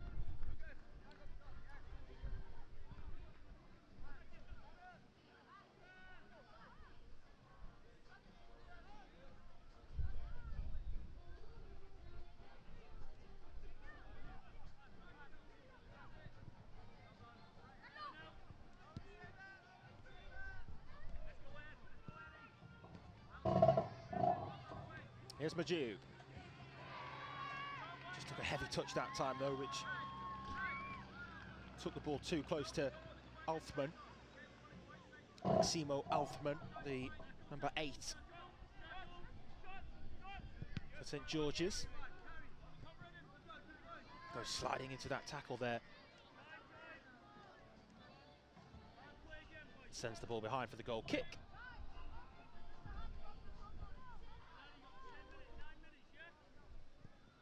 Taken short as British School Gran Canaria play their way out from the back nicely. Lots of teams have done that today, certainly with an intention to get the ball down on the deck and play their way forwards. It ends up in resulting in the shot at goal as well, too close to the goalkeeper, comfortable hole, but it was the catalyst to create the opportunity to take aim nonetheless. Now at the other end, a chance here maybe to make it 2, and it's probably just wide. That's close. Very close indeed from Villisanti. The number 10 there for St George's Luxembourg, Rafael Villisanti. Made the run in behind, received the pass from his teammate. Tried to find the same corner that maybe was Yormasur did earlier.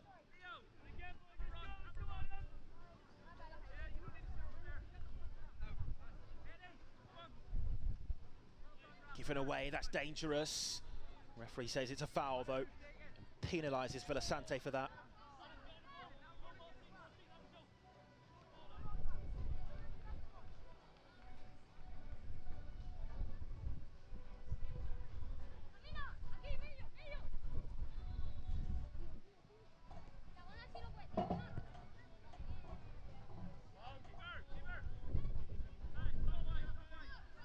Ball all the way back with the goalkeeper, who's in very similar kit, isn't he, actually, to the British School of Gran Canaria players. Incidentally, the British School of Gran Canaria goalkeeper very similarly dressed, if that's the right word, I suppose, in the red kit as well, for comparisons with the Luxembourg side. Maybe more of a slight pink tinge to it, actually, as it makes a good double save there. Actually, the British School of Gran Canaria goalkeeper called upon twice. The second save, probably the more impressive of the two. Had to get back to his feet quickly and was able to keep out the secondary effort from Villasanti. Here is Villasanti again, dribbles that one low down into the arms of the goalkeeper. But a great double stop to begin with from Enrique Ramos. Give it away, this is dangerous. Ramos keeps it out. Still the pressure remains, and now they clear their lines. There's 3 fine saves there though in quick succession, each of them for Enrique Hierro Ramos in the Gran Canaria goal.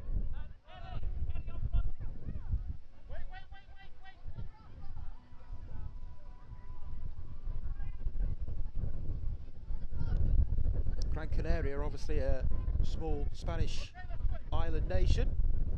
Luxembourg themselves, a small mainland European country, actually. Great to see both of them represented on the international, the world stage. Another effort at goal, and again it kisses the post. Again the woodwork struck. That time to the goalkeeper's right-hand side. I think it's the first time the post or bar's been struck in this game in particular, but I don't think we've got a game without the post or bar being hit so far. Quite incredible, the sheer number of times that the woodwork has actually been hit today.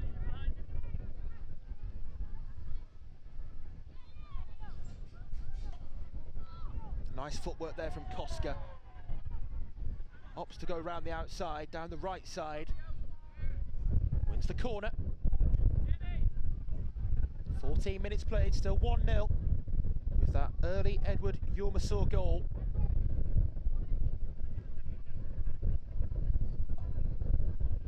The one piece of real quality in the final third.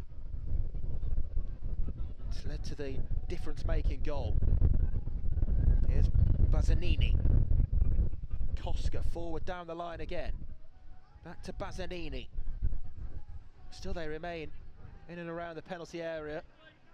Now British School Gran Canaria will try to break forwards. It's a loose pass though, given away to Olfman.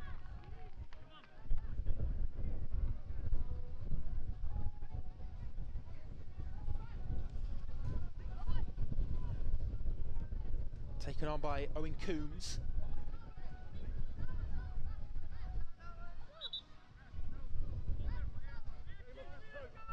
Well, he feels that should be a St George's Luxembourg throw-in, but I think it was the right decision to give it the way of the boys in blue. Nice footwork there from Bazzanini, who's beginning to grow into the game. It's in space as well here, offering us an option. Goes outside instead to Leo Koska. Ever-present threat down that right wing. Bazzanini waiting for the cutback now. Koska just takes one touch too many. Ran out of room there, ran out of pitch. Ultimately ran the ball over the byline. Here's Majub. We've seen less of him in this game, but could this be his moment? Just overruns it, gives the ball away. Olfman out to Koska. Round on the cover is Abel Martin.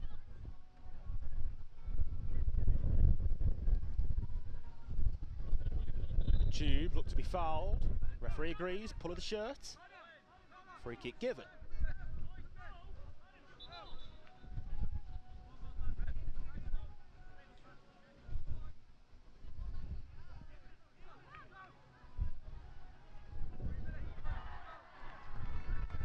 Majub still not moving completely freely, is he? He's taken a couple of heavy blows now. They certainly need their captain, Malali Majub, firing on all cylinders if they are to find a route to an equaliser, you feel here. Koska Going for goal that time from the wide position. Perhaps in hindsight not the best option, but trying to catch the goalkeeper out.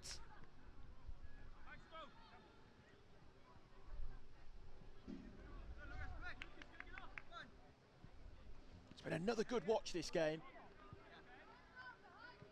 Many of the matches in which a team has scored early, they've then got on to take complete control, not only in terms of the overall feel of the game and how it's played out, but so too the scoreline. It's not been the case here.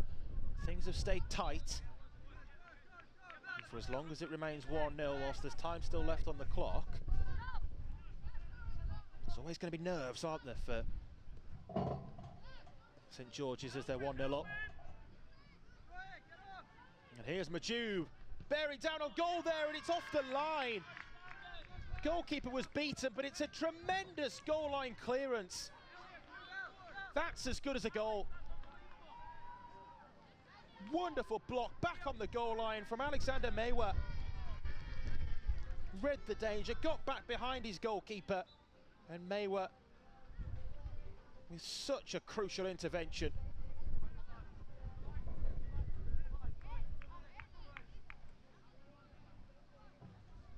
Big moment in the game, you feel that. Majub just allowed to run into the space and get into his flow. But a tremendous block on the line from Maywa.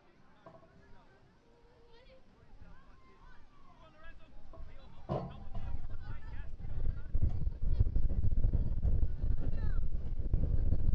nice footwork, really well done there, and a nice step over too. He's won the free kick. Martin Dominguez is going to leave it to Majub to take.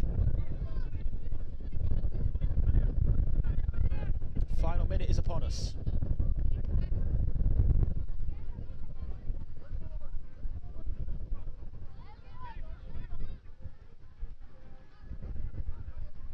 Majub being made to wait for the referee's whistle.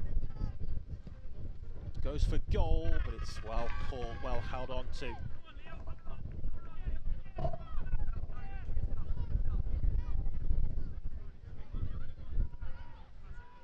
Koska does superbly well again. He's been tremendous over on that right wing on the far side for the Luxembourg team. Nice one-touch interchange play there. If it can be caught on the return ball back to Pablo Rodriguez, just evades him.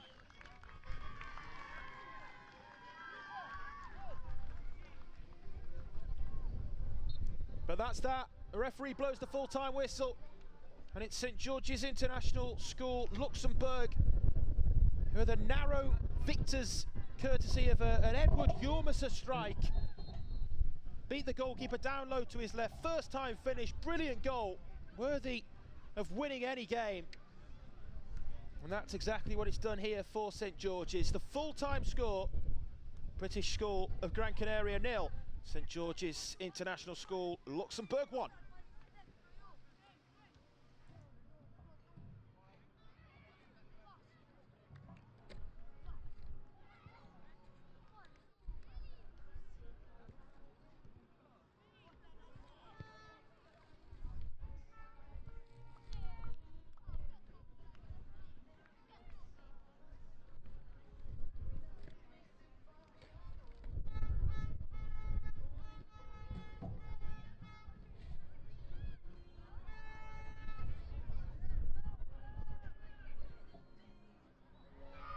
British schools.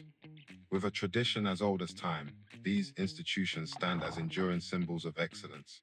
Beyond being just buildings, they represent the epitome of education. Students here don't simply learn. They shape their futures in an environment where academic excellence merges with elite athletic facilities. At Prestige Football Schools, we are there every step of the way, no matter what country you come from. Our dedicated team helps compare and advise on the UK's best football schools and gap year programs. Scan the QR code on screen to find out more and book a free consultation with our specialist team. Prestige Football Schools, a service you can trust.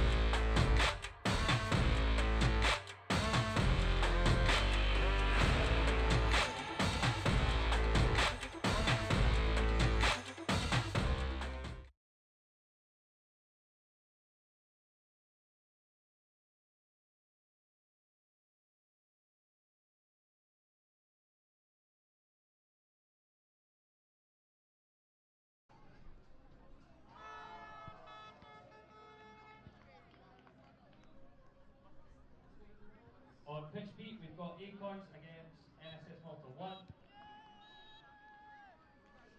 On pitch C, we've got BIS Tunis against Academia Warsaw.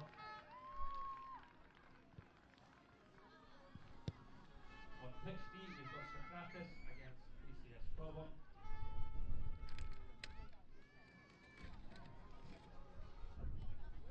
And on pitch E is Braver against College Alpha Coast League. Just a reminder, after you have finished for the day, make sure you've seen and checked that your team kit's available. And head for your lunch. The buffet is open until 3 PM. Okay, time for our final game before the lunch break then. Acorns International School from Uganda going head to head with National Sports School Malta here on pitch B. National Sports School Malta in the red, and it's Acorns International School, the boys from Uganda, in the blue and white.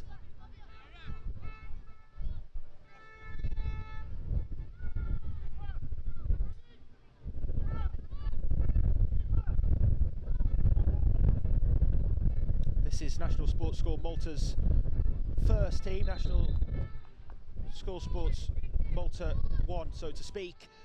They have a lot to live up to after watching their second team earlier. We're underway.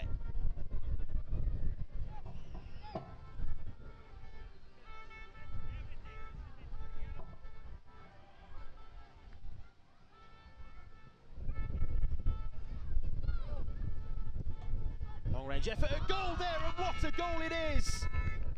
From so far out. It's a stunning strike from Andrea Zampa. He had no right to shoot or score from there. But it's a thunderbolt from his right boot. It's taken, what, 30 seconds? Malta are ahead, 1-0.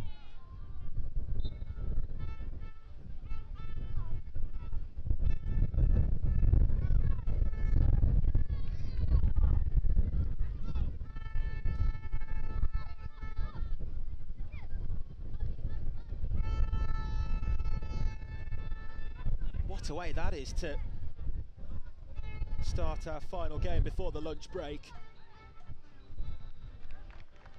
Such power behind it. He might think about going for it again here. He does, why not?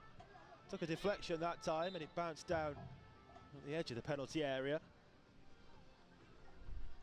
But it's a dream-worthy start there for National Sports School Malta.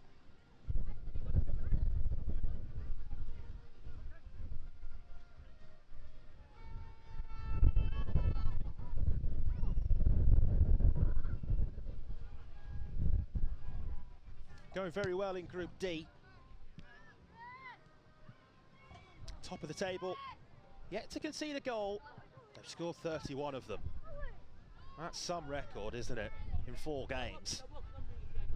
Acorns on the wrong end of that, right from minute 1, quite literally.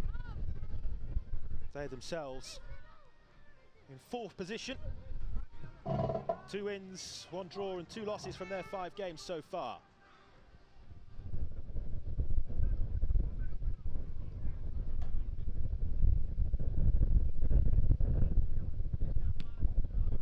The results for this Malta team so far, they've got 2 10-0 victories in a 20-minute match.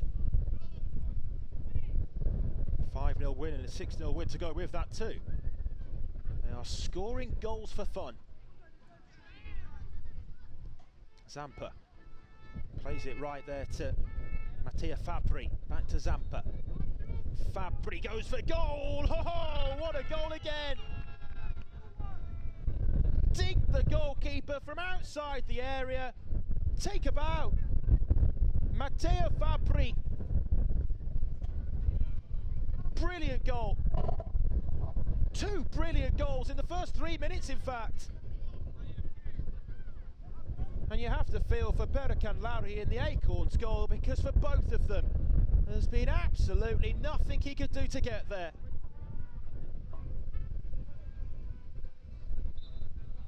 Great strike, as was the first.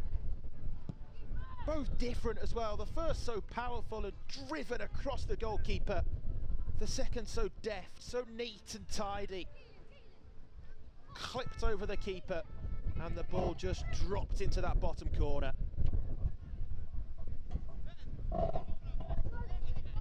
You can see why they're scoring so many goals.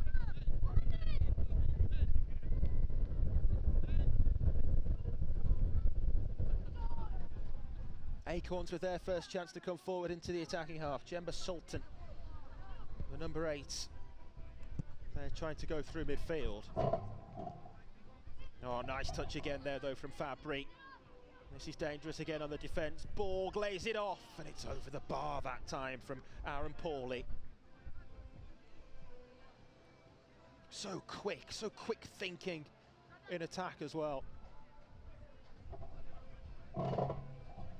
Every time they've come forward in these first 4.5 minutes, they've looked like finding the net.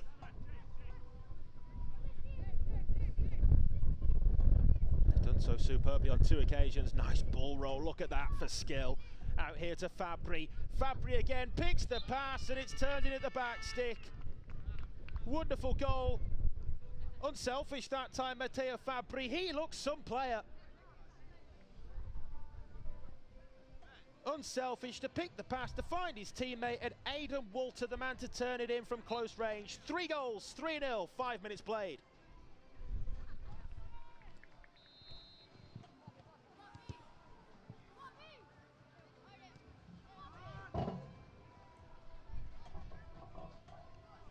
Zampa with the first, Fabry with the second, and now Walter with the third.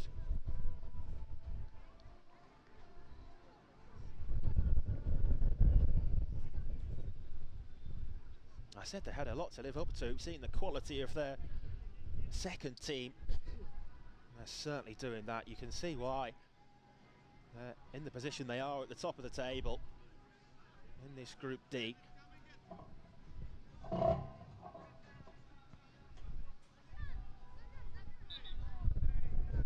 Handball there given against the Acorns player. It's Shodakani who the ball just bounced up off the arm of.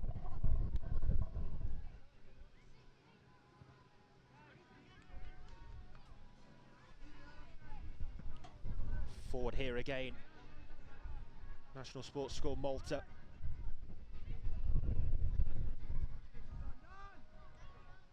Zampa. He's going to take aim again, palmed by the keeper, only into the path of the striker there to convert.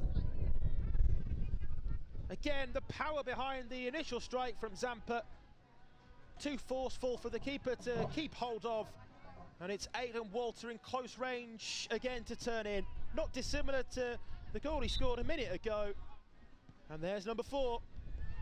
And there's another opportunity here. Referee allows play to continue.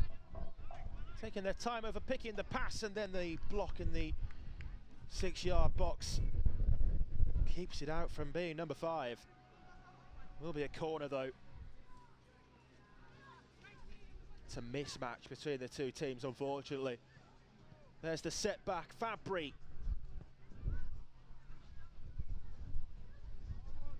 Walter, who's on a hat-trick now, of course. Couldn't have really asked for too simpler close-range finishes, Aidan Walter. And he went across to take that throw, but in fact the referee's given it the other way to the Ugandan side.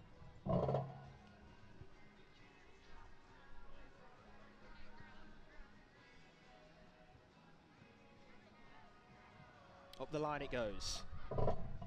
Here's Tedeschi.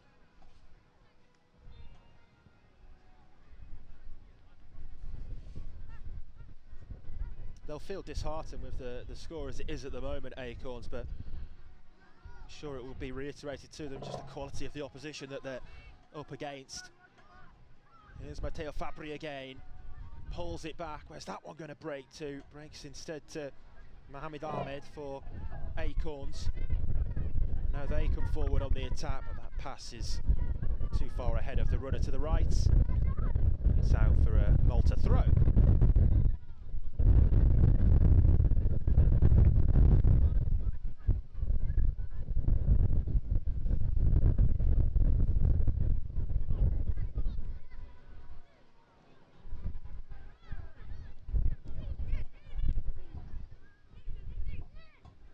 Fabry onto Mikolev.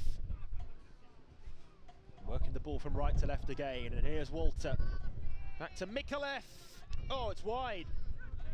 Thought for all the world that was going to be the fifth.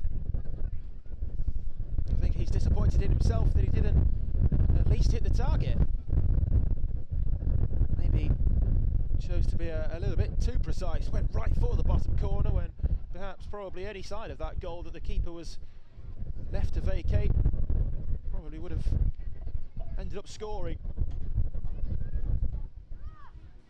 Fabry, the cross into the box again. Good defending though there from Kennedy.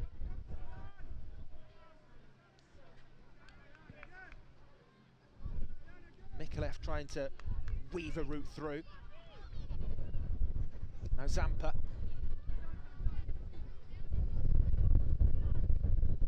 Oh, that's a wonderful strike again. Look at the power behind it once more. Malta, 5 goals to the good, and that's a hat-trick. A hat-trick in 10 minutes for Aidan Walter. His first 2 close-range finishes, that one purely too powerful for the keeper. 5-0.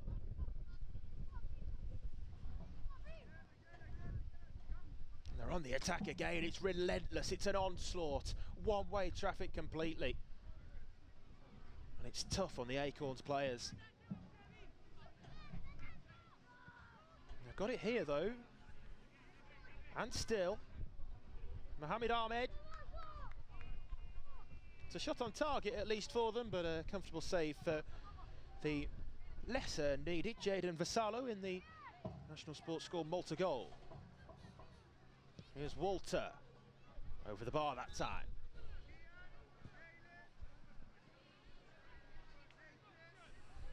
Such an exciting team to watch, this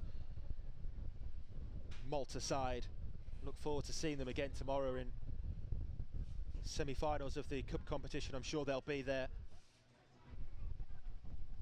A reminder that it's split into 3 different levels of competition tomorrow. The cup competition is the main trophy competition.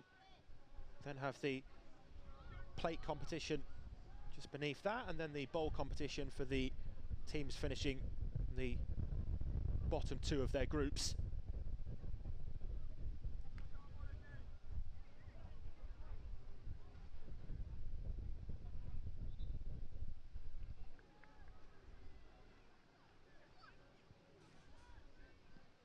Goal kick rather than the corner. Just relieves the pressure momentarily on the Acorns back line.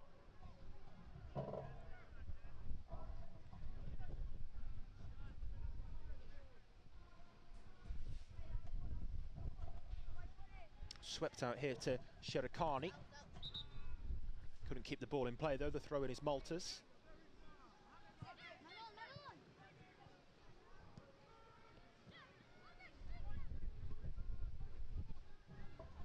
Out onto that left wing again on both flanks, they're so dangerous.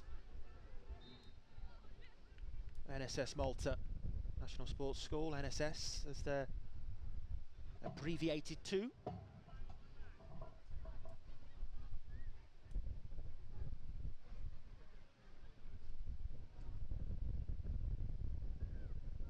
Thrown forward up the line there for the team from Uganda.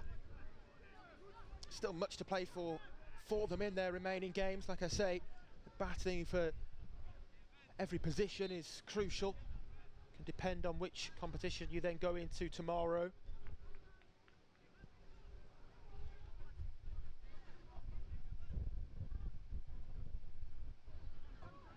This is their final group game though, Acorn, so they'll have to see where they end up come full time. That one's going to be put in from close range too for number 6. Is it Mikolev with the goal? I think it is.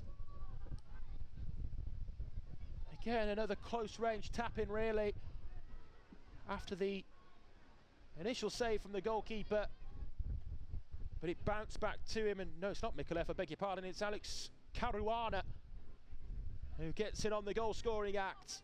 Seemed a popular goal scorer as well, didn't he? His teammates were around him straight away as that one hit the back of the net.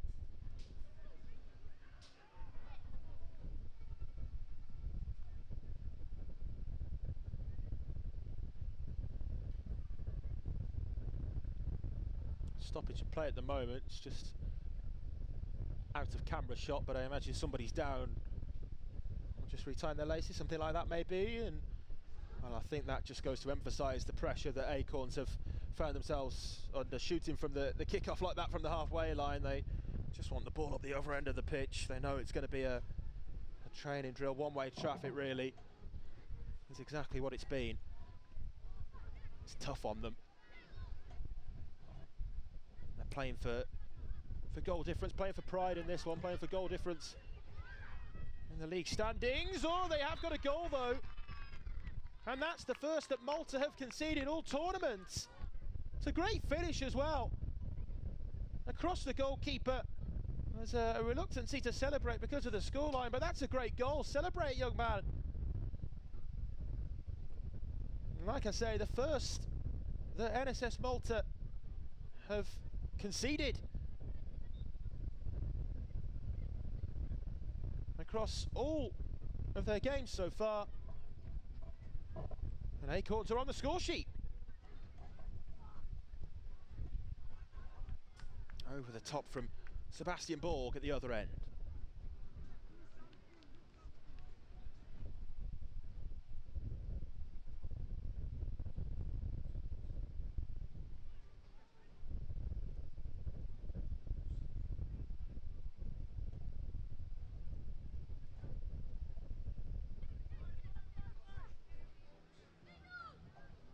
Here's Borg again.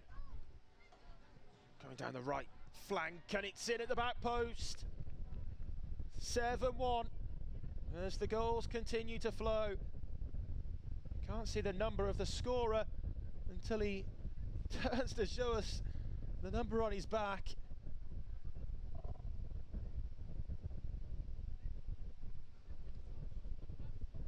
Still can't make it out. It's whoever's on the left wing to replace Walter, isn't it? Walter with the hat-trick, who started the game so strongly on that left wing. Aidan Walter, I think he's been replaced now, and I'm sure we'll see in a moment.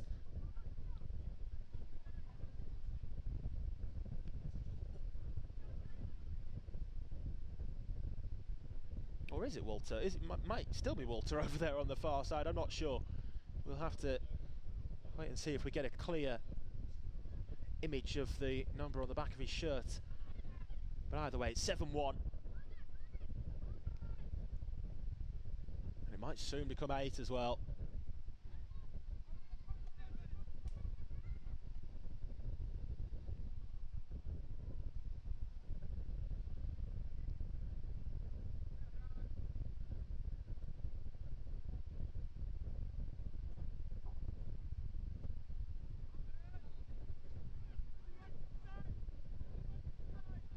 Effort from range again against the bar. Back out on the follow-up. Not connected with by Andrea Zampa. Here's Pauly. Trying to slip it through again to the most recent scorer.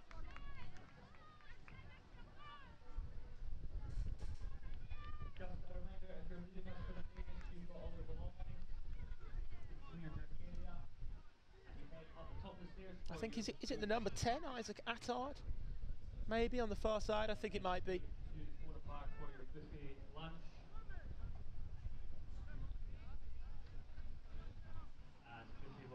That's been such an impressive feature of their game though, the width with which they've attacked and made advantage of, how they've taken advantage of all spaces on the pitch, including those in behind the defence. Look where the defence are now. No getting in behind there. Back in the 6-yard box there was Kennedy, and you can understand why. It must be difficult for any defender playing in a side who's completely on the receiving end of a onslaught like this. There's another goal. Tucked in again from inside the 6-yard box. I think maybe 4 or 5 of them have been from such close range like that.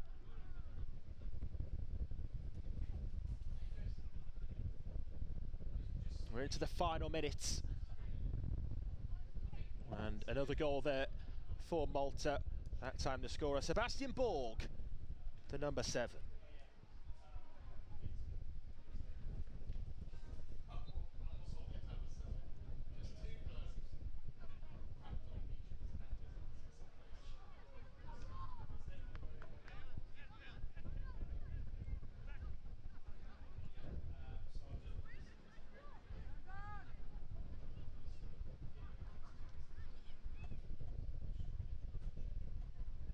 Again, they're on the attack, and that time in off the post. And for the number of times that the woodwork's been hit today, it's somewhat surprising that that's the first that we've seen go in off the post.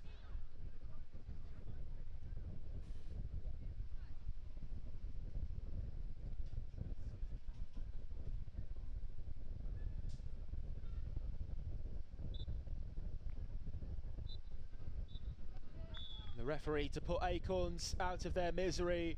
9-1 the full-time score, as NSS Malta are absolutely rampant here in front of the cameras on pitch B, as they have been in all their games so far. 2 10-0 wins in there for them, 5-0, 6-0, and now 9-1 as well. The only qualm, I suppose, that they conceded, but it's not too much to be concerned with when you can score 9 goals in a 20-minute match. Full-time, Acorns International School 1, National Sports School Malta 9.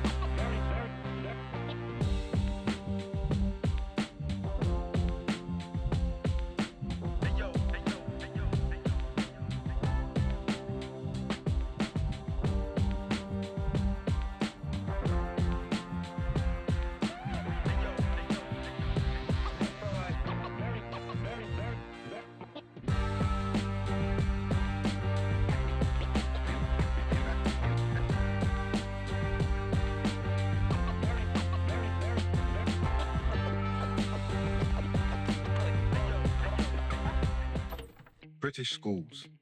With a tradition as old as time, these institutions stand as enduring symbols of excellence.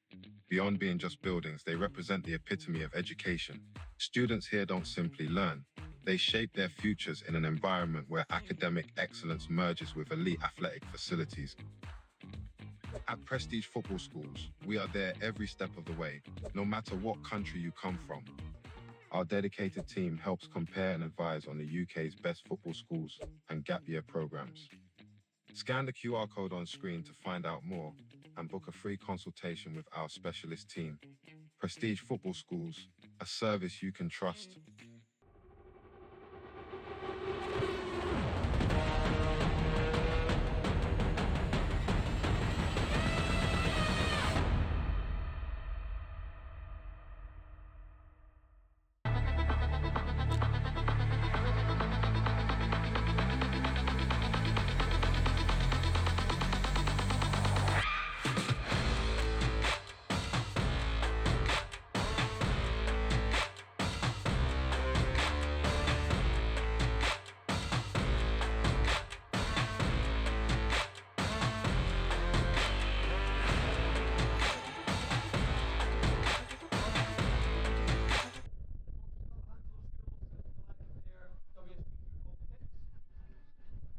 If you're still here and have not collected your kits, please come up the stairs and pick them up.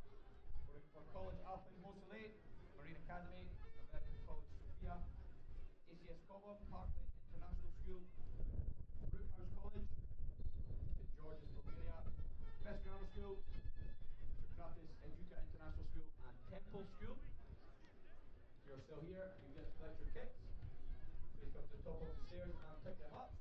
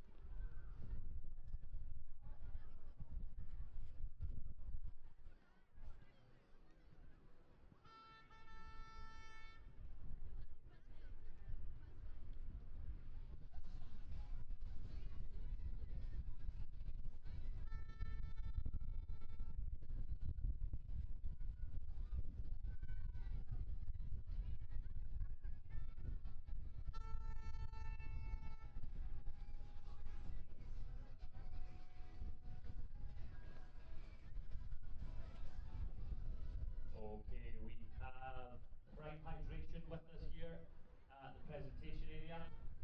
We've got our official photographer. If you and your team don't have a match right now, please head over to the presentation area and we can get you started with some Prime, so long as you're ready to pose for a photo. So that is Prime Hydration, available at the presentation area.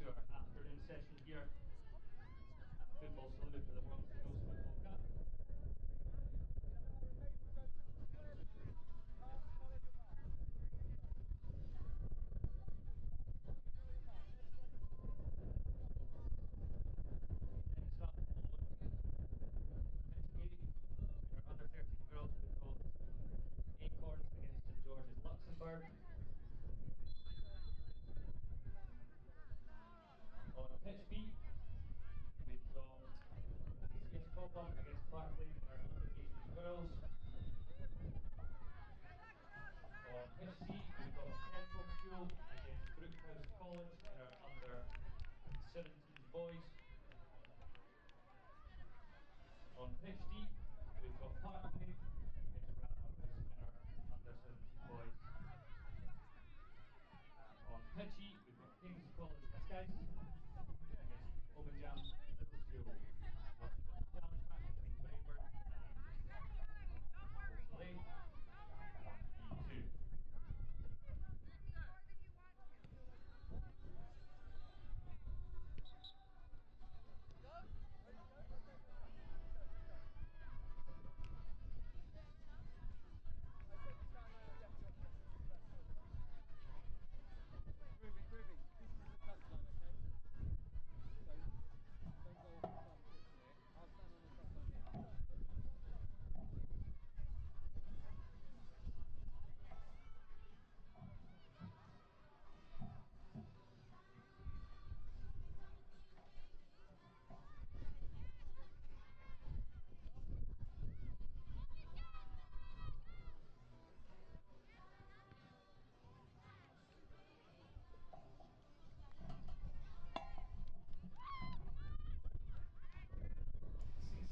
So welcome back then to the World Schools Football Cup 2025 from Salou in Barcelona.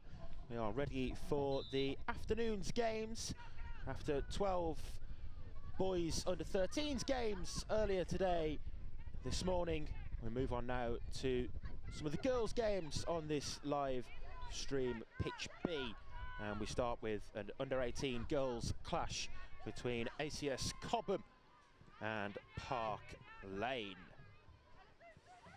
ACS Cobham from England, of course, and Park Lane International School from Czechia, and there's the first goal. And Cobham take a very, very early lead. Inside 30 seconds. Haven't even had time to settle down yet, and Cobham are ahead. Those Cobham players wearing the Pressure on the ball, pressure on the ball. bibs here today, kicking from left to right. And they've started very much on the front foot. 1-0 inside 30 seconds, wow.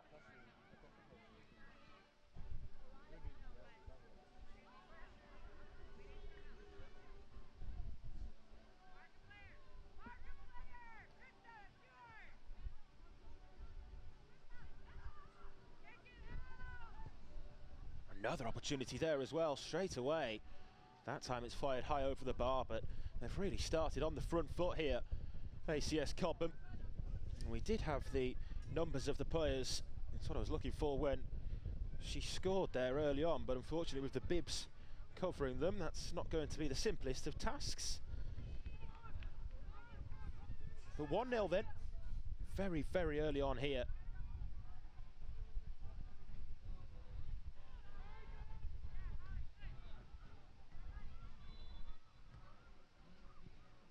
Against Park Lane International School from Czechia. 2 periods of 18 minutes, by the way, complete change of format for the under-18 girls competition.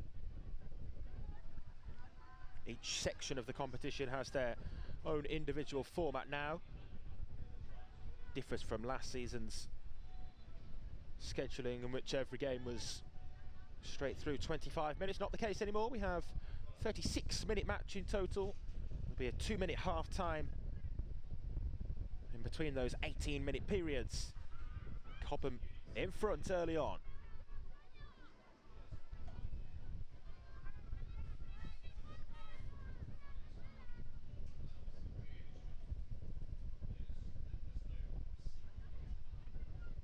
It's a Cobham ball here over on the far side.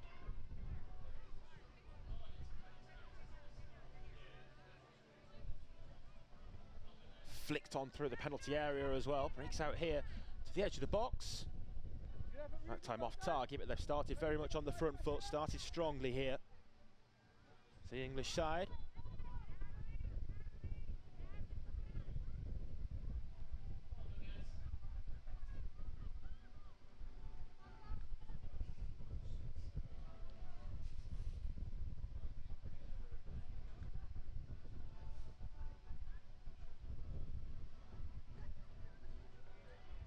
12 games we had before lunchtime, all from the under-13 boys section of the competition. Here we have 5 games for you here this afternoon. There's another opportunity here, very nearly another goal there for ACS Cobham. Good save though from the Park Lane goalkeeper, in truth, Olga Pavlichova, with a good save there, but she's not going to be able to keep that out. Passed her in a flash from, what, 6 yards out. And Cobham in dreamland here early on. Inside 4 minutes, it's 2-0 already. And this, even so early on, looks like a mismatch. 2-0.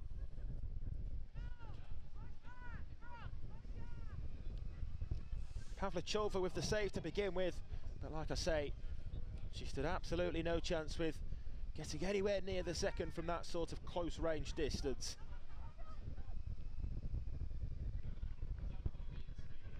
Two-0. Great start for ACS Cobham's under-18 girls.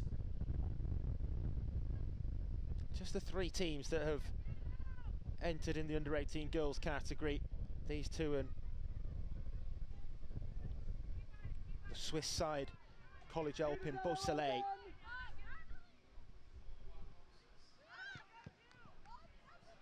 But wow, it looks as though ACS Cobham very much the early front runners out of those 3 teams, if they can continue like they've started here against this Park Lane side. Stand them in good stead going into their game tomorrow against College Alpine Beausoleil as well. That's a 9 AM kickoff tomorrow morning, Central European time.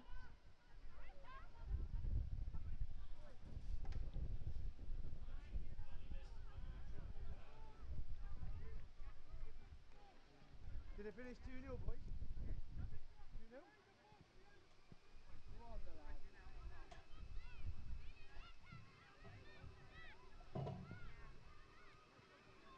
5.5 minutes played, Cobham leading by 2-0. Park Lane yet to settle into the game at all.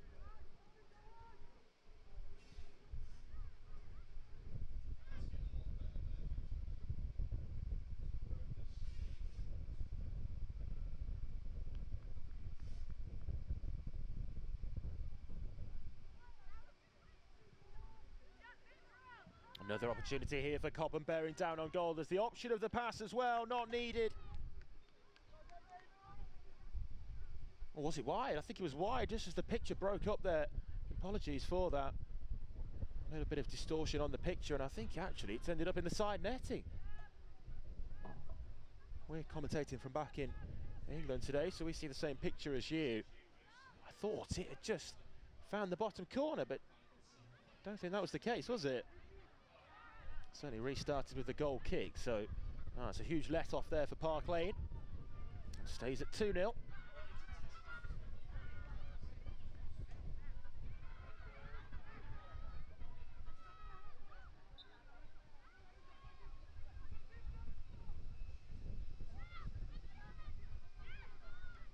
Another chance here, and there is the third.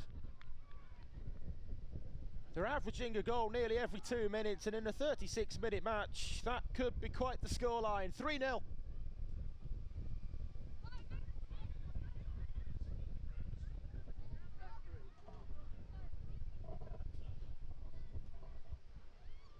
We're thinking of maybe rotate round a little bit. Park Lane just cannot get to grips with the quality of this Cobham team going forwards. And it's very much an onslaught, one-way traffic. And that's to the goal to the right, the one which Park Lane are so desperately trying to defend. And at the moment, not succeeding in doing so.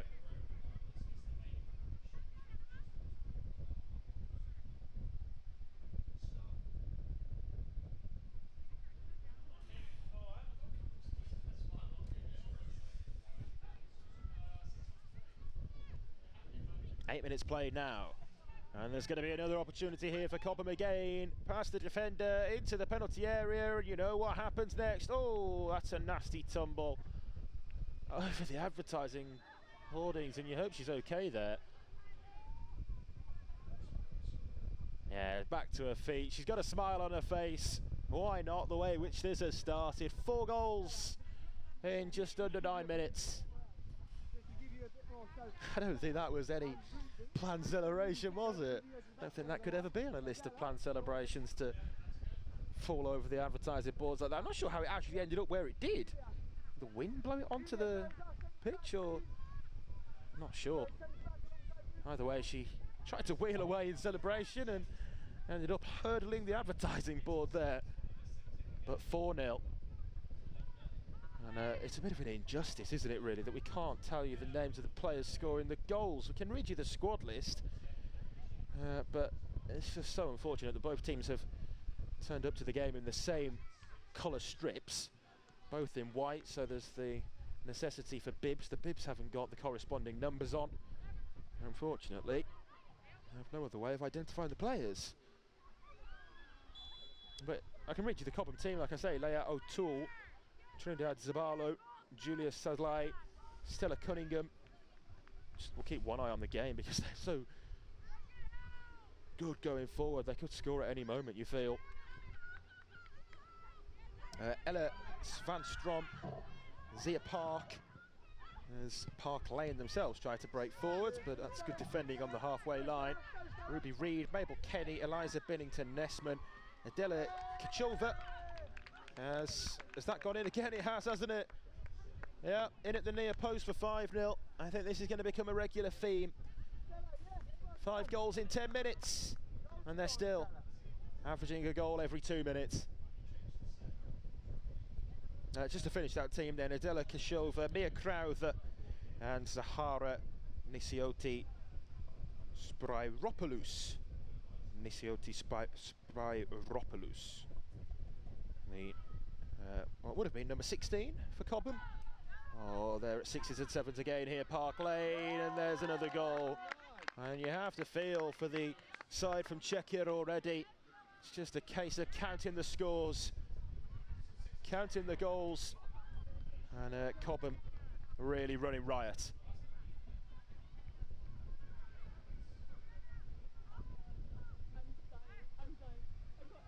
I think you'd be worried, wouldn't you, if you were the other team in this group, College Alpin Beausoleil, watching on at this performance.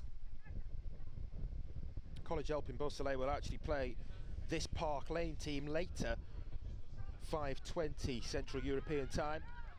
If you're a supporter of either of those two teams, or indeed following Cobham, you might be interested in watching that one to see the level of the College Alpin Beausoleil Swiss opponents that Cobham will be playing tomorrow.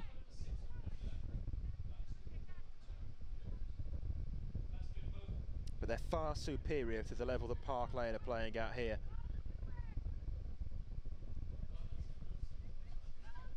Again on the attack, look at those bibs waiting in the centre, and it's put in at the back post. Everything they touch is turning to gold. Every time they come forward, they're going to score.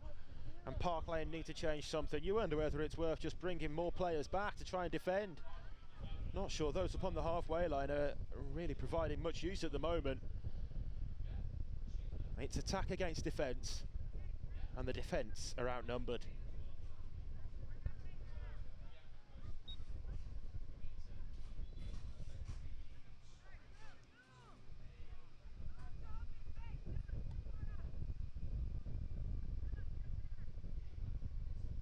Difficult, isn't it, for Park Lane, particularly when the length of the game's increased to the 36 minutes. You really fear for them here. Of course, the result, the game, is far long gone now. They're playing for pride. They're playing to try to just stop the momentum that ACS Cobham have completely got on them. They're crawling all over them in every department on the pitch. Anything they can do to try to stop the flow of the attacks, even just throw-ins like this, try and get it forward down the other end of the pitch, anything to keep the ball away from their goal at the moment. It's going to come as a massive relief.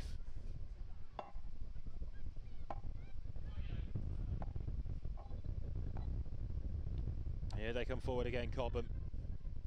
Wide right that time. against the post. Did the goalkeeper get a slight touch? No, just off the post.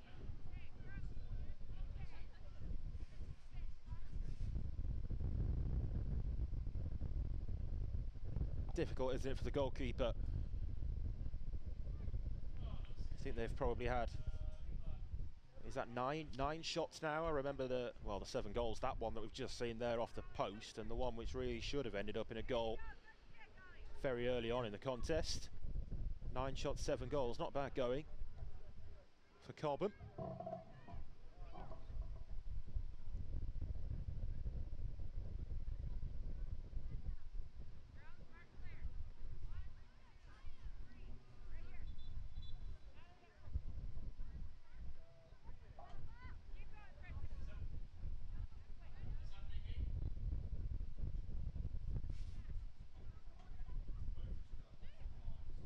Cobham again on the attack, and look at how much space they've got, and in that area as well, inside the penalty box, defending that time from the number 3, Bella Curran for Park Lane. Like I say, we've got the numbers visible on the backs of the Park Lane players.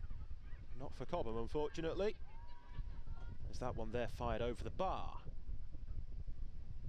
I'm trying to see if I could make out any of the numbers through the backs of the bibs, but it's proving a difficult task, given away from the goalkeeper. And then side netting, perhaps better to play the pass that time than pull the trigger.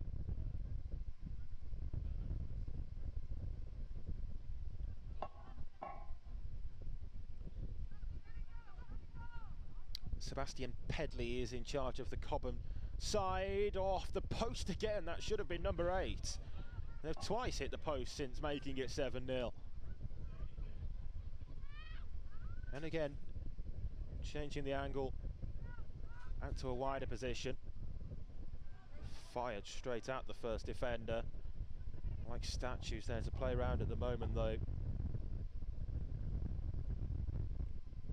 But yeah, Sebastian Pedley, assisted by Adam Perrier and Issy Eno in the technical area, the coaching team for ACS Cobham. And well, it goes without saying that they'll be over the moon with the start to the game. Just want the girls to maintain the standards, I suppose, keep the levels of performance high.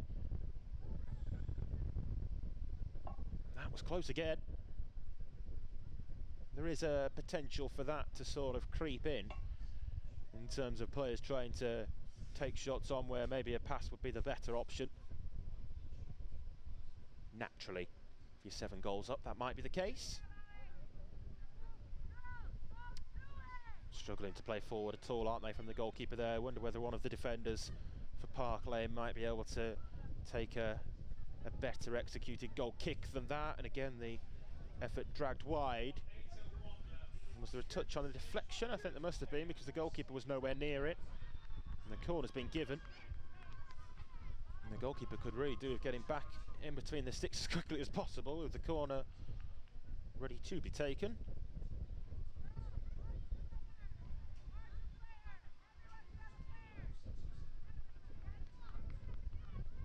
Can Park Lane just stem the flow of the goals?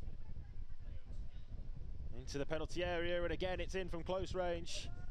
I think she's scored a handful of them, hasn't she, the striker there for Cobham? Quickest to react again, most alert in the penalty box. Back off the Park Lane goalkeeper, straight to her path, and the simplest of finishes again. That's 8.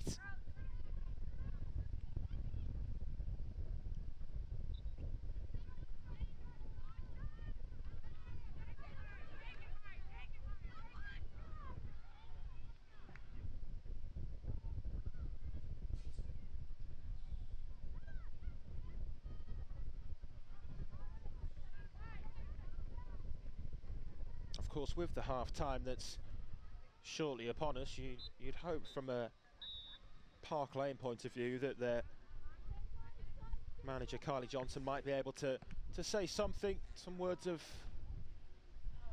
inspiration if she can find them, to lift her team from somewhere. But there indeed is the half-time whistle. It's been a complete story of attack against defence so far. 8-0 here at half-time. Cobham 8 goals up after the first 18 minutes.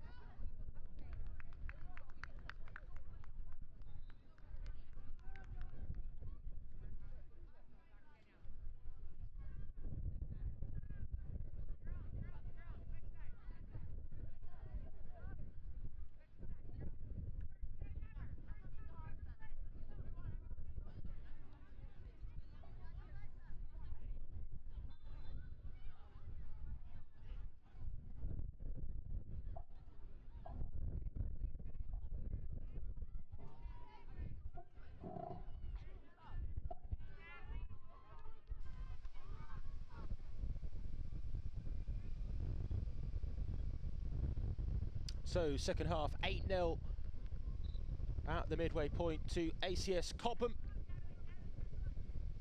And underway at the start of the second period.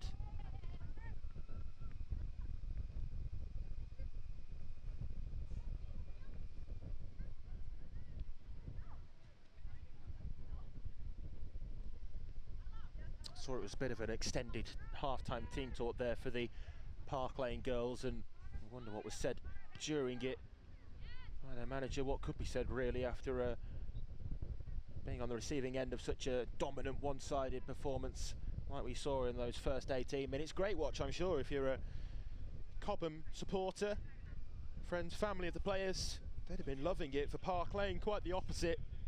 Well, for me, as a neutral, it's a difficult watch, isn't it? Not really what we want as a neutral or the event organisers, I suppose. I imagine, can't speak for them, but I imagine what they want is close games. Not one-sided results like this, but it's always the risk, isn't it, when you've got teams, unknown teams, two teams of unknown quantities, qualities coming together to meet and play each other. Different footballing cultures, different footballing levels across the countries, of course. And unfortunately, one very much stronger than the other between these two under-18 girls teams. But let's see if Park Lane can improve in the second half. It's not about winning, it's not about even winning the second half itself, it's just about improvement, and I think that probably would have been the main message that coaches were trying to get on board.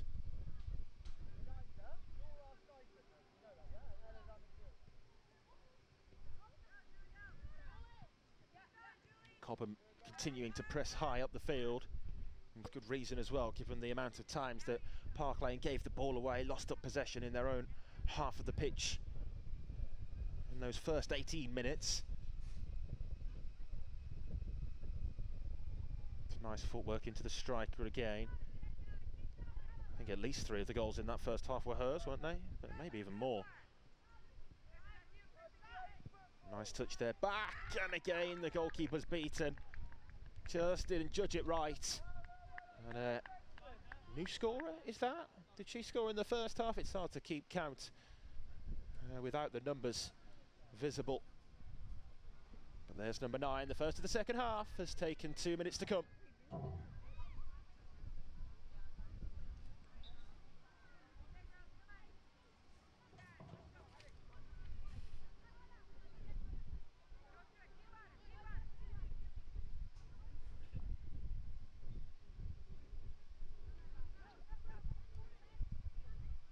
Throw in for Park Lane on the far side.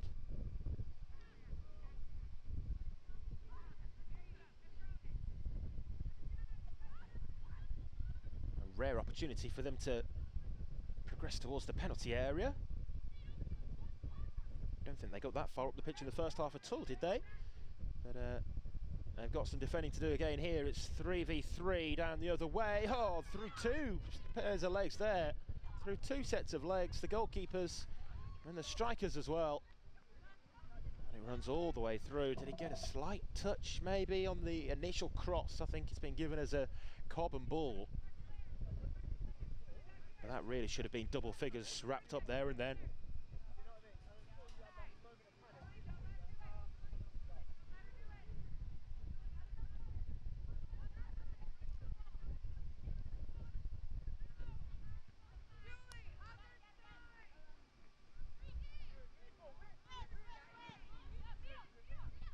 Taken nicely on the turn, and the shot on the spin finds the corner again. Goalkeeper has her head in her hands because that's double figures now. Smiles all round for Cobham. 10-0.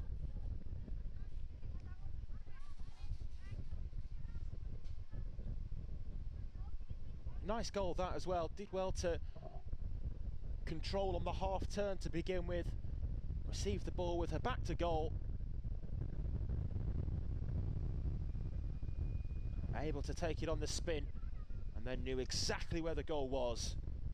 And the corner in that as well. And this should be 11. And it is. Sold the goalkeeper. pretended to go the one way and tucked it in at the near post.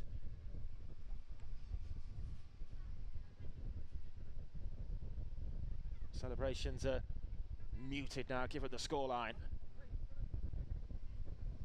They'll be pleased with every goal they score.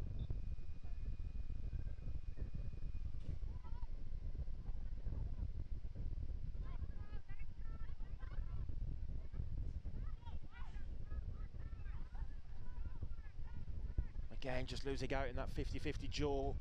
All of the battles have been won by Cobham, wherever it's been on the field. Keeper catches that one, applauded by her teammate. Pavlichova able to save and get two hands to it to catch as well. And then gives the ball away the moments after. It was loose, wasn't it, from the goalkeeper?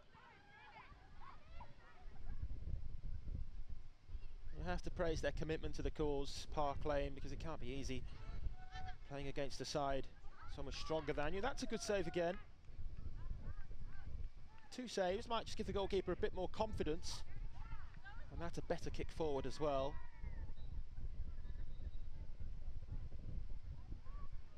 I'm not sure, did she make a save in the first half, the goalkeeper? I'm not sure she did. So 2 in the 6 minutes, I suppose, is an improvement in itself, isn't it, for Park Lane? So much space here though, and she'd do well to keep that out, but she has. That's 3 stops now in this second half.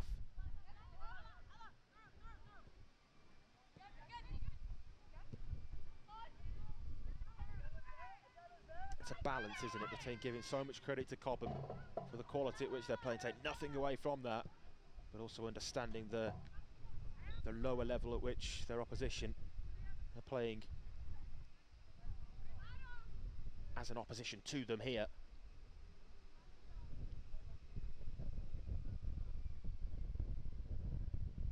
It's all for fun and enjoyment, and hopefully they can still see the bigger picture and see that they've been able to, you know, play in front of the cameras. Big occasion. Yes, it hasn't gone their way, but they've taken to the pitch, slick surface, lovely venue here where the games are being played in Barcelona. It's another save for the Park Lane goalkeeper. Where have these stops come from? Where were they in the first half? She'll be asking. Again, a free shot at goal, and it's another save to keep it out. 5 now in the second half, which is 5 better than her first half. When I spoke at half time about improvement, she's certainly improved.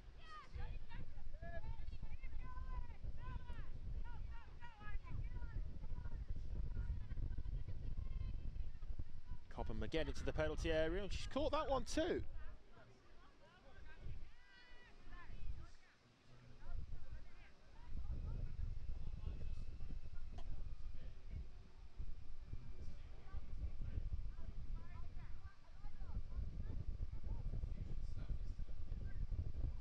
Oh, against the first striker, and well, that's a real mishap. What's the referee given? Has he given anything? I don't think so. Would have counted. Thought maybe it struck an arm or encroachment on the goal kick, but no. Rare chance down the other end. Well swept up defensively though there for Cobham. Now can they get their goal? No, on hand is the goalkeeper, who I presume is Leia O'Toole, listed as the first name on the Cobham team sheet, but not necessarily. Through the goalkeeper's legs. It wasn't over the line to begin with. It is now 12-0. And the referee gets that notebook of his out to add another to the ever-increasing tally. 8 in the first half, 4 in the second so far.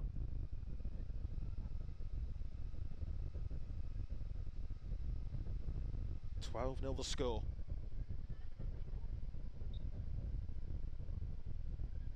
This is the 6th edition of the World Schools Football Cup. It's a shame really that we've only got 3 teams in the under-18 girls section, because it's I imagine as a result of that, why the games are longer. That's why the scoreline's got as high as it has here. If the games were shorter, of course, you can still have one-sided games, but it prevents the scoreline from being maybe double figures 12-0 as it is now. We need more teams, though, to be able to make the games shorter to give the players the worthwhile experience on the pitch.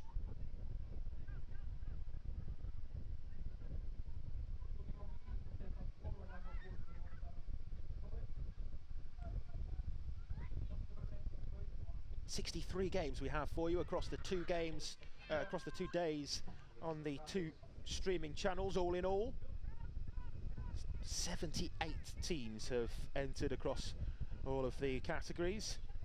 40 different schools from 20 different countries. Great to see so many different countries' teams represented here. There's goal number 13. Goalkeeper not closing down the angle there at all, and it allowed for the free run at goal, the simple finish into the gaping net. 13 unlucky for some.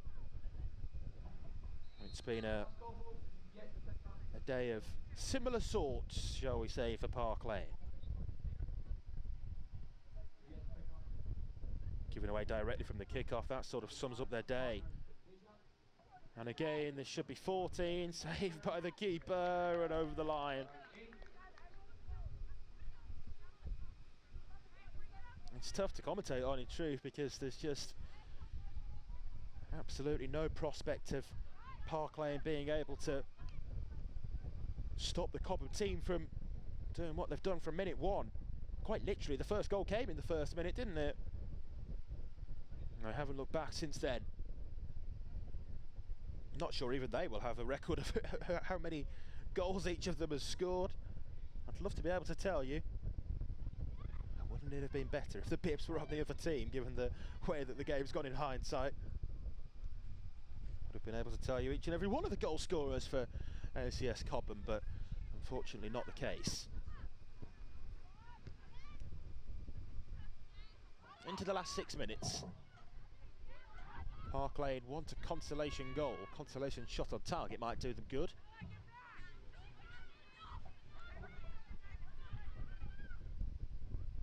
Even if they can, though, just get a shot on target. Something like that. An attack of purpose to maybe just give them a little bit of confidence.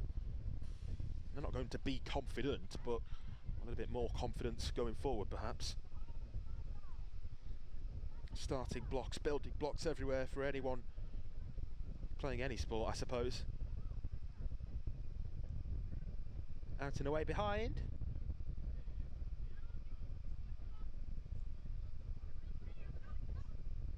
Substitution there made, I believe, for Park Lane. Remember, they're playing again later today at 5:20 Central European time. They face College Alpin Beausoleil, the Swiss team. Again, that's another 36-minute match. That'll be their final game as well, so I imagine they probably preferred a bit of a longer gap, given how this game has gone so heavily against them. To just regroup, reset, see if they can take part in a more well-matched game later. It's going to have to be a quick response and potentially fatigued, given how much defending they've had to do as well against a presumably fresh Swiss side. Following this game, we turn our attention to the under-13 girls. National Sports School Malta, their second team, will play King's College Cassis. That one's going to be straight through, one period of 25 minutes, so slightly longer than the earlier games this morning were for the under-13 boys. That's because there's less teams in the girls' side of things. But that's coming up next. So you're in the right place if you're here to watch specifically NSS Malta taking on King's College Cassis. Is that handball that's been given there? I didn't quite see. Just looking down at those fixtures, it's certainly a free kick. I think it must have been handball. I don't think there was any coming together.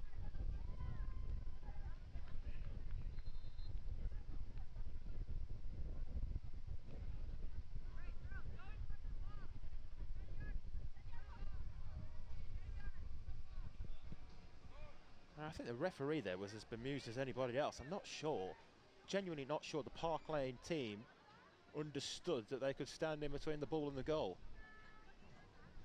Does he want it retaken, or what's going on? Taken from a wider position? I'm not sure. It's going to be a corner, is it? Okay, that did stand then. The free kick was taken correctly. It's just going to be a corner now. Swung back to the penalty spot, but miscued on the volley. It was a nice setup, wouldn't it? Potentially for the goal of the game, and that one might have been heading for the bottom corner as well. But for the accidental intervention from Cobham teammates.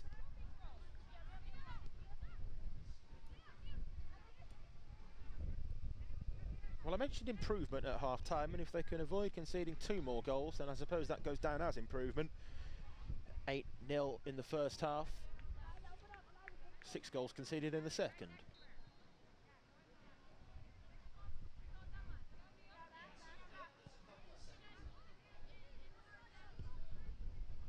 All the way across the face of the penalty area, and again, that would have been a better crafted, better created goal than many of the 14 that Cobham have scored, which have been gifted to them. More close range, simple finishes.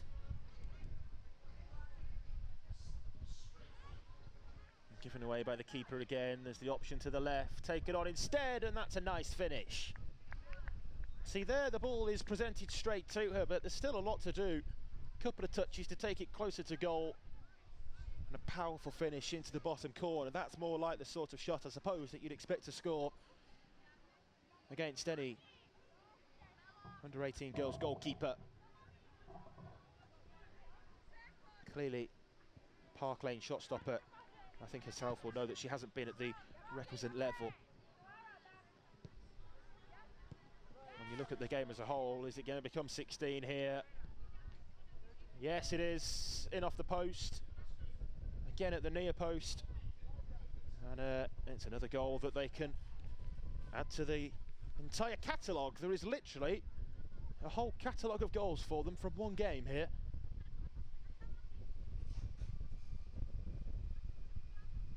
Come on, referee, that's got to be time, hasn't it? It's going to allow for the kick-off to be taken. But yeah, it's a shame really that the two teams have been so unevenly matched.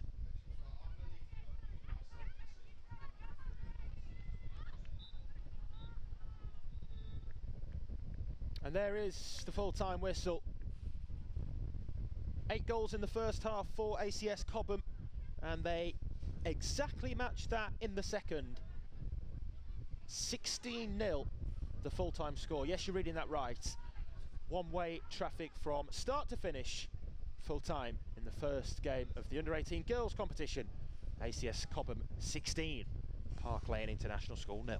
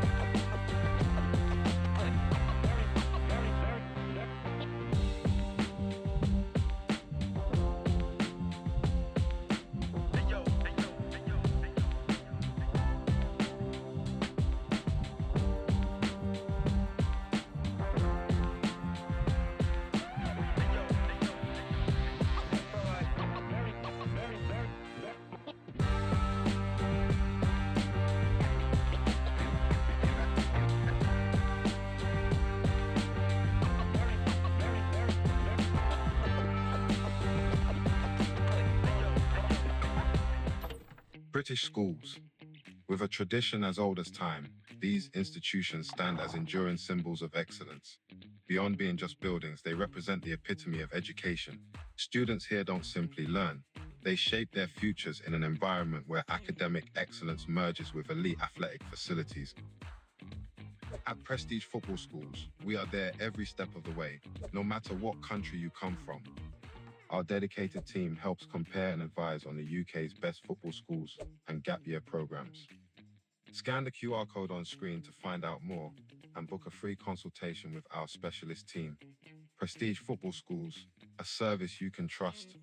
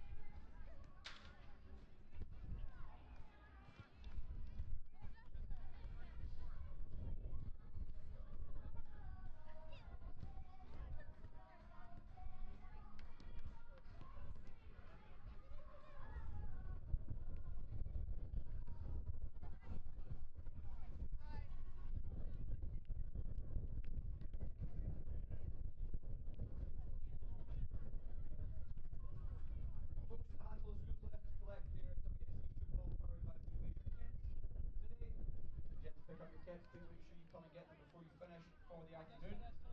We're still looking for Temple School, Jordan area, Warren International College, Macadamia High School, Warsaw, Brookhouse College, and College Alfred Postal 8. The order now. Available.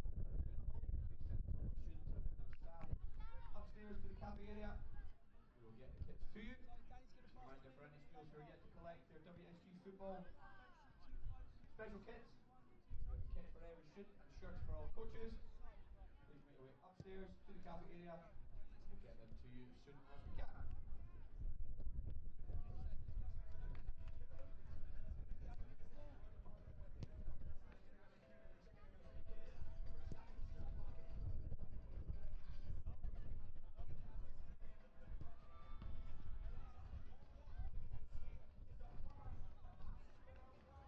Our partners Finvesia are also offering you the chance to win a gold coin.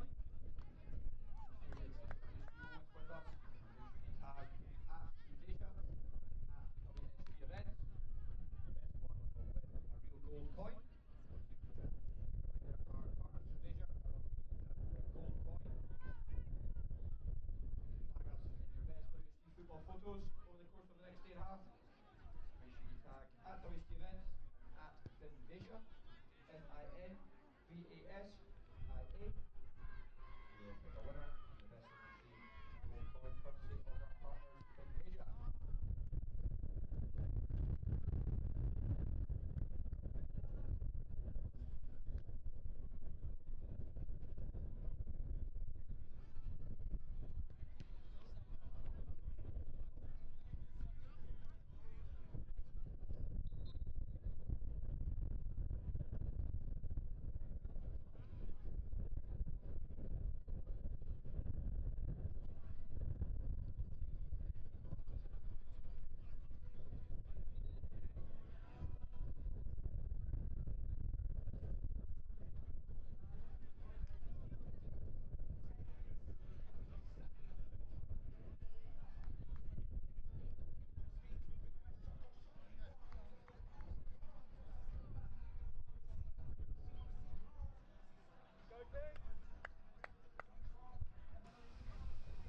So after that 16-0 thrashing of Park Lane International School by ACS Cobham in the under-18 girls section of the competition, we move on now to the under-13 girls, and this game between National Sports School Malta's second team and King's College Casais.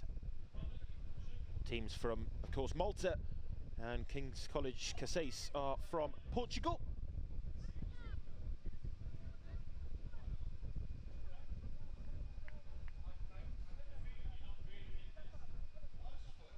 Just waiting for the referee to blow the whistle. Indeed, there he does.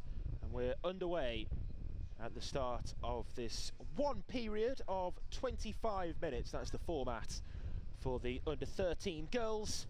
So it differs again. Straight through 25 minutes this time for the under-13 girls. We're underway.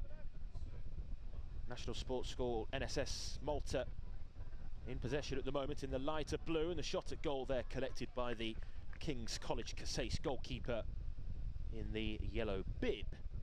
King's College Casais playing from left to right, just a slip there from the goalkeeper, I think, but it didn't cause much harm.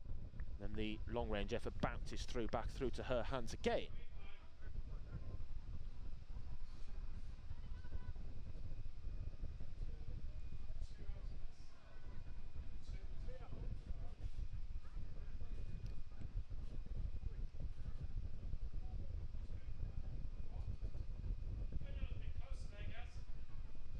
So King's College Casais in the navy blue with the red on their kit as well. They'll be hoping that most of the action here in this one will be down to the right of the pitch, but it's the Malta side coming forward here, and it's off the top of the roof of the net from NSS Malta. It was dipping, wasn't it, but just didn't quite dip down in time there to trouble the goalkeeper.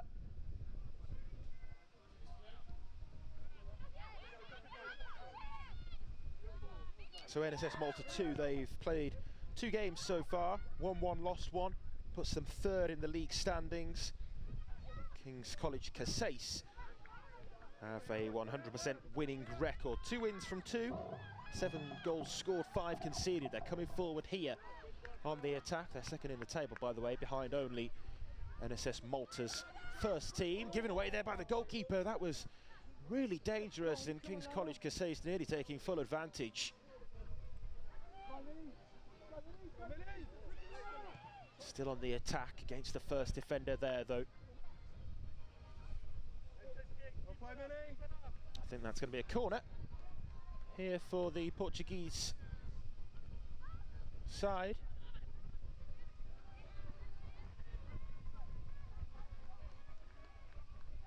Calling the orders there on the sides, you can see Ben Tucker, the King's College Cassis boss.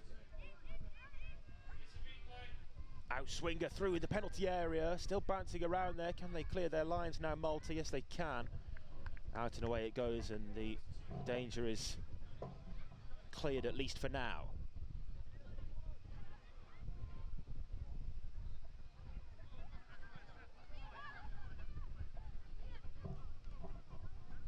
Battle on for the ball there as Malta look to win it in the advanced area. It's a bit of a dangerous touch from the goalkeeper, who took that right back onto her goal line. Was calm after that miscontrol to then be able to clear, and I think the calmness was necessary as well, because had she panicked there, it might have ended up in a bit of calamity right in front of goal.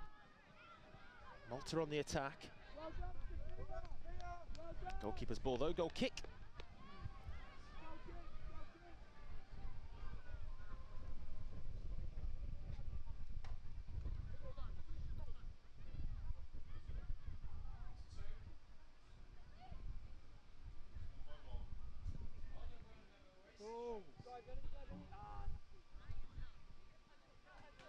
Malta with the ball here again. The number 5, Yana Falia. That is close to the corner, and it goes just wide in the end. Best chance of the game so far, with 4 minutes played. Coming close to the breakthrough there. NSS Malta.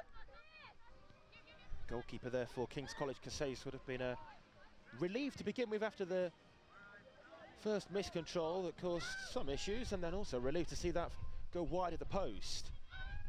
Utilising the space well there, of course no offsides in the 7-a-side competition.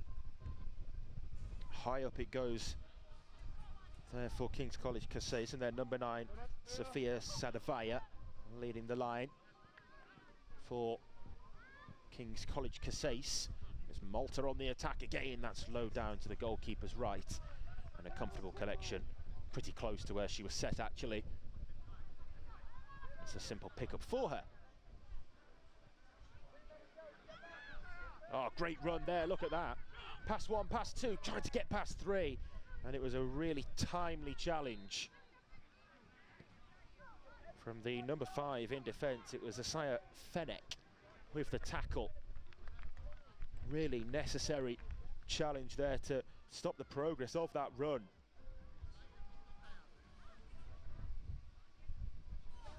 Corner here for Malta. Out-swinging delivery, evades the goalkeeper, and the header's on target, and on the follow-up it's in. Malta take the lead. Had a couple of bites at it. Amy Sultana, the goal scorer. Good save to begin with from the initially stranded goalkeeper, but couldn't keep the rebound effort out. And it's National Sports School Malta, their second team here in the under-13 girls category, who are ahead by 1-0.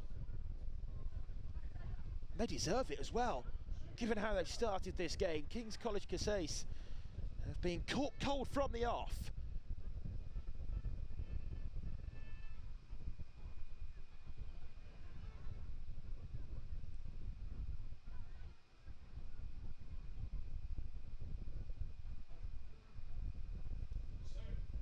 Really good goal to break the deadlock as well. Amy Sultana, the player to make the breakthrough and ultimately give her side the lead.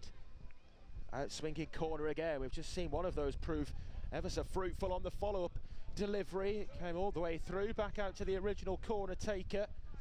Cut back for the shot at goal, and it's comfortable then, though, held on to. The effort was from Annika Skikluna, the number 10. Annika Skikluna getting the effort on target, but pretty much straight at the goalkeeper that time.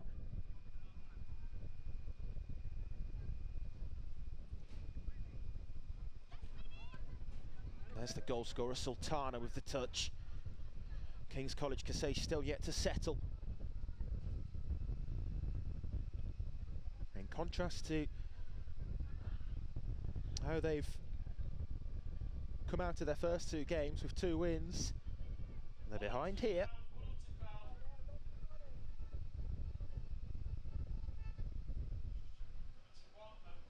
Two victories, but 2 very narrow victories for King's College Kasey. They won 3-2 yesterday against Swans International School, and then 4-3 earlier today, a couple of hours ago, against Ovingham Middle School.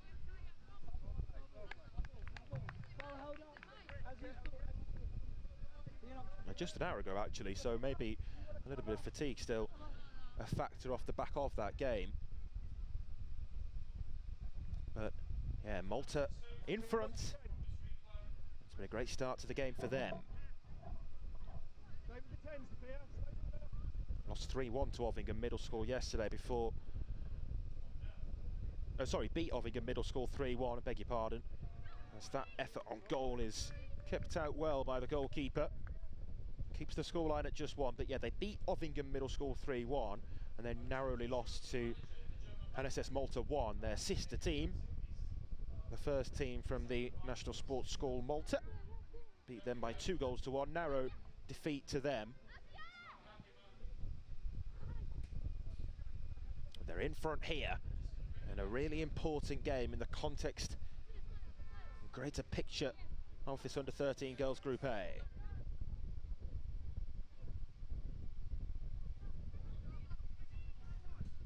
Malta on the attack again here. Who got the last touch there? Referee says it was the defender, so it's going to be a corner.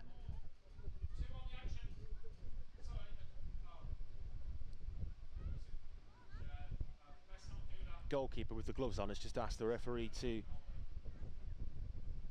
retie her laces, which he kindly duly obliges in doing so. So slight stoppage in play at the moment, but that's sorted, so good to go again.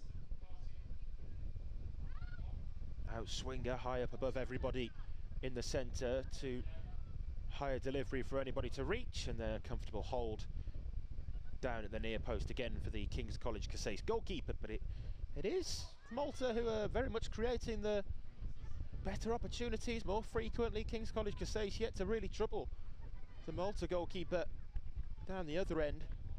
Danielle Barberi has very much been a bystander, a spectator at the moment.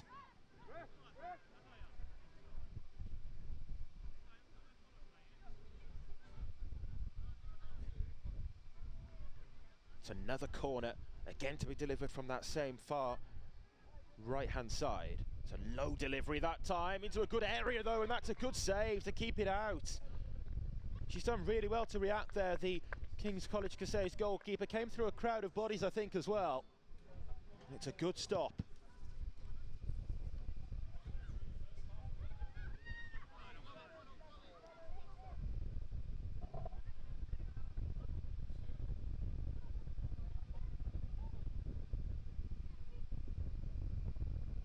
Again, another long-range effort, not troublesome that time, though, for the goalkeeper.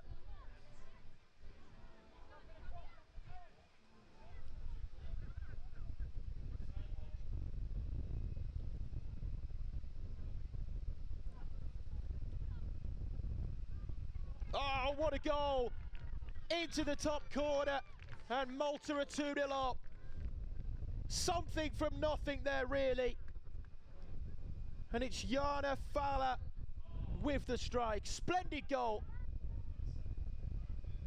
And National Sports School Malta lead here by 2-0 now.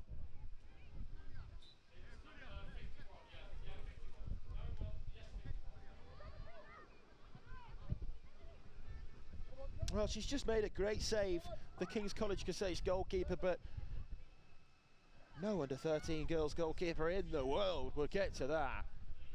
Right into the top corner, postage stamp area. Like I say, something from nothing really, because it didn't feel as though there was much of a chance on there. So far outside the penalty area, but it's a great strike. Really brilliant goal from Jana Fahler. It doubles the lead then for NSS Malta.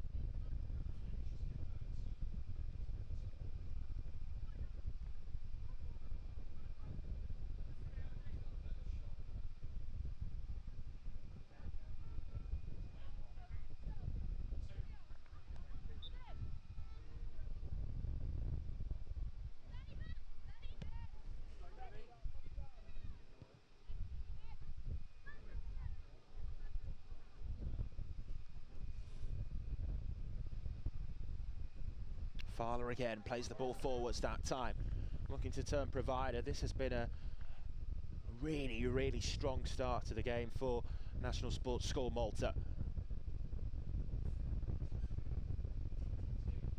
Launched long towards the penalty area, just curled away though on the delivery, and then the referee's blown the whistle in actual fact for the foul, which he's given there.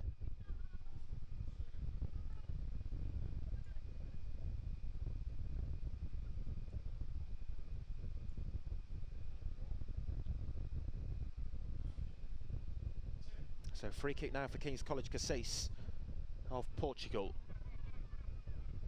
Goalkeeper's going to take it, the ball down on the deck.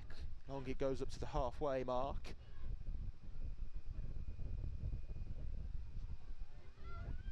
Need something back quickly, don't they, King's College Cassace? This is more promising for them as they come forward down the right wing. It was played the way of Danny Lee, the number 10. Well defended though, well shepherded behind.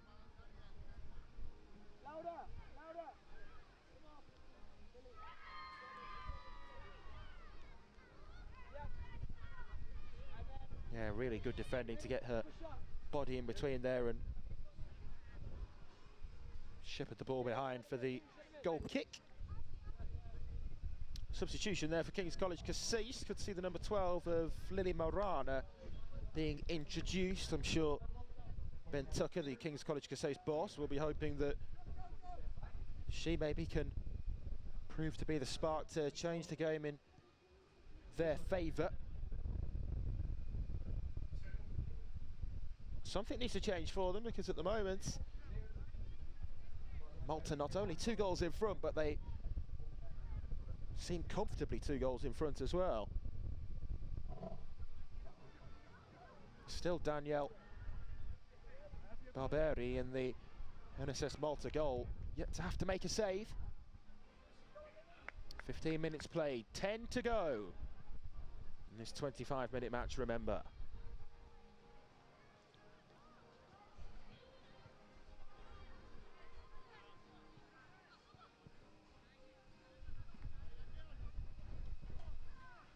Again, here they come forward, high up over the jump of both the goalkeeper and the Malta forward, who was closest to that. I think it was Ellie Barry, who was coming in towards the back post area but couldn't quite leap high enough to reach it. She's still got the ball here, nice footwork.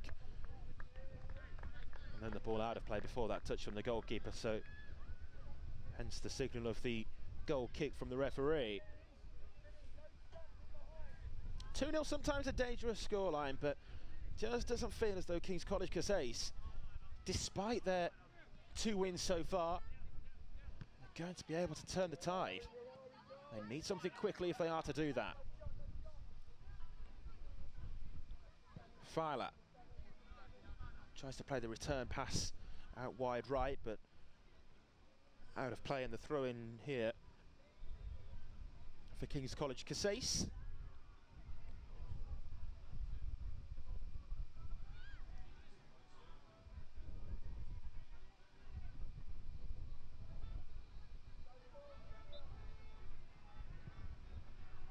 Thrown into midfield. Bouncing ball, which maybe struck an arm, but the referee was happy with it, and there's so much space in behind the defence here.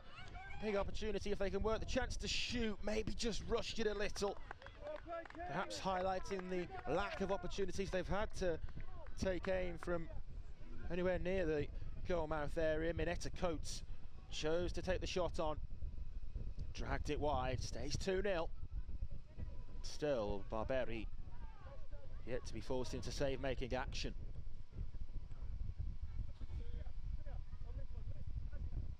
Barberi takes that short from the goal kick. It's been a good game, this. It's gone against what the form book may have suggested on paper as well. Two teams I'm sure will be up there come the end of the under-13 girls group.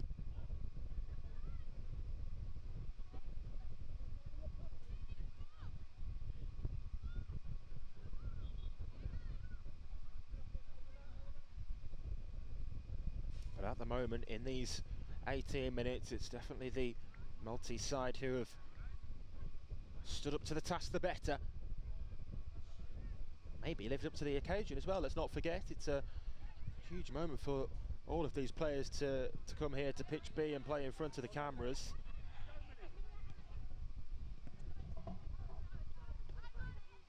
On the live stream with so many of you watching on from across the world, welcome to you all.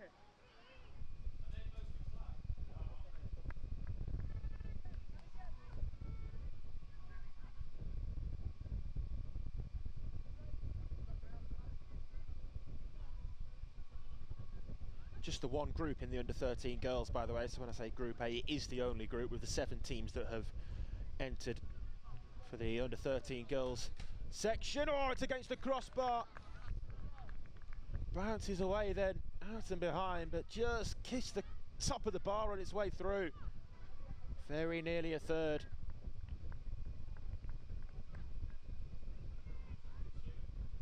Couldn't quite see the number of the player who had the shot there, but it was from a very long way out, and in that sense speculative, but she came very close.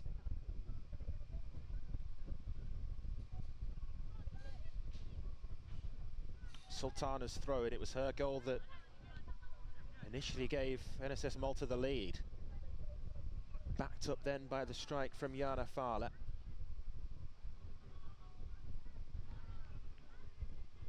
Lovely footwork over on the right wing, skips past the second challenge as well.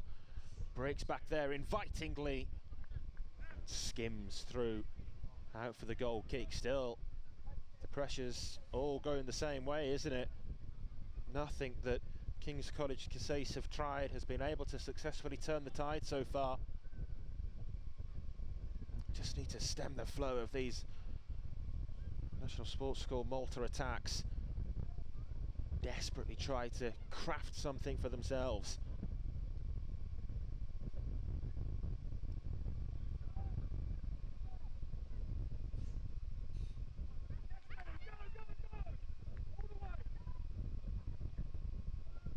Now King's College Cassis with the ball over halfway, but support was slow in arriving.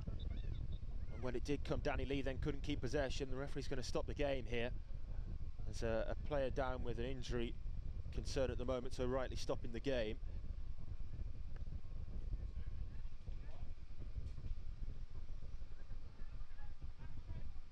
It's a player from King's College Cassis who's down, not sure exactly who it is, down receiving medical attention at the moment. I think it was just a bit of a collision coming together more than anything else there. Is it the number 2? Is it? No, don't think so. Difficult to tell on the size of the monitor I'm looking at. But anyway, she's back to her feet. And a bit of a dispute over whose possession this shall be. The referee saying that Malta had the ball. They did, didn't they? So rightly give it back to them there. It's a foul, but the referee's going to play the advantage. Grasped at the second time of asking by the goalkeeper. Nearly 22 minutes played now. May have some stoppage time added with that injury, but you imagine it won't be much. Haven't really had any time for any additional time in any of the games played so far today. The tight schedule which the day has very much ran to.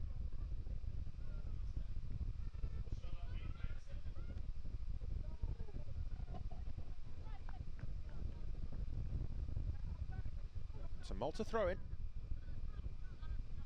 And this isn't far from the complete performance for them. 2 goals, 2 really good goals in that as well. Very solid defensive display. And they've been able to limit King's College Casais to ultimately no shots on target. They've had 2 moments where perhaps they could, maybe should have tested Daniel Barberi, but ultimately haven't. It seems as though this is going to be their first defeat of the competition here. Football Salou, the venue out in the Catalan region of Spain.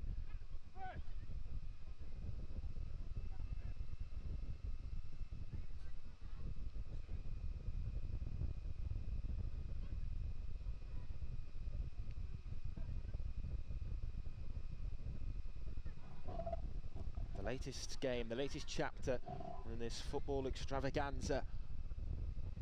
Marathon weekend of football for the World Schools Football Cup powered by Finvacia. Looks as though it's going to go Malta's way, but maybe there's an opportunity to just plant the seeds of doubt there. But if you feel there's any hope of them getting back into it, sense that one had to go in. And Mineta Coates unable to hit the target. Stays 2-0. Clean sheet remains intact for NSS Malta.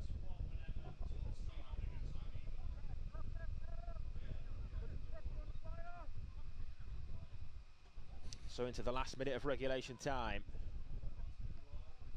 And then the 3 points will be confirmed for National Sports School Malta, who've entered so many teams, by the way, across all of the age groups as well. They've entered teams into the boys, the girls categories and multiple different age groups, and in many of them, multiple teams like they have here with 2 under 13 girls teams entered in this particular category of competition. They've been very, very strong, particularly in the under 13 boys games that I saw from them earlier as well.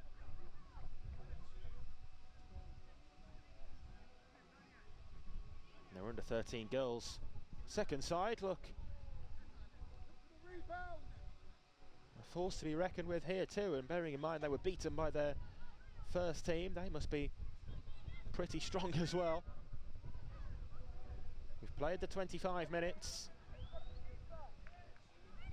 You imagine that this free kick will most likely be the final action. Referee blows the whistle for it to be taken. Always rising up high and wide in the end, and there's the full-time whistle. 2-0 the full-time score. National Sports School Malta with a 2-0 victory here in our latest game on this streaming pitch B. King's College Casais fall to their first defeat from their 3 games played. Didn't play out in their favour across those 25 minutes, but for that you have to give much credit to the NSS Malta performance. Goals scored by Amy Sultana and Yana Fala means that there it finishes. NSS Malta 2, King's College Casais 0.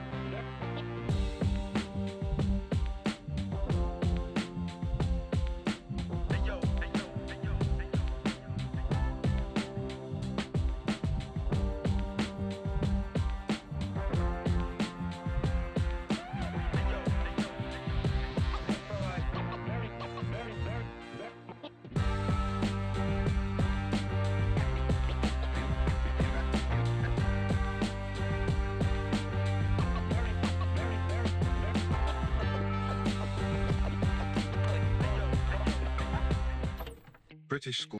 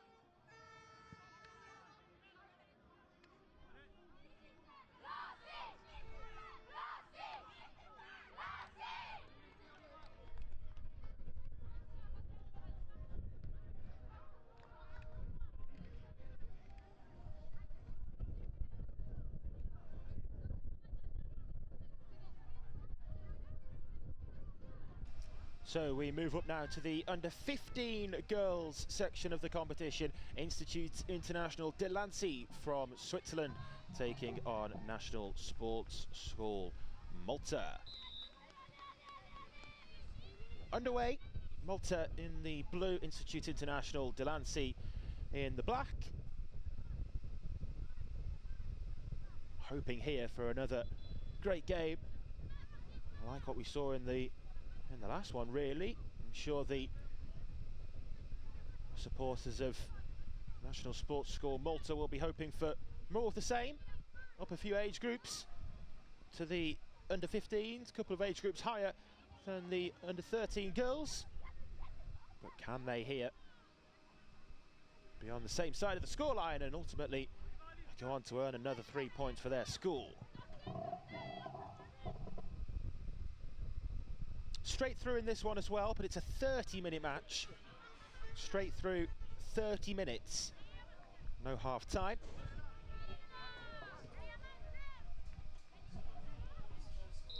That looked as though it had just about gone out of play over the near sideline. So the throw in there is for Institut International de Lancy.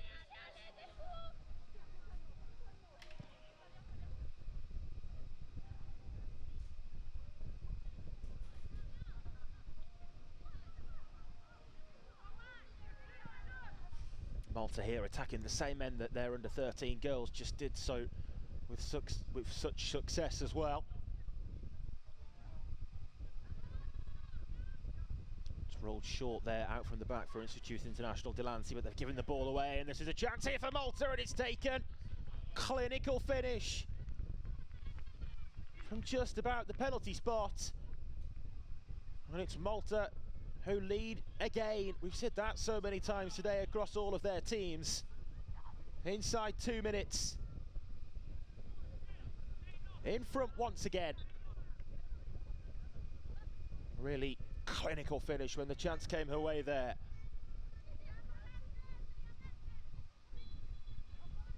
Was it the number 9? Just trying to see.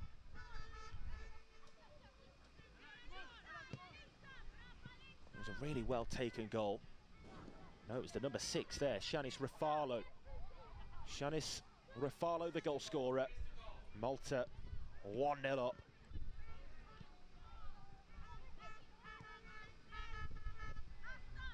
And there she is again, Rafalo. Sets it back, and Malta nicely keep possession. Number 10, Amy Marta Portelli, playing in the heart of defence by the looks of things. Told you earlier that we could nowadays see players with any number on their back playing anywhere across the pitch. Gone are the days of set numbers in set positions, as the curling effort there didn't quite curl enough, nor in time. But it's Malta who are on the front foot and a goal up already.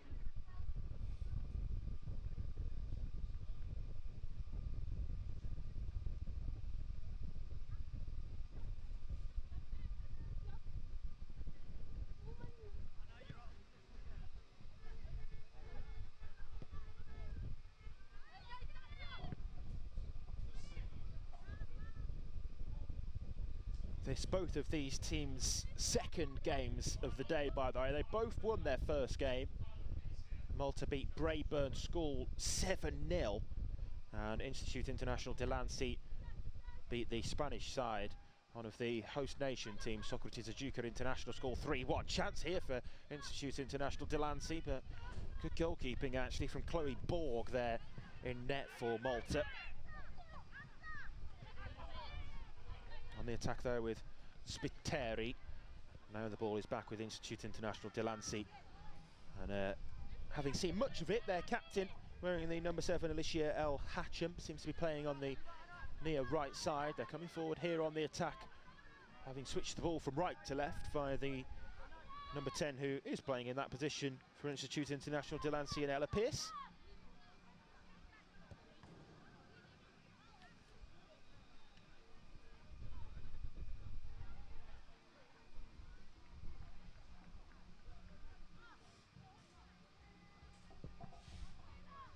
Goalkeeper's clearance against the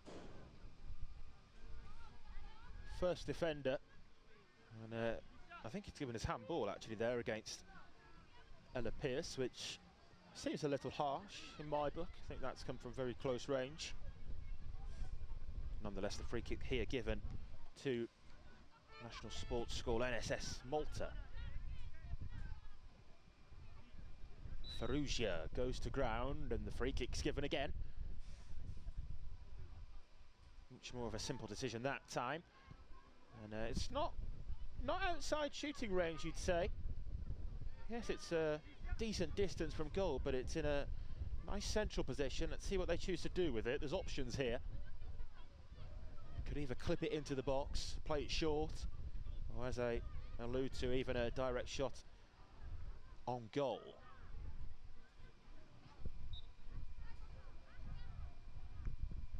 It's going to be the latter.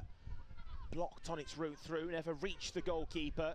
Taken then around the edge of the penalty area, but then the foul's given. And the effort there wouldn't have counted. The referee's whistle had already gone. Free kick given that time to Institute International Delancey. 1-0 it remains. The goal scored by Shanice Rifalo, the difference maker at the moment in favour of Malta. Here at the World Schools Football Couple, powered by Finvasia.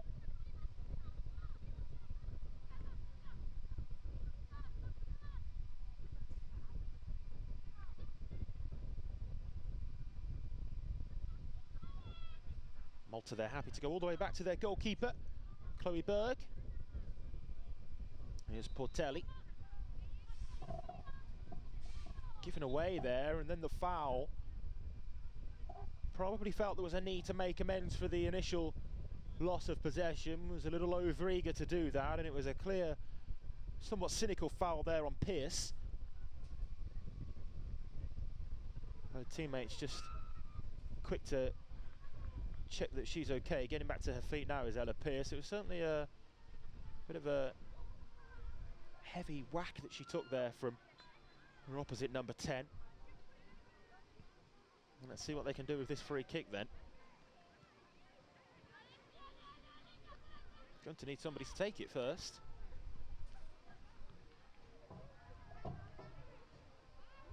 Not sure what's quite going on at the moment. Pearce, is she being replaced by a substitute? Just trying to decide who to bring on maybe. But they're going to need somebody to take this free kick, and I'm not sure they actually... Did they realise the free kick's gone their way? And it's a very conservative approach here from Institute International Delancey. Only the one taker plus one more player forward in the final third for this free kick. A couple more joining now, and yeah, I think it was just a bit of a confusion over what the referee's decision to begin with was, but it was a clear foul on Pearce. Very much the right call from the match official. Bouncing wide anyway, but the goalkeeper choosing to keep it in play.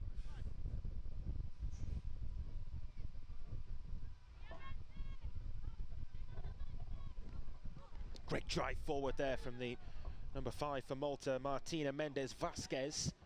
And an equally good challenge from Alicia El-Hakam to put that out for the throw-in.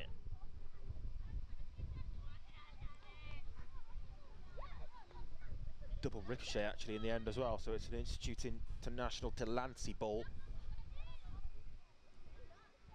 Stood inside the first 9 minutes of this 30-minute match, remember.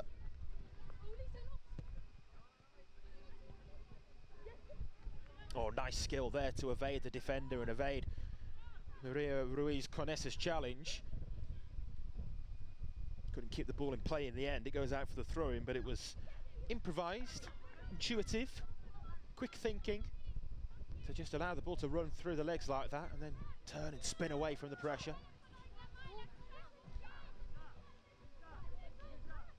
Cutting a frustrated figure at the moment there, El-Hakam.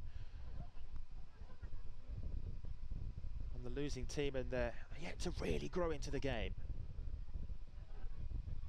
The Swiss side. 1-0 it stays. Rafalo with the goal.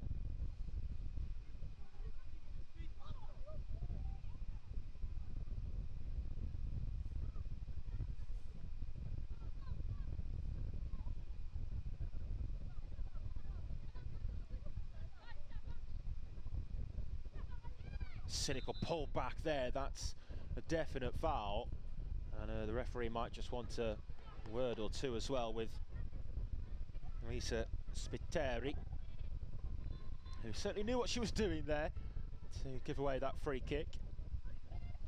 Not the worst foul to give away, I suppose. Certainly stopped the attack in its flow.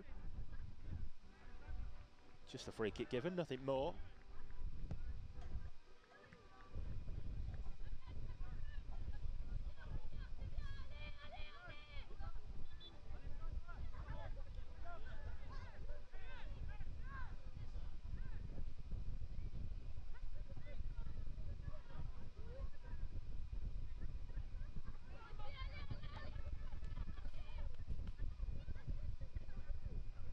Referee just stopped the game for a moment, just in conversation with somebody off the side of the picture. Ball back in play now. In Maltese possession.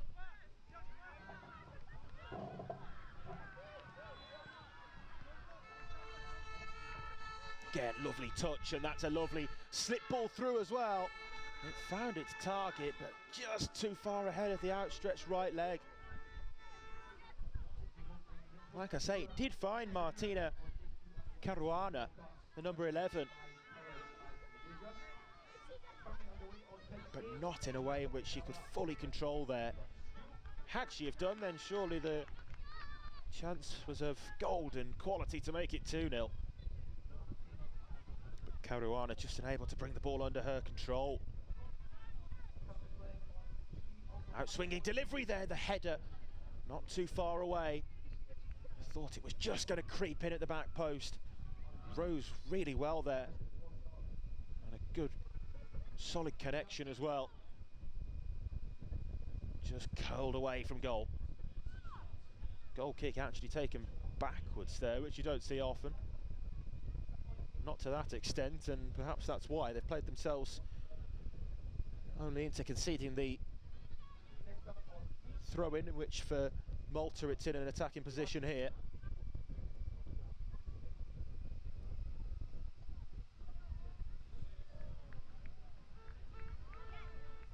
Launch long into the box, really good distance on that throw-in, impressive. The goalkeeper alert to the second phase of that set piece. It is a set piece really, if it's long throw-in like that, delivery. As good as a corner if you can deliver, certainly with the low trajectory on the long throw-in like we saw there. Keep doing that, it certainly could cause problems for the Swiss team's back line. Goalkeeper alike as well.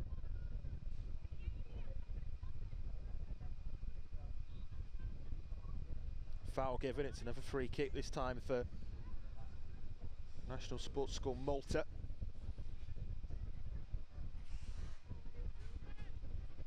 They're very much the side in the driving seat at this point.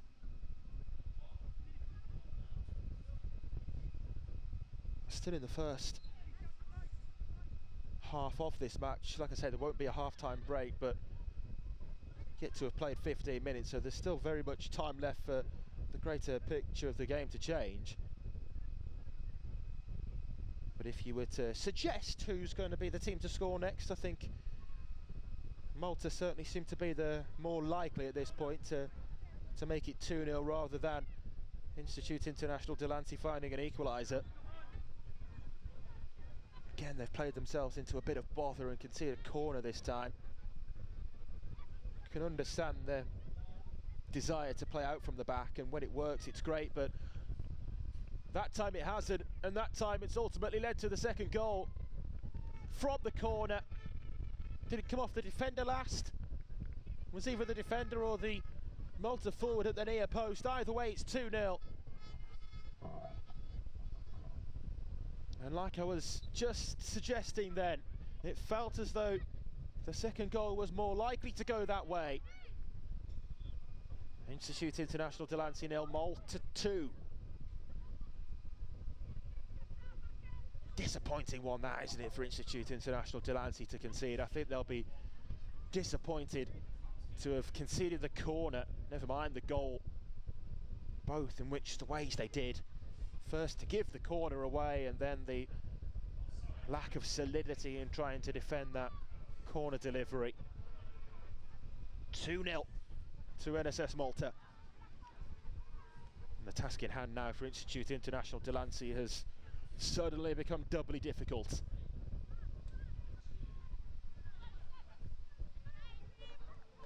I think they need to get Al Hakam into the game more. Sarnev has looked an isolated figure up front as well.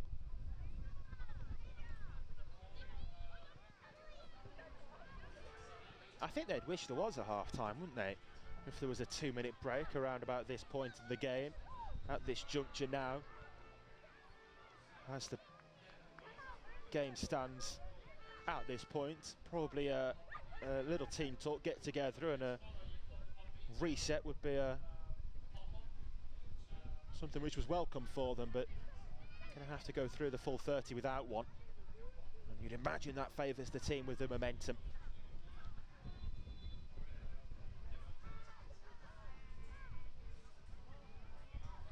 Throw in for Malta.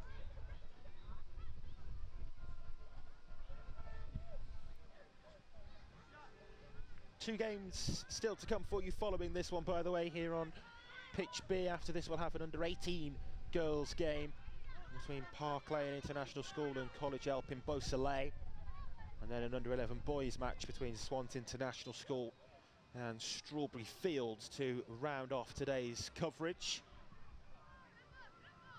Back tomorrow though, when attention will turn to the business end of the competition as well. The knockout and placement and finals matches tomorrow. Chance for a third here for Malta, and it just skims across the face of goal. Was begging for a touch. Bounced all the way through without one. Cross comes shot. It nearly found the bottom corner itself.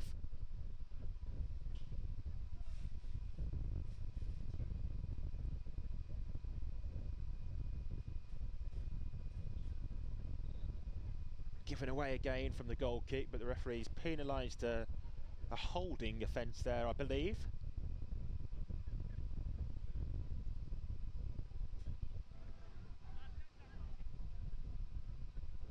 Some sort of over-eagerness with the arms anyway, might have been a push. Free kick for the Swiss team, bounces into the penalty area.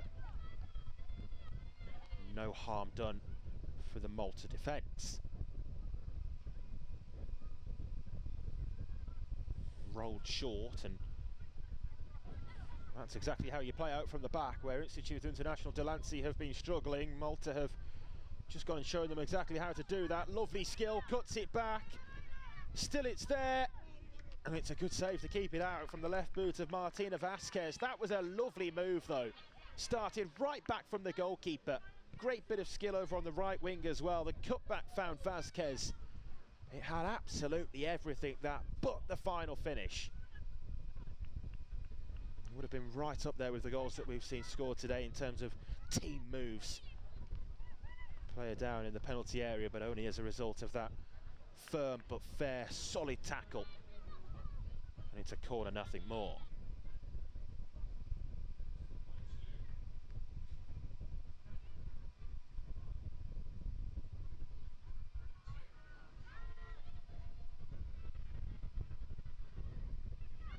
Swinging corner, goalkeeper got a hand to it, still there on the follow-up.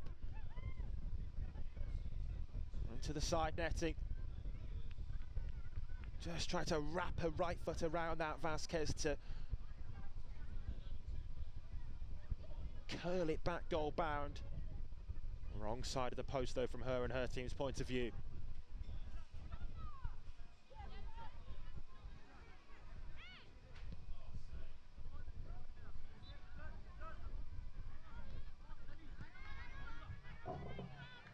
Institute International Delancey with a rare attack here down the left wing. Two players were waiting for that delivery there as well. Yesenia Heladilova and Alessandra Sanev both wanted it played into their paths. Ultimately too close to the goalkeeper. That probably the best moment they've been able to fathom, I suppose, though.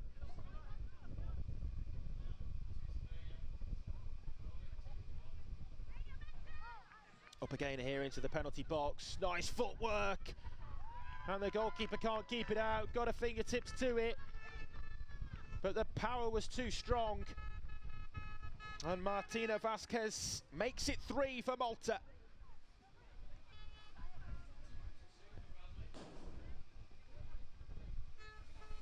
Wasn't the most precise of finishes, but it didn't need to be when it had so much power behind it like that. And great skill to set for the shooting chance as well, to bring the ball back from right foot to left. Open up her body for that opportunity to pull the trigger. And that's exactly what she did there. Martina Vasquez, who's looked very lively so far. Every time NSS Malta have come forwards, there gets her goal as well. 3-0.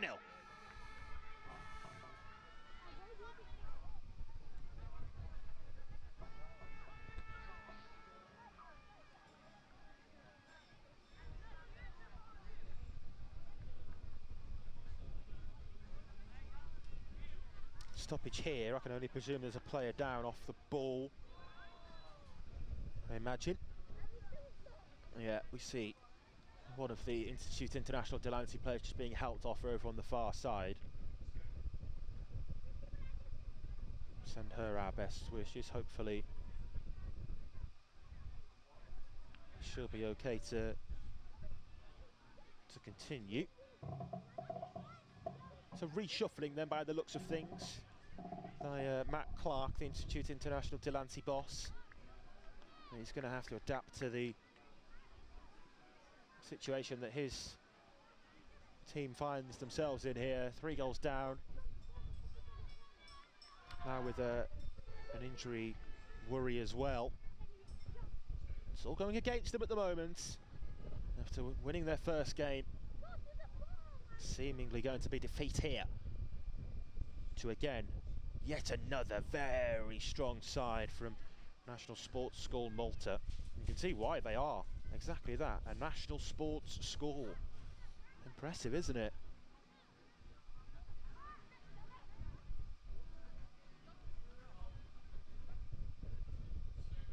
So many of their teams have looked so good today. I'm sure we'll see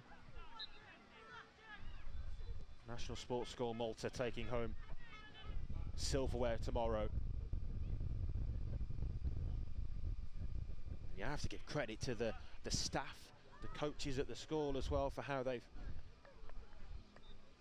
drilled their methods, tactics and ways into the players across all of their teams. It's really paying dividends for them today.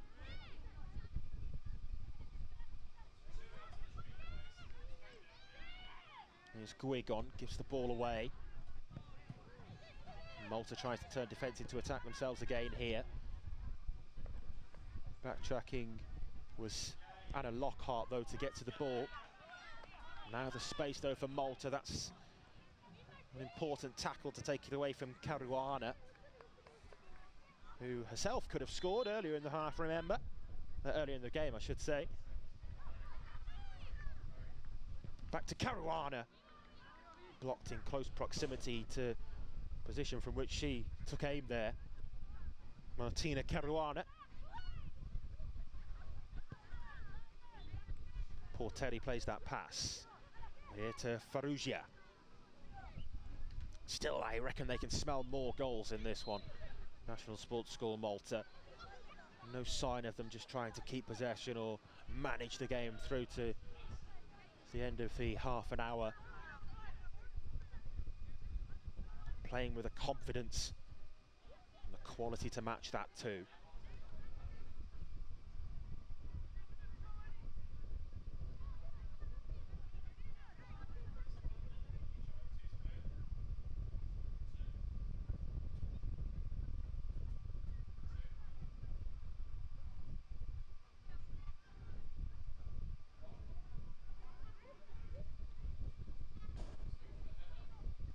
Free kick goes long, but only back to possession of Malta. Vasquez out to the right side, but slightly misplaced on the pass that time.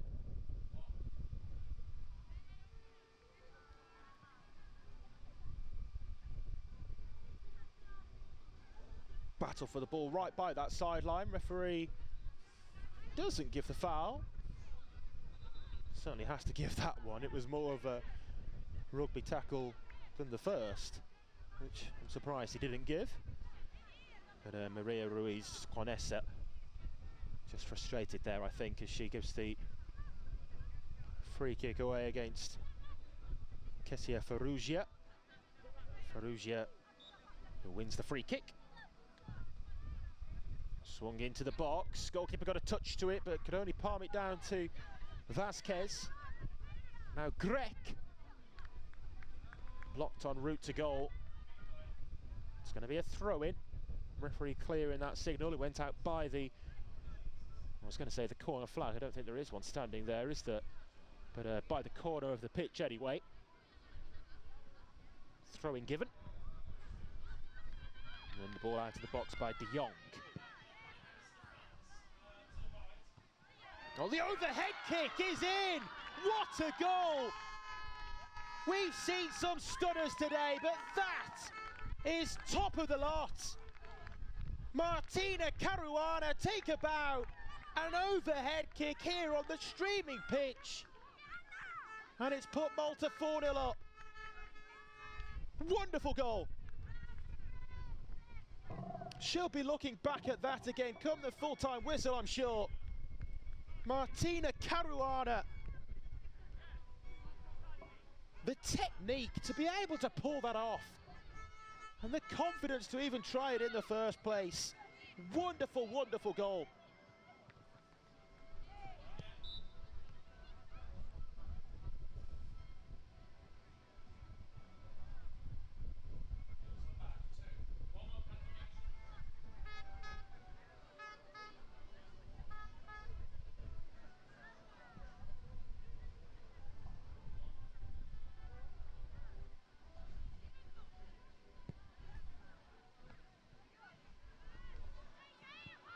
Another opportunity there, and it's 5.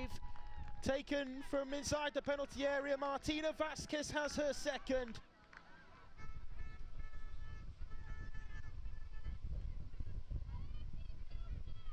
NSS Malta really beginning to rack up the goals here in the closing minutes. After the overhead kick from Caruana, that a more simple finish for Martina Mendes Vasquez. And it's 5 now. In a 5-star display for NSS Malta. Great outing for them, great showing today.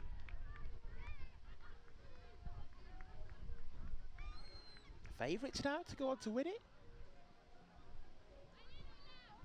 They do well to find a better, more well-structured side.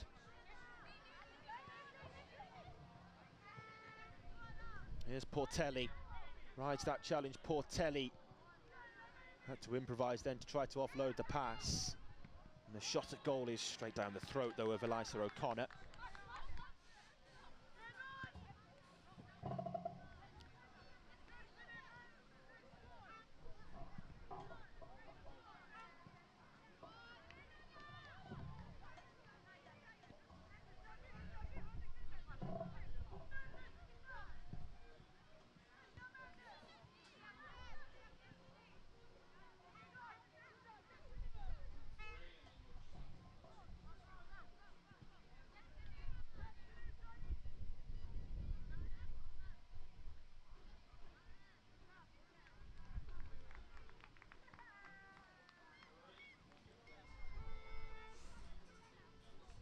So the closing seconds then, and then this result will be confirmed. In fact, there the referee has blown the full-time whistle slightly prematurely, but with the scoreline, has he? No, he hasn't.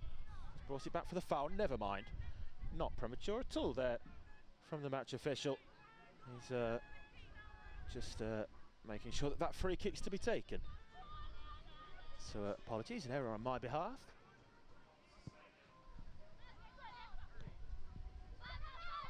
But we are close to that full-time whistle being blown now. I thought they were going to shake hands there for a moment, the players.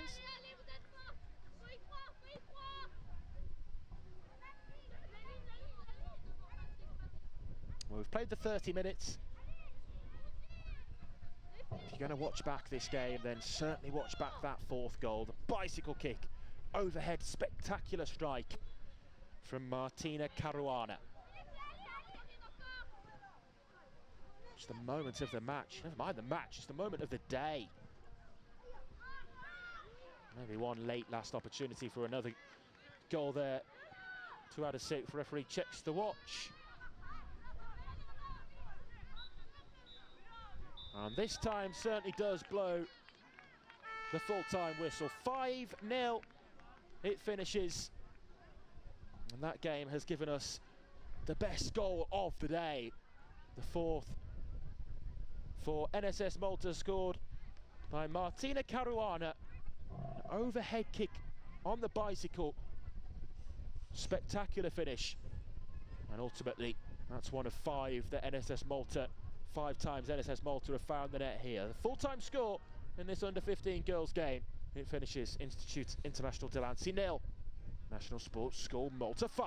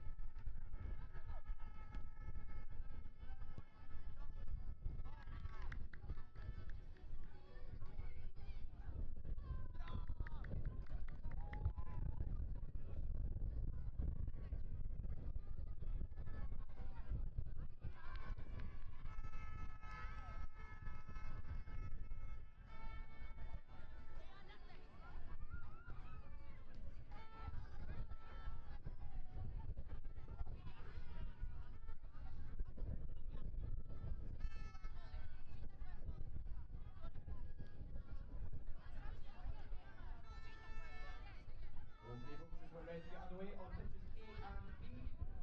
Next up on A, we see John International School of Luxembourg against King's College, the under-13 girls. Next on B, live on the World School Games of NC's YouTube, the under-18 girls will be Park Lane International School against College Alpha Ballet. Next up on Site C, the Ranga House Sevens against Mace CBS. On D, we'll have Park Lane International School against Blue House College, the under-17 boys. Next up on F, the under-13 girls, we'll have Swans International School against Acorns. Central pitch is available, please get on now.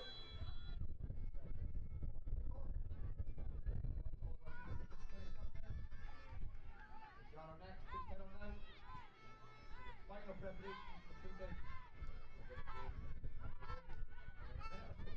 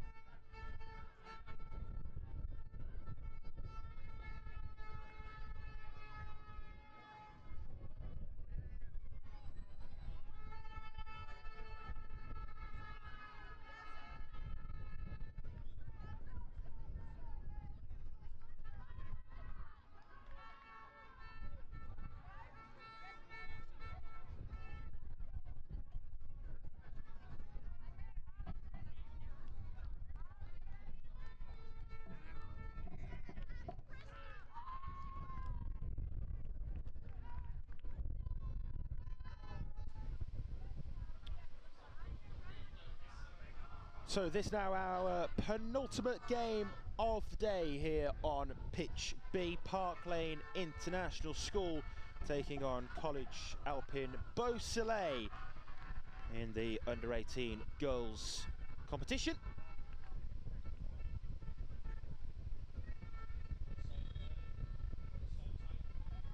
And we are underway here at the start of what is a 36-minute match. 2 periods of 18 minutes. You might remember from the earlier game, and oh, there's the first goal. Already right from the off.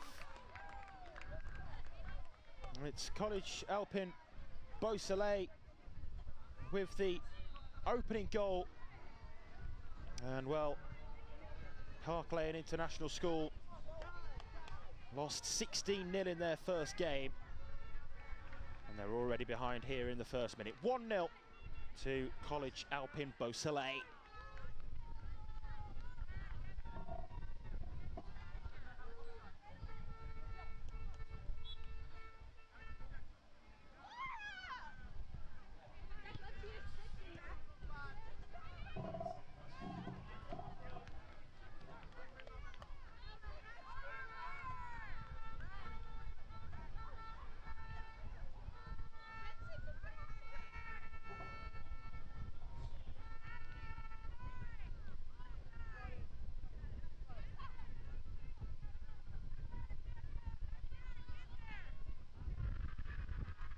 Another opportunity there, but it's held on too well by the goalkeeper.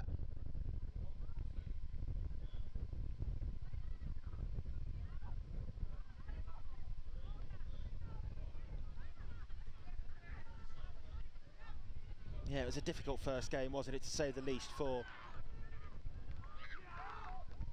Park Lane, and well, they're asking the question, what's going on here? Yeah, it's been given, goal given. Thought it was in, over the line, didn't hit the back of the net, but it was certainly over the goal line. Beausoleil make it 2 inside 2 minutes.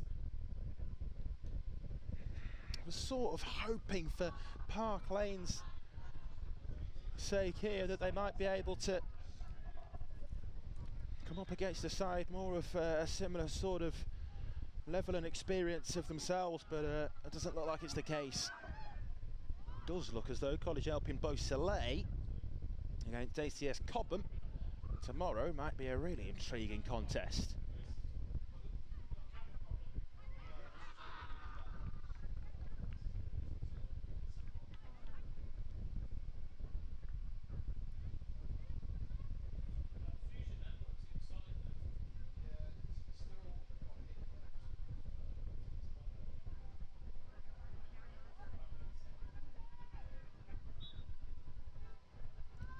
Launched into play there, but I think they're going to give a foul throw, which, whilst that definitely is a foul throw, I'd throw my hat in the ring in saying that I think pretty much every throw-in that we've seen has probably been a foul throw-in. So a little bit of a lesson there for the throw-in taker, and I suppose that's a good thing, to try and right what was wrong with it and teach the proper protocol of how to take a throw in there correctly with both feet on the ground. Handball given.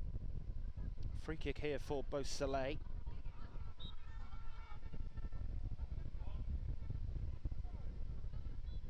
This is our final girls game to bring to you. The last game is back with the boys and the under-11s. Very audacious to shoot from that distance. I think she was inside her own half, wasn't she? But chose to try and beat the goalkeeper from all the way back there.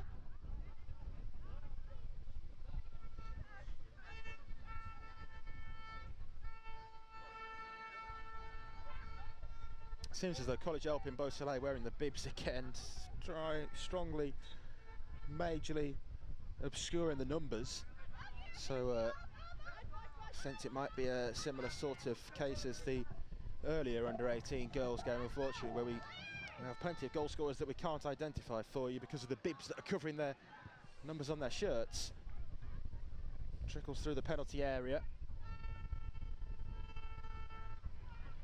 And there the goal kick given for Park Lane.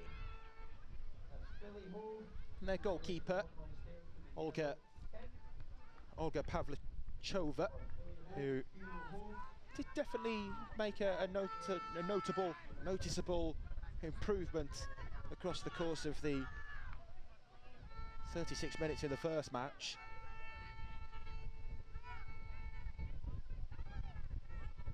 She'll be hoping to continue that into this particular game here.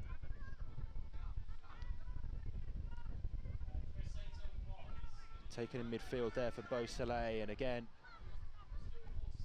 they're the side on the attack. Shooting from the corner of the penalty area.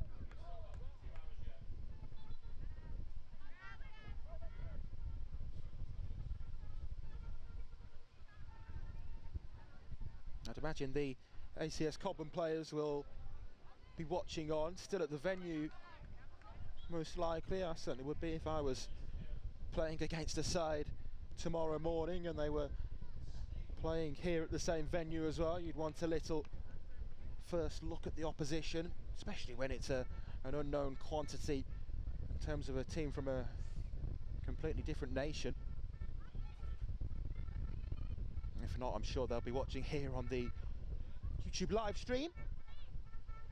It's been great to be able to bring you all of the coverage that we have so far today.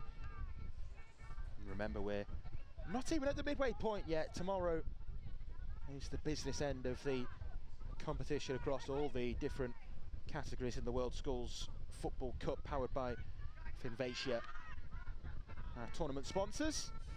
We'll have our knockout games and placement matches, and of course the main cup finals tomorrow too. Oh, lovely footwork that is, driving into the penalty area, and that's a great goal. Weaved a route through two, maybe three Park Lane defenders, and was called to find the corner at the end of the run too. 3-0.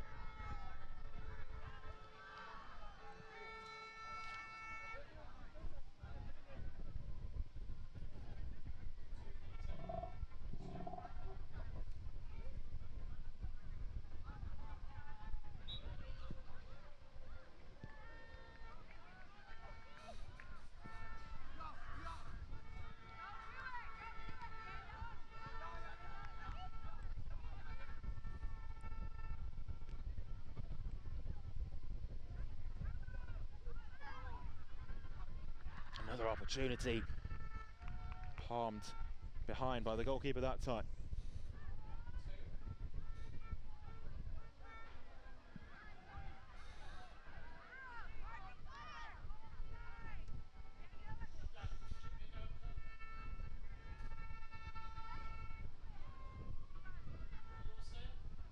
Bounces through the penalty area, still 3-0 with 8 minutes played.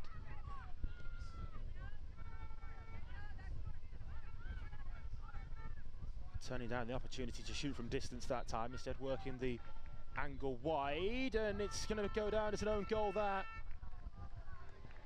Head in the hands moment for the Park Lane defender. Krista Borisova tried desperately to turn that cross away from goal, and in her efforts to do so has only beaten her own goalkeeper. It's 4 goals in 8.5 minutes.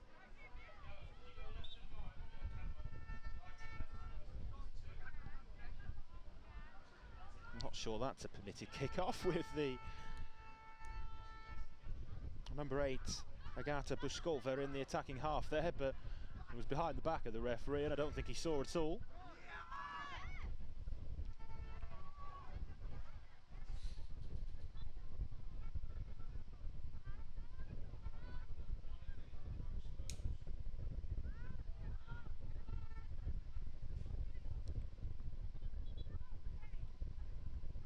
Thrown into the penalty area there for Beausoleil. Goal kick though, nothing more. Don't get a corner for that long throw-in delivery. So often those long throw-ins do result in another set piece, whether that be a corner or back out for another throw-in actually, but that time not the case for College Alpine Beausoleil. I think if they aren't already keen to press right onto the edge of the penalty area every time that Park Lane International School have a goal kick restart like that, then they soon will be when they realise the lack of distance that the Park Lane goalkeeper is able to get on those goal kicks forward. I think I mentioned in the other game, but I wonder whether there's a defender who can get better distance on them.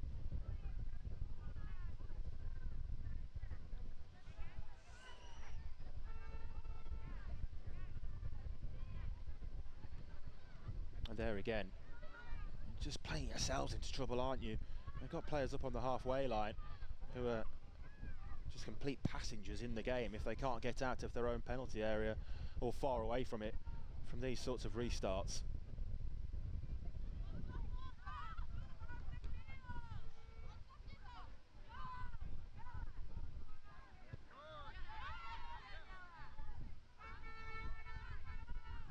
Bit of backspin on the ball there, seemed to take it back the way it came, which was unfortunate for Park Lane.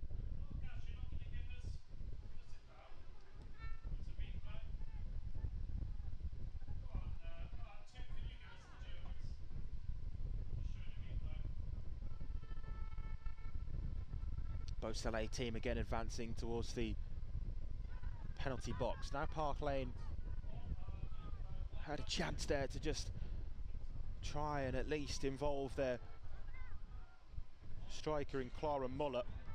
She's a completely isolated figure up there on the halfway line.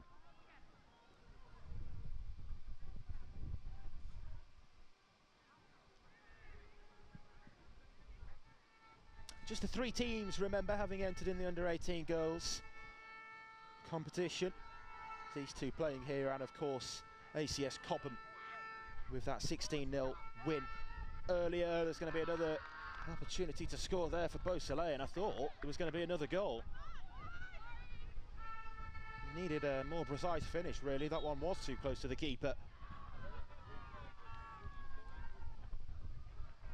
But yeah, just the 3 teams, hence the longer length of the matches.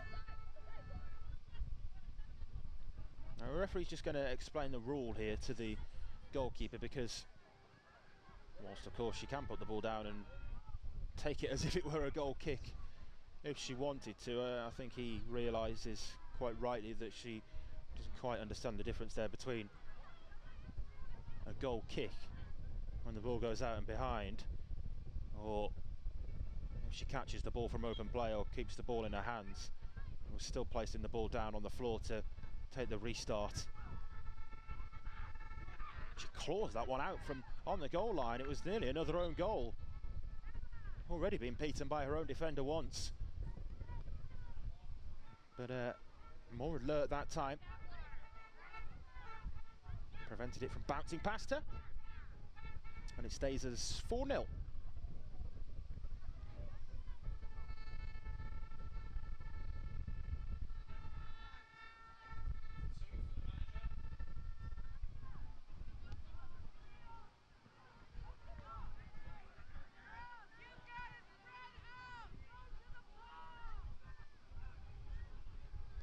Out of play on the far side there from the right foot of Daniela Bichikova.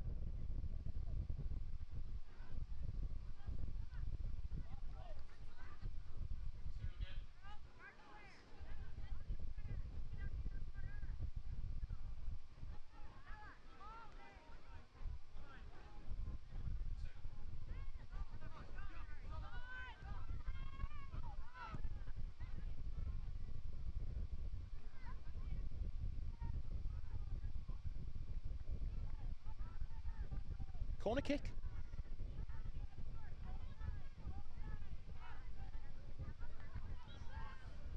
Those fluorescent bibs there waiting in the penalty area, 4 of them, as well as the corner taker all the way through. It wasn't a bad delivery, that, actually. Just maybe not quite on the same page as those waiting for the ball to be sent in.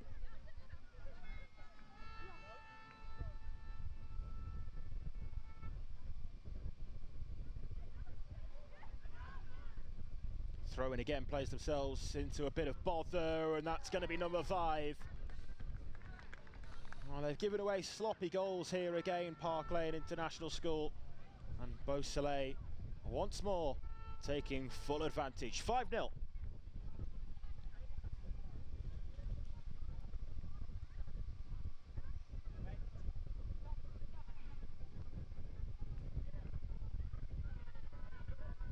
Substitution made there in the aftermath of the scoring of that goal as well, which I guess is as a result of just how comfortable this is proving to be for College Alpine Beausoleil.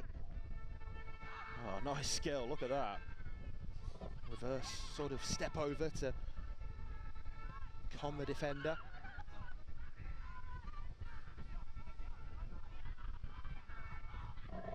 It's a rare error in possession for Beausoleil to give the ball away, particularly in their half of the pitch. Oh, and just as they've got the chance to go forward there, Park Lane, that's probably their best opportunity to go forward so far. He's brought it back, the referee, for the free kick instead. I think they would have preferred the advantage there to potentially benefit from.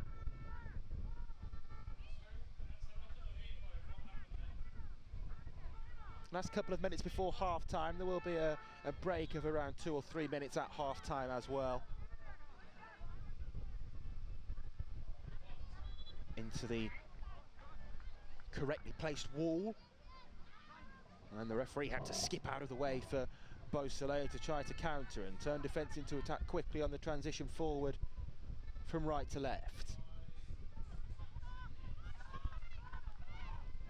Here's Muller dropping into midfield to get a couple of touches on the ball, but then it's sloppy to give the ball away.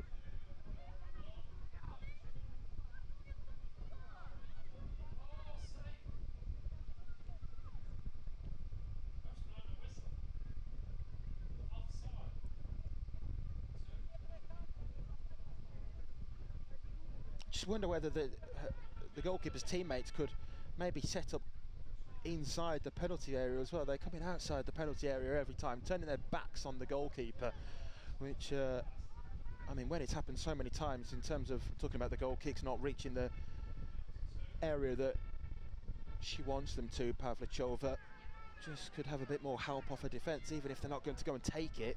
Could they just go and support for a short pass and try to build forwards? I think that's probably what they need if the keeper can't get it out of the defensive third.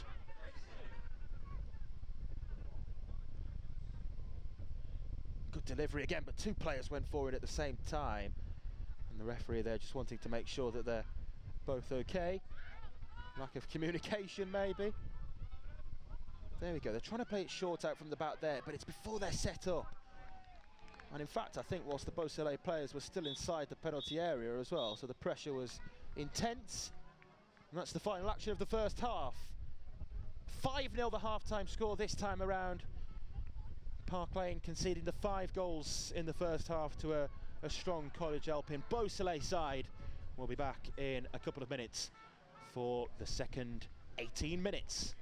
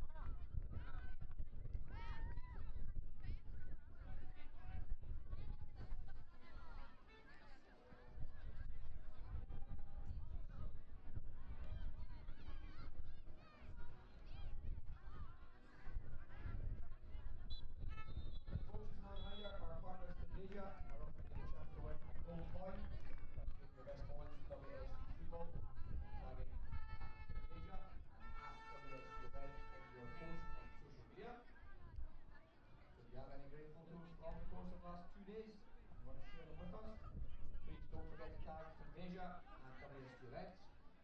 And the best one by the end of the day tomorrow will win a gold coin courtesy of our partners Measure.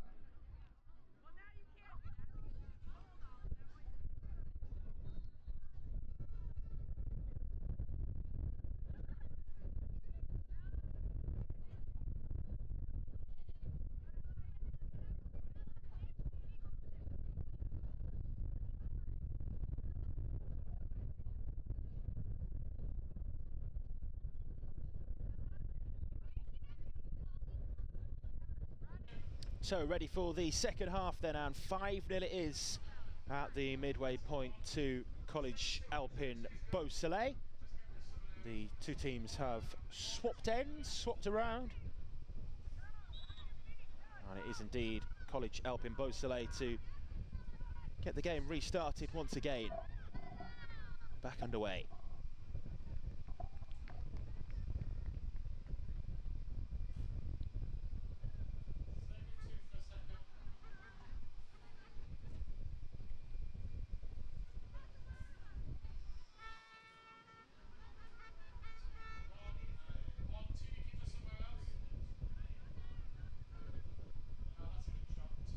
Referee there just helping the goalkeeper out in saying exactly where the goalkeeper can come forward to, pointing to the yellow line, explaining as well that she doesn't need to put the ball down, as he tried to outline in the first half. That's a much better kick. Oh, she did this in the first game, the goalkeeper Pavlichova. Improved so much in the second half, to the point that I actually questioned whether it was the same goalkeeper, but it was. Both of them number one on their backs. It is the same goalkeeper, and it looks the same as well. I mean, that's the biggest clue, isn't it? But yeah, I wonder whether she'll be able to improve to a similar sort of level that she did in the first game, in the second half here in the second period against Beausoleil as well. It's all those 1% wins that they'll try to take from two games which ultimately have not been of a winning nature for them at all.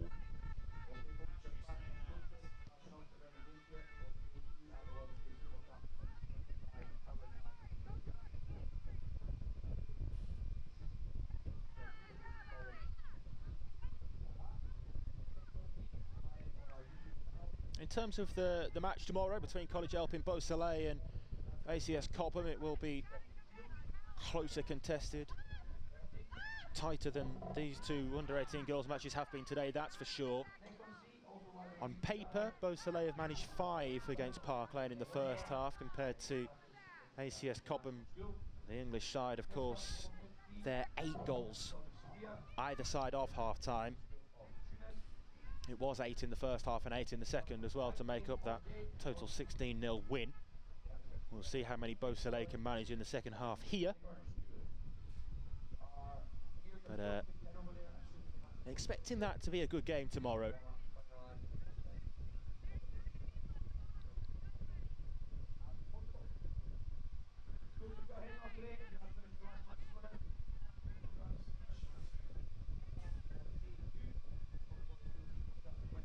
Referee says play into the near post area. Well defended there actually from the number 9, Mariana Canoia. And that's what I mean about getting bodies back and just defending. If you're up against a side that's got so much quality, so much more quality than ultimately you have in the team, and having a player like Mariana Canoia up towards the halfway line, playing as a striker, perhaps isn't the best utilisation of her on the pitch. Is that fair to say?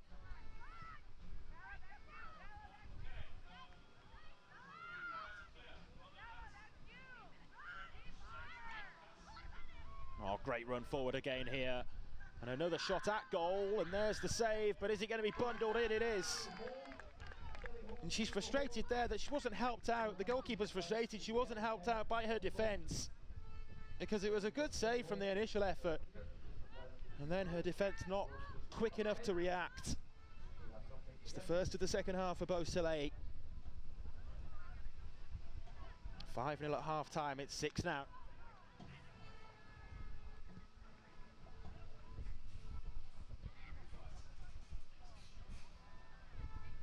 A little bit of a group celebration there as well for the Beausoleil players, who are very much enjoying themselves out there on the field, aren't they? And with good reason to be enjoying themselves as well. I know I've talked a lot about Park Lane and their struggles where they can maybe make minor improvements, but for both ACS Cobham earlier and College Alpine Beausoleil, take nothing away from their performances. Can only play what's in front of them, and that's exactly what they've both done. That's why I think it will make for such an interesting game tomorrow when the two of them come head to head. It's an early morning kickoff, I believe. That won the meeting between sides from Switzerland and England tomorrow morning.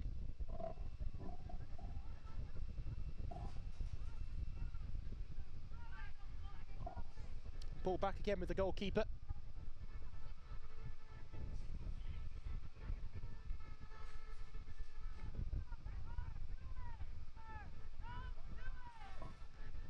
Really nice skill again. She's playing really well. It's the number 17. Just got a glimpse of the number there. It's Isabella Demiraj, the number 17. The stars just aligned for me to be able to see right down the lens of the camera through the bib for the number 17 there of Isabella Demiraj, who's probably been the standout performer as well for College Alpine Beausoleil. So nice to be able to give her the worthy name check. Thrown into the penalty area, it's off the defender, off the top of the arm, the shoulder maybe, of Bichikova, before reaching Pavlichova.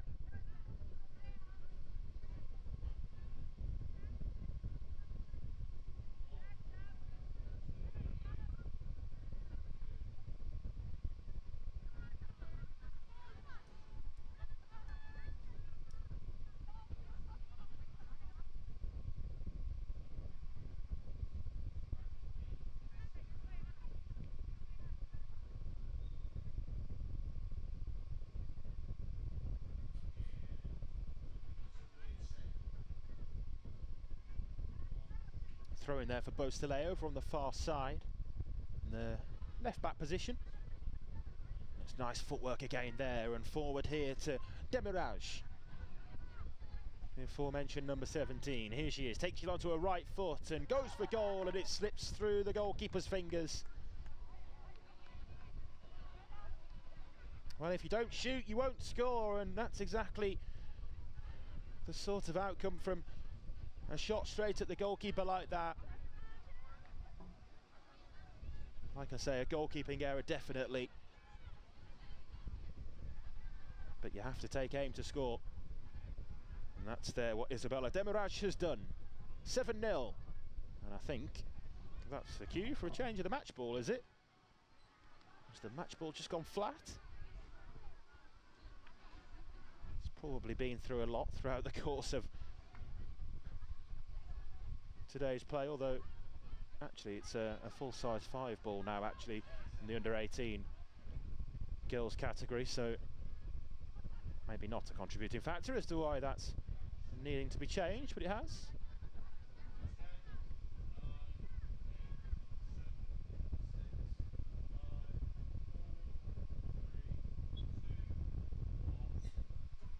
That kickoff taken back there to Anya Chene.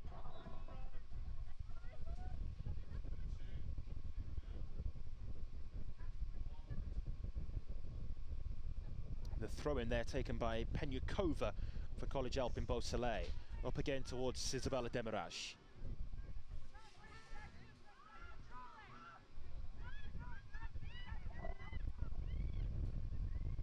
.26.5 minutes played now. That was outside the penalty area, and the referee spotted it as well. It's not the first time that's happened today. There is 2 marked out penalty area yellow boxes there, so it's understandably confusing for goalkeepers when they come to collect a loose ball like that. But it's a free kick nonetheless here for Park Lane. probably their best opportunity to create something in front of goal. It's the closest to goal that they've got. Can they make it count for a consolation goal? That would be nice for them.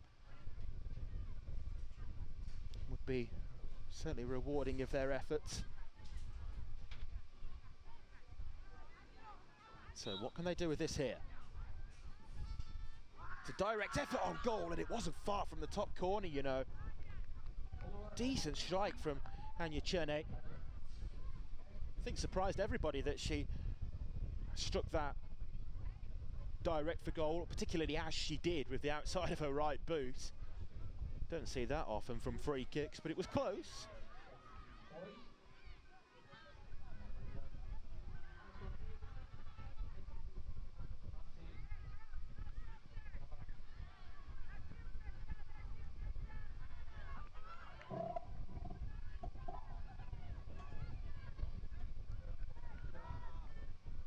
Good defending that time to disrupt the progress of Demiraj. Corner ball.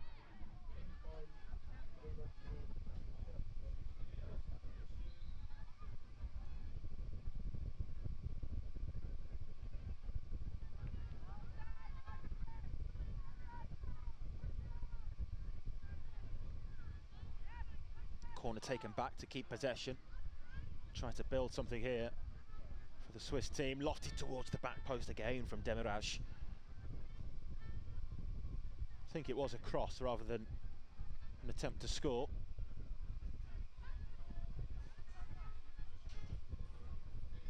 Chene, who had that free kick a couple of minutes ago for Park Lane. It's by far the best opportunity that they've had to get on the score sheet.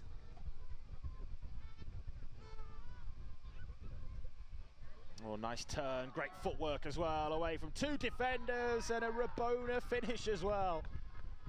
How about that? Really strutting their stuff out there on the field now, Beausoleil.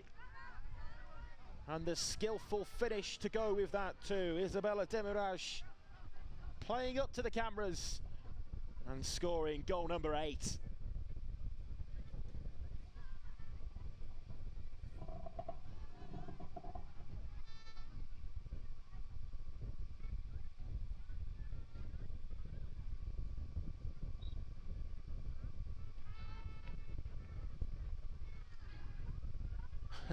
Now then, what's the referee going to do there? Is he going to bring it back for the kick-off to be retaken, or give what in law would be the correct decision of an indirect free kick for touching the ball twice? She's tried to just dribble the kick-off, which clearly she doesn't intentionally break that rule. She doesn't understand that that's not permitted there, Clara Muller.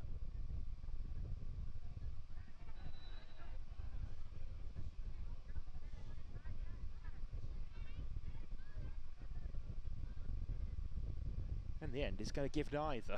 He's going to give the throw-in instead and just say, I'll turn a blind eye to that.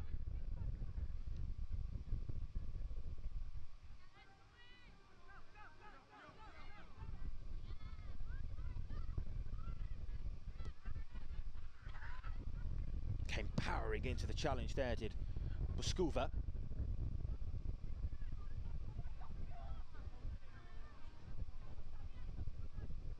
Goal kick with 5 minutes to play. You'd have to say ACS Cobham still looked the favourites going into the game against this Swiss Beausoleil side tomorrow. Ultimately scored double the amount of goals that College Alp and Beausoleil here have managed against the same opposition.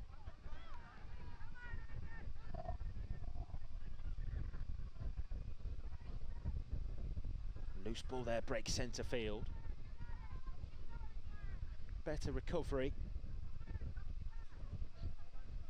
to get a toe into the ball.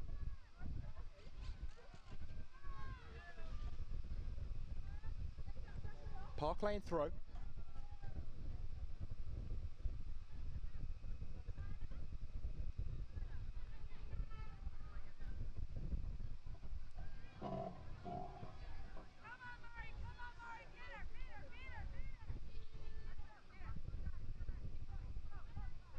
A reminder that we'll be back with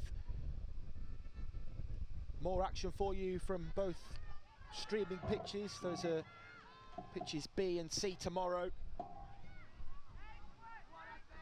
Another chance there for Beausoleil, but that time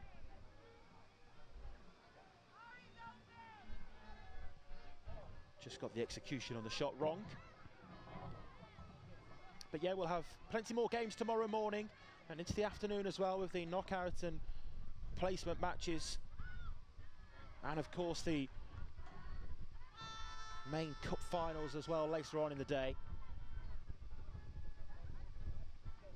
The silverware, the cups that are up for grabs for the teams if they are indeed victorious in any level of the competition. Under 18 girls is working slightly differently because there's only the 3 teams entered, but for the majority of categories in this World Schools Football Cup, there's the cup competition as your top tier, plate competition just beneath that, and then the bowl competition for the teams who finish in the bottom 2 of their groups.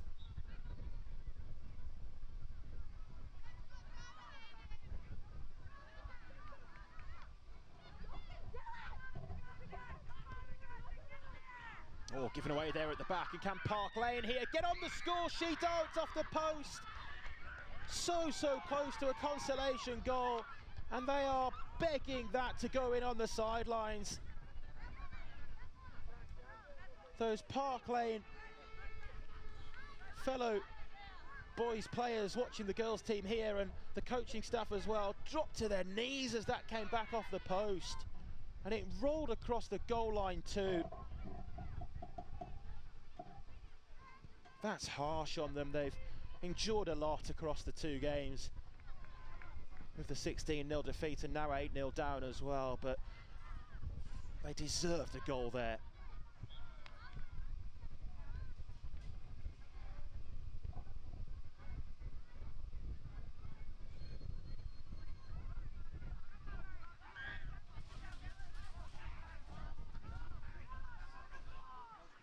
Kept in play as well, and there were 2 white shirts free in the centre.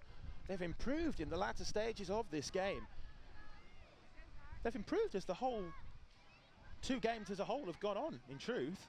Remember, 5-0 at half-time as well. They've only conceded 3 more in the second half, Park Lane, so there's definite improvements. Just need a few more games, don't they, to keep on improving.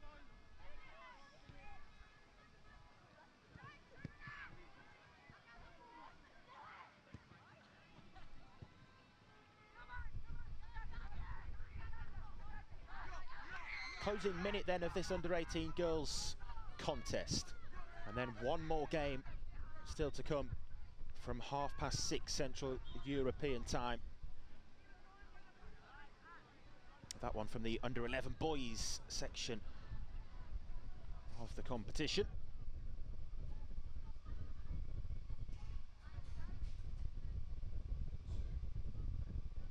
Looks as though this one's going to finish 8-0 then. Referee there with a check of the watch before this free kick's taken.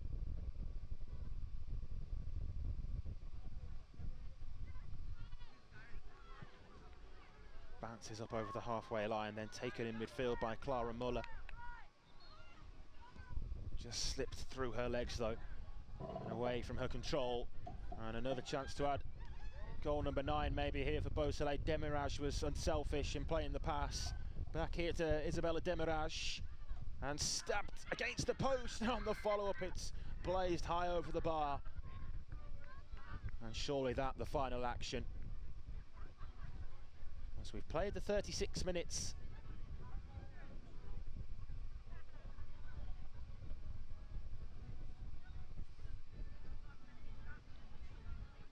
Goal kick this time, so the referee saying that it needs to be taken from on the floor, and there indeed is the full-time whistle. An 8-0 win for College Alpine Beausoleil.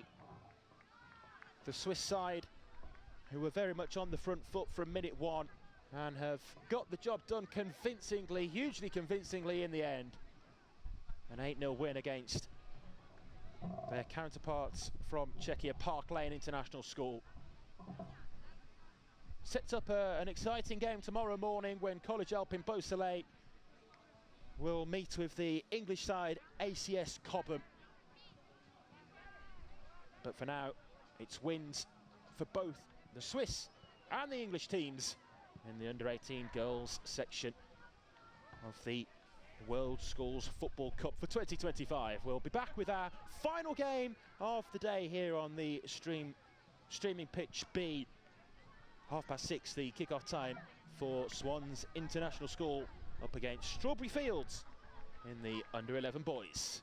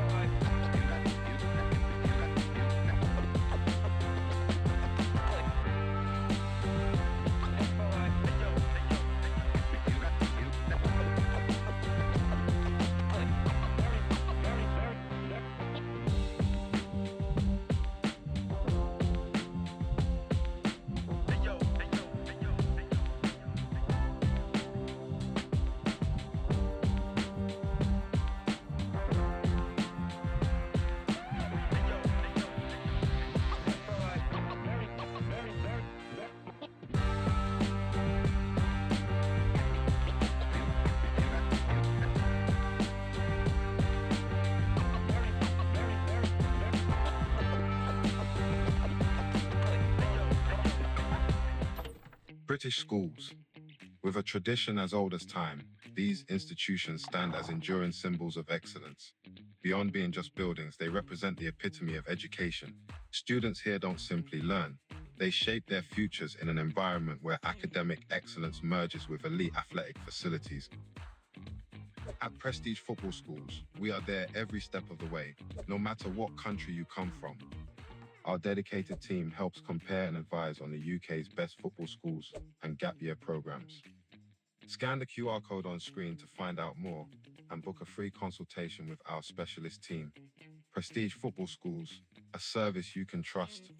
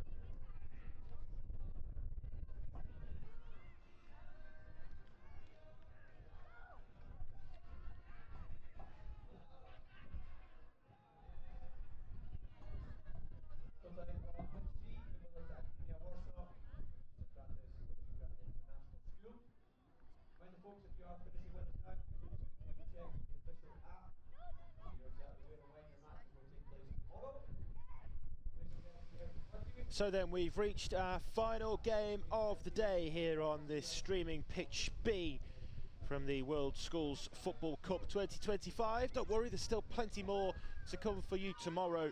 But in terms of the live games today, this is the closing chapter from the under-11 boys section of the competition. It's Swans International School of Spain taking on Strawberry Fields from India. Underway then,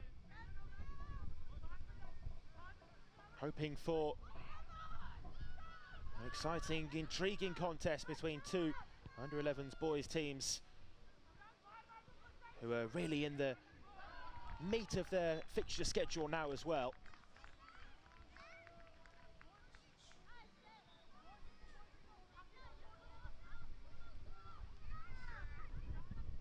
Both sides have already played 3 games before this one. Swans International School sits second in the table, but they have Scarisbrick Hall right on their shoulder, and so too Westminster Tashkent. All 3 of those teams on 6 points at the moment. Strawberry Fields yet to pick up a point with 3 losses from their first 3 games. Straight through, no half time in this one. 25 minutes in its entirety. In the under-11 boys category. Swans International School in the yellow, playing from right to left as we look at things here from our vantage point. And that runs out of play there over on the far side for the throw in here for Strawberry Fields.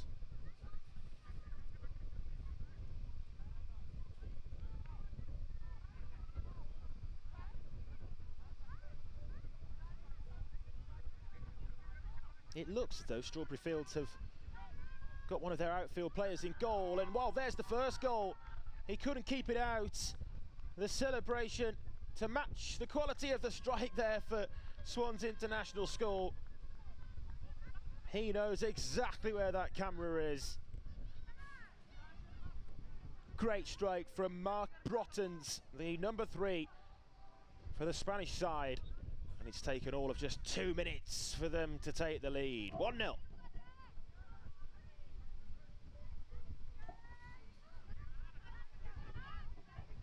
Yeah, I say it looks as though they have an outfield player in goal. I make that assumption based off the fact he's wearing the same kit. It's into the bottom corner. 2-0, just like that. 2 goals in quick succession. And it's that man again, the same player, Mark Brottens, with 2 in the first 3 minutes. Less of an emphasis on celebrating towards the camera that time, but nonetheless he enjoyed it. And they're on for a third as well, and there it is again. Different scorer this time from outside the penalty box. But they're running riot here early on. It's Damir Kadriov, the number 19, who scores the third.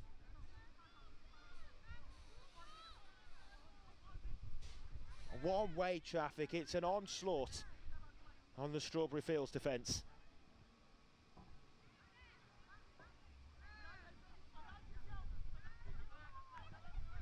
And it's a game which they really need to win.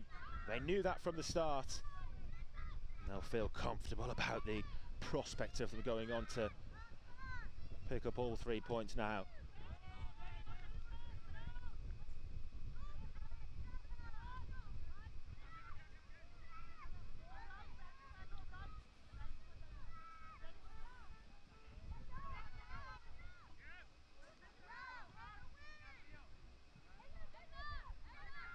Played here to Larunonen.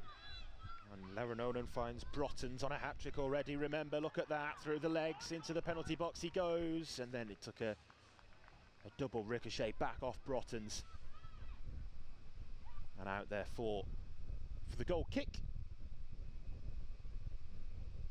Sometimes you can just tell with a player, even if they don't score 2 goals in the first 3 minutes, but yeah, just the close control, the way in which his feet move as quickly as they do.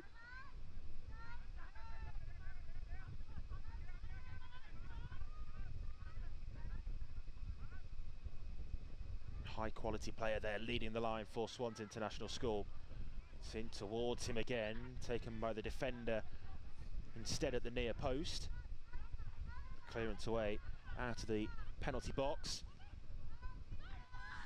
Stepanenko, and then forward from Alarononen. It is a corner for Swans, which they've taken quickly under no pressure as well there. All the way to the back stick, and flying in at the back post was a yellow shirt Swans teammate. One off the training ground, I think, there, with the speed at which that corner was taken and just how quickly they got the ball back into play. Certainly caught the Strawberry Fields defence off guard. They'd all stayed set up in the penalty box. Nobody was near the man coming in at the back post either. Really struggling to get out of their own half. That was a lunge. I think he's very fortunate that no contact was made at all, else that would have been an easy decision for the referee to point for a penalty. Did that strike an arm? Referee waves it away. It might have hit the arm, but in fairness, it was down by the side anyway. Into the box again, breaks back the way of Kadyrov. Kadyrov, the third scorer, trying to work the opportunity to shoot there again for Swans International School.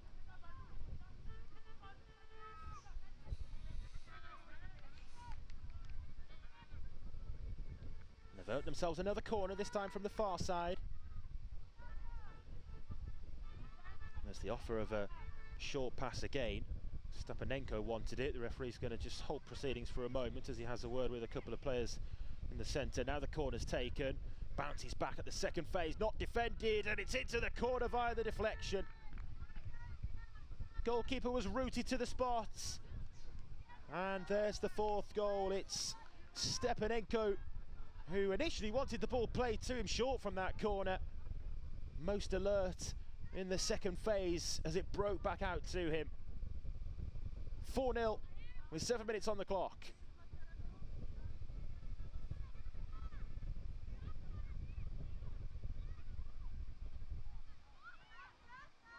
They are the side in the under-11 boys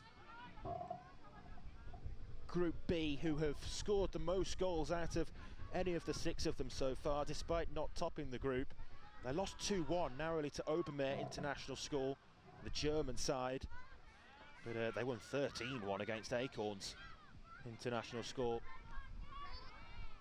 in a later game as well. That was a challenge which took the ball, but certainly took the man as well, hence the awarding of the free kick.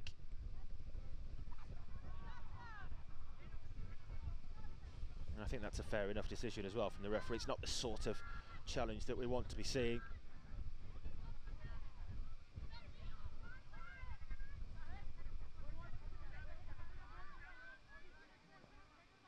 Sasha Ramchandani looks as though he's particularly interested in striking this free kick.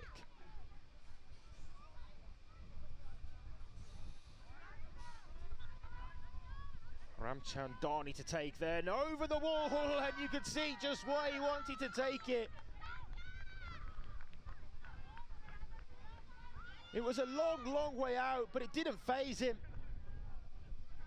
And the shot was precise enough to beat the Strawberry Fields goalkeeper. Not the tallest, is he? The man in net for Strawberry Fields, and with a high looping effort like that, it was always going to be difficult to get a hand to.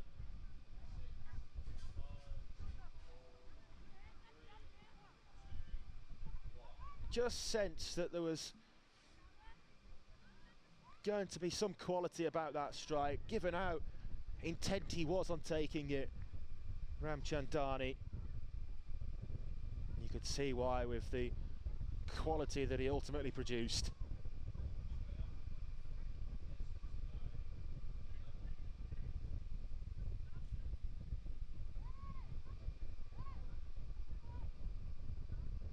play's just been halted at the moment. I think there's a player down out of shot of the camera. The referee just reappearing back onto our screens. Looks as though we'll get back underway shortly.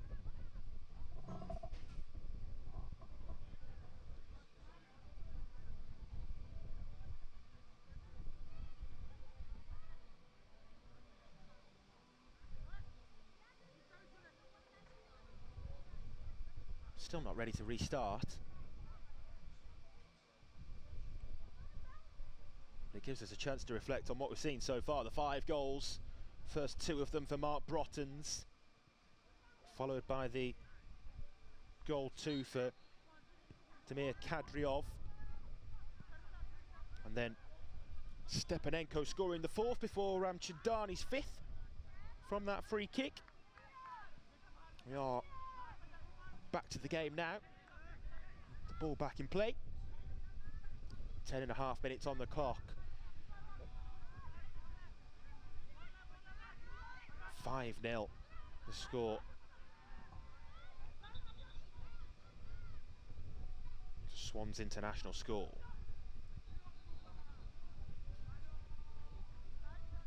Player down again. It's been a bit stop-start in the last couple of minutes. Medical attention being called for the Swans player this time.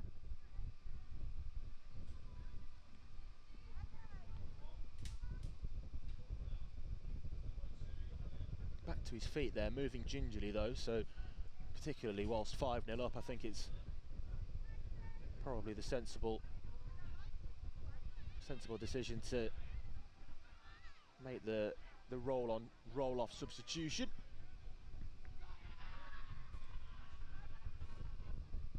Strawberry Fields players taking the chance there to take some fluids on board from the waters over on the far side.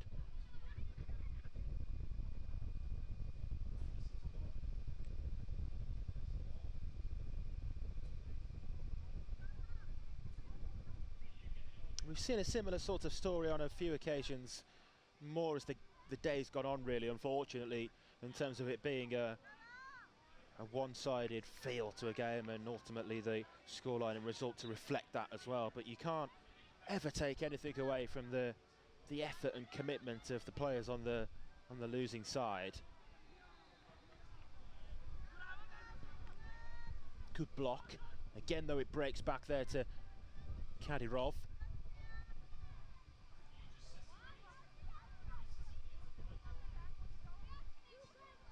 Throw in rather than the corner, despite it being close in that regard. Now Strawberry Fields with a rare opportunity to spring an attack for themselves. Nice footwork from the young man there to go down the outside. It was Viraj Gupta, the number 51.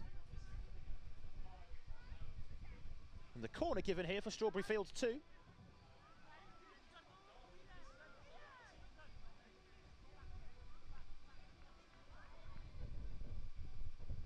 Yep, corner ball. Swans will need to set up in their defensive shape.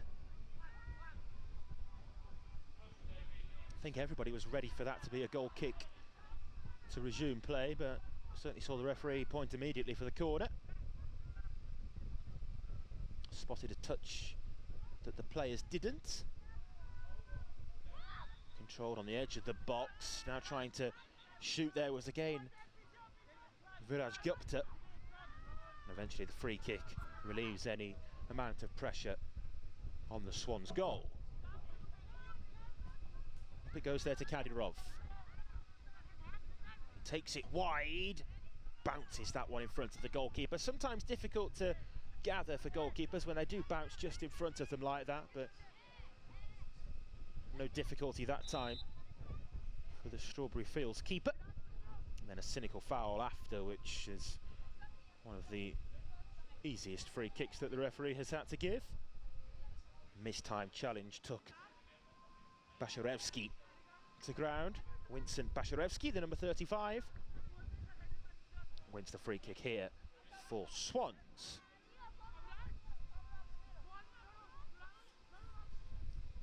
14 of the 25 minutes played, 5 goals so far for Swans International School. Looking to make it 6 here as a result of this free kick. It's not going to be a direct shot from range this time. Instead, it was taken short to Kadyrov. And then Stepanenko with a bit of a wild effort from such a long way out.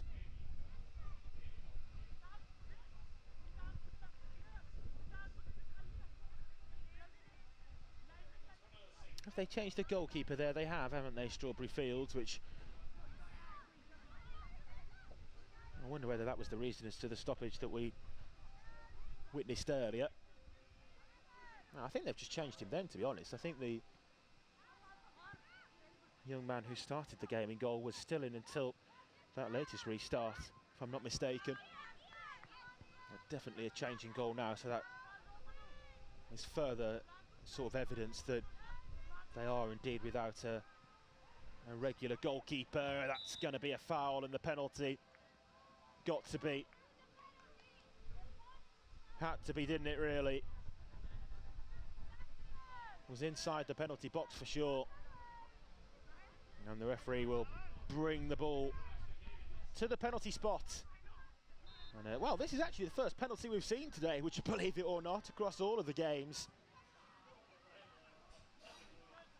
17th and final match here on pitch B, and it brings us our first penalty kick.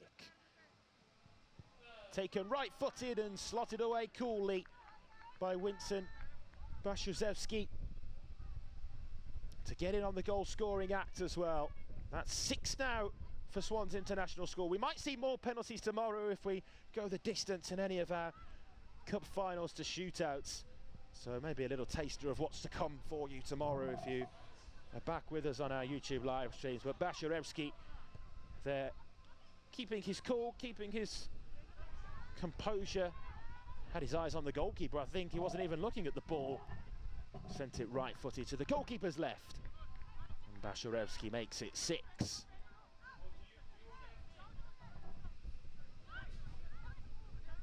It's a lunge there in midfield for Strawberry Fields to get a toe to the ball, but it's been difficult for them to make any real progress in the game, and that's a mistimed challenge to say the least. It's not the type of tackle that we want to see, and just wonder whether the referee might have a word off the back of, I think that's 4 fouls, is it now, that Strawberry Fields have done, all of similar sort of intensity. I don't think there's any malice behind them, I really don't. I think they are just trying to win the ball, but they're full force challenges that are wiping the Swans International School players out, taking them clean to ground. Into the penalty box again, and there was a touch on it. It's the number 15, Stepanenko, who celebrates the game, but I'm certain there was a touch before it went across the line. Yeah, I think that's what the conversation between the Swans International players is about. Was it Kadyrov? Not sure. We'll put it down as an unknown for now. But I don't think he'd be able to claim that one. He will be claiming it, Stepanenko. No question about that, having taken the free kick. But yeah, I'm not sure it's going to go down as his goal. I think there was a touch, maybe even from a teammate, like I say, before the ball there crossed the line. So 7 goals to go with the 18 that they'd already scored across their 3 games so far, to take them to 25 in 4 games, each of 25 minutes in length. Not bad going, is it?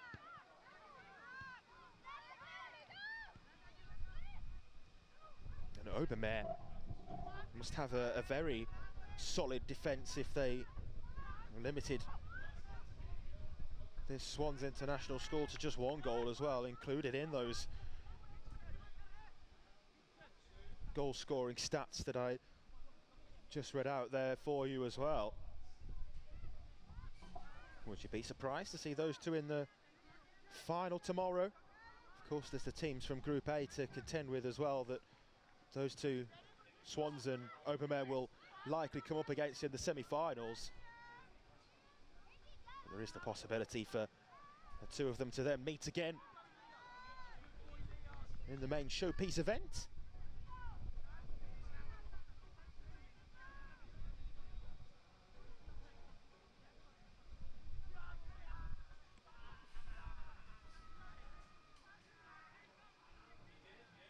Strawberry Fields here in possession in the attacking half. Haven't really been able to say that too often in truth. The vast majority of the ball has been in possession of Swans International School, as it is here. Nice play from Pellegrini, who takes it on alone and scores a brilliant individual goal. Had the option of a teammate to his left, but didn't want to use him, didn't need to use him, and was able to find a route through to goal to score himself. Ignacio Pellegrini. Here comes the latest Swans International School scorer. 8-0.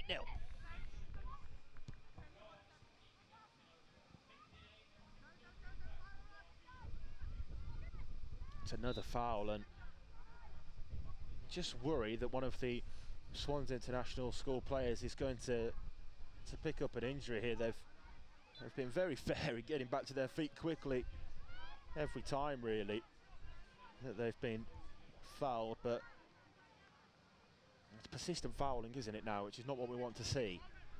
And you can understand the frustrations from Strawberry Fields, but can't voice their frustrations on the pitch by way of just continually fouling like that.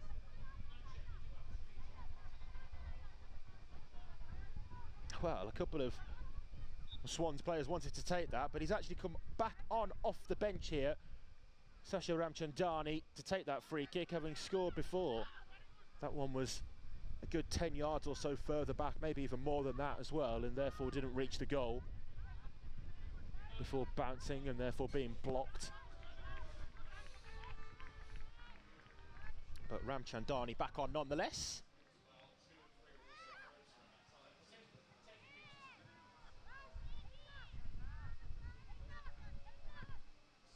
Nicely shielded the ball there by Pellegrini.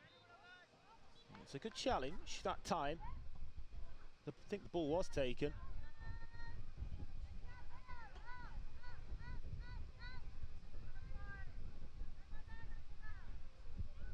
Was it Sharma? Firat Sharma, I think, with that challenge for Strawberry Fields. Yeah, just a throw-in rather than a potential free kick for the slide tackle, but it was a fair one that time.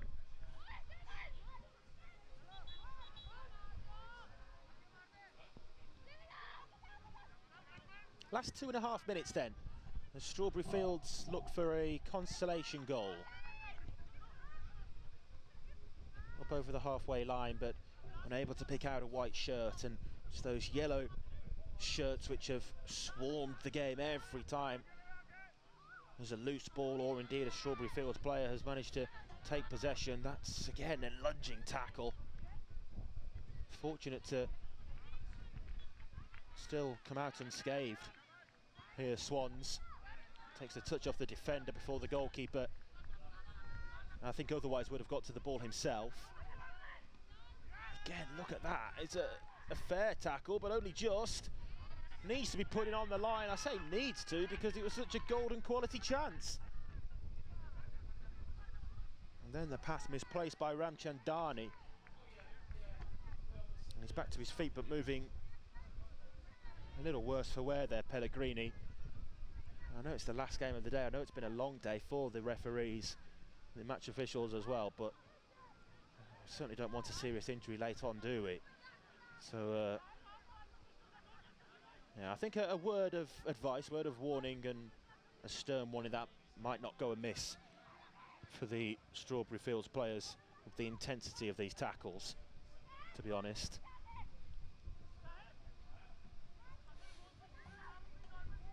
Out of play there from Zorawar Reiki. And we're into the final minutes to round off what's been an excellent day. Of all of the games, have been really enjoyable as a whole across the 7-a-side matches here on Pitch B today. And I'll be back to bring you more of the coverage, take you through all of the games tomorrow on Pitch B as well. And of course we'll have the simultaneous live stream from Pitch C also. Will we get one final goal before the day's play here is over? Referee's looking at the watch and blows the full-time whistle for the final time today. 8-0 there, the full-time score to the Spanish side, Swans International School. Far superior to their opponents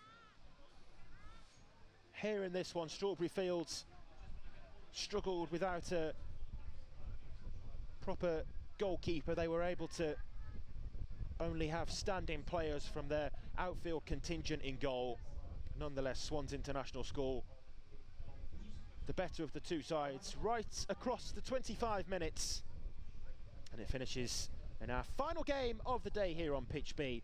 Swans International School 8, Strawberry Fields 0, and that then concludes today's streaming action, like I say, from Pitch B. We'll be back tomorrow morning though, as Sunday is the business end of the competition. It's knockouts, placement matches, and of course finals day. We'll see you then. Goodbye.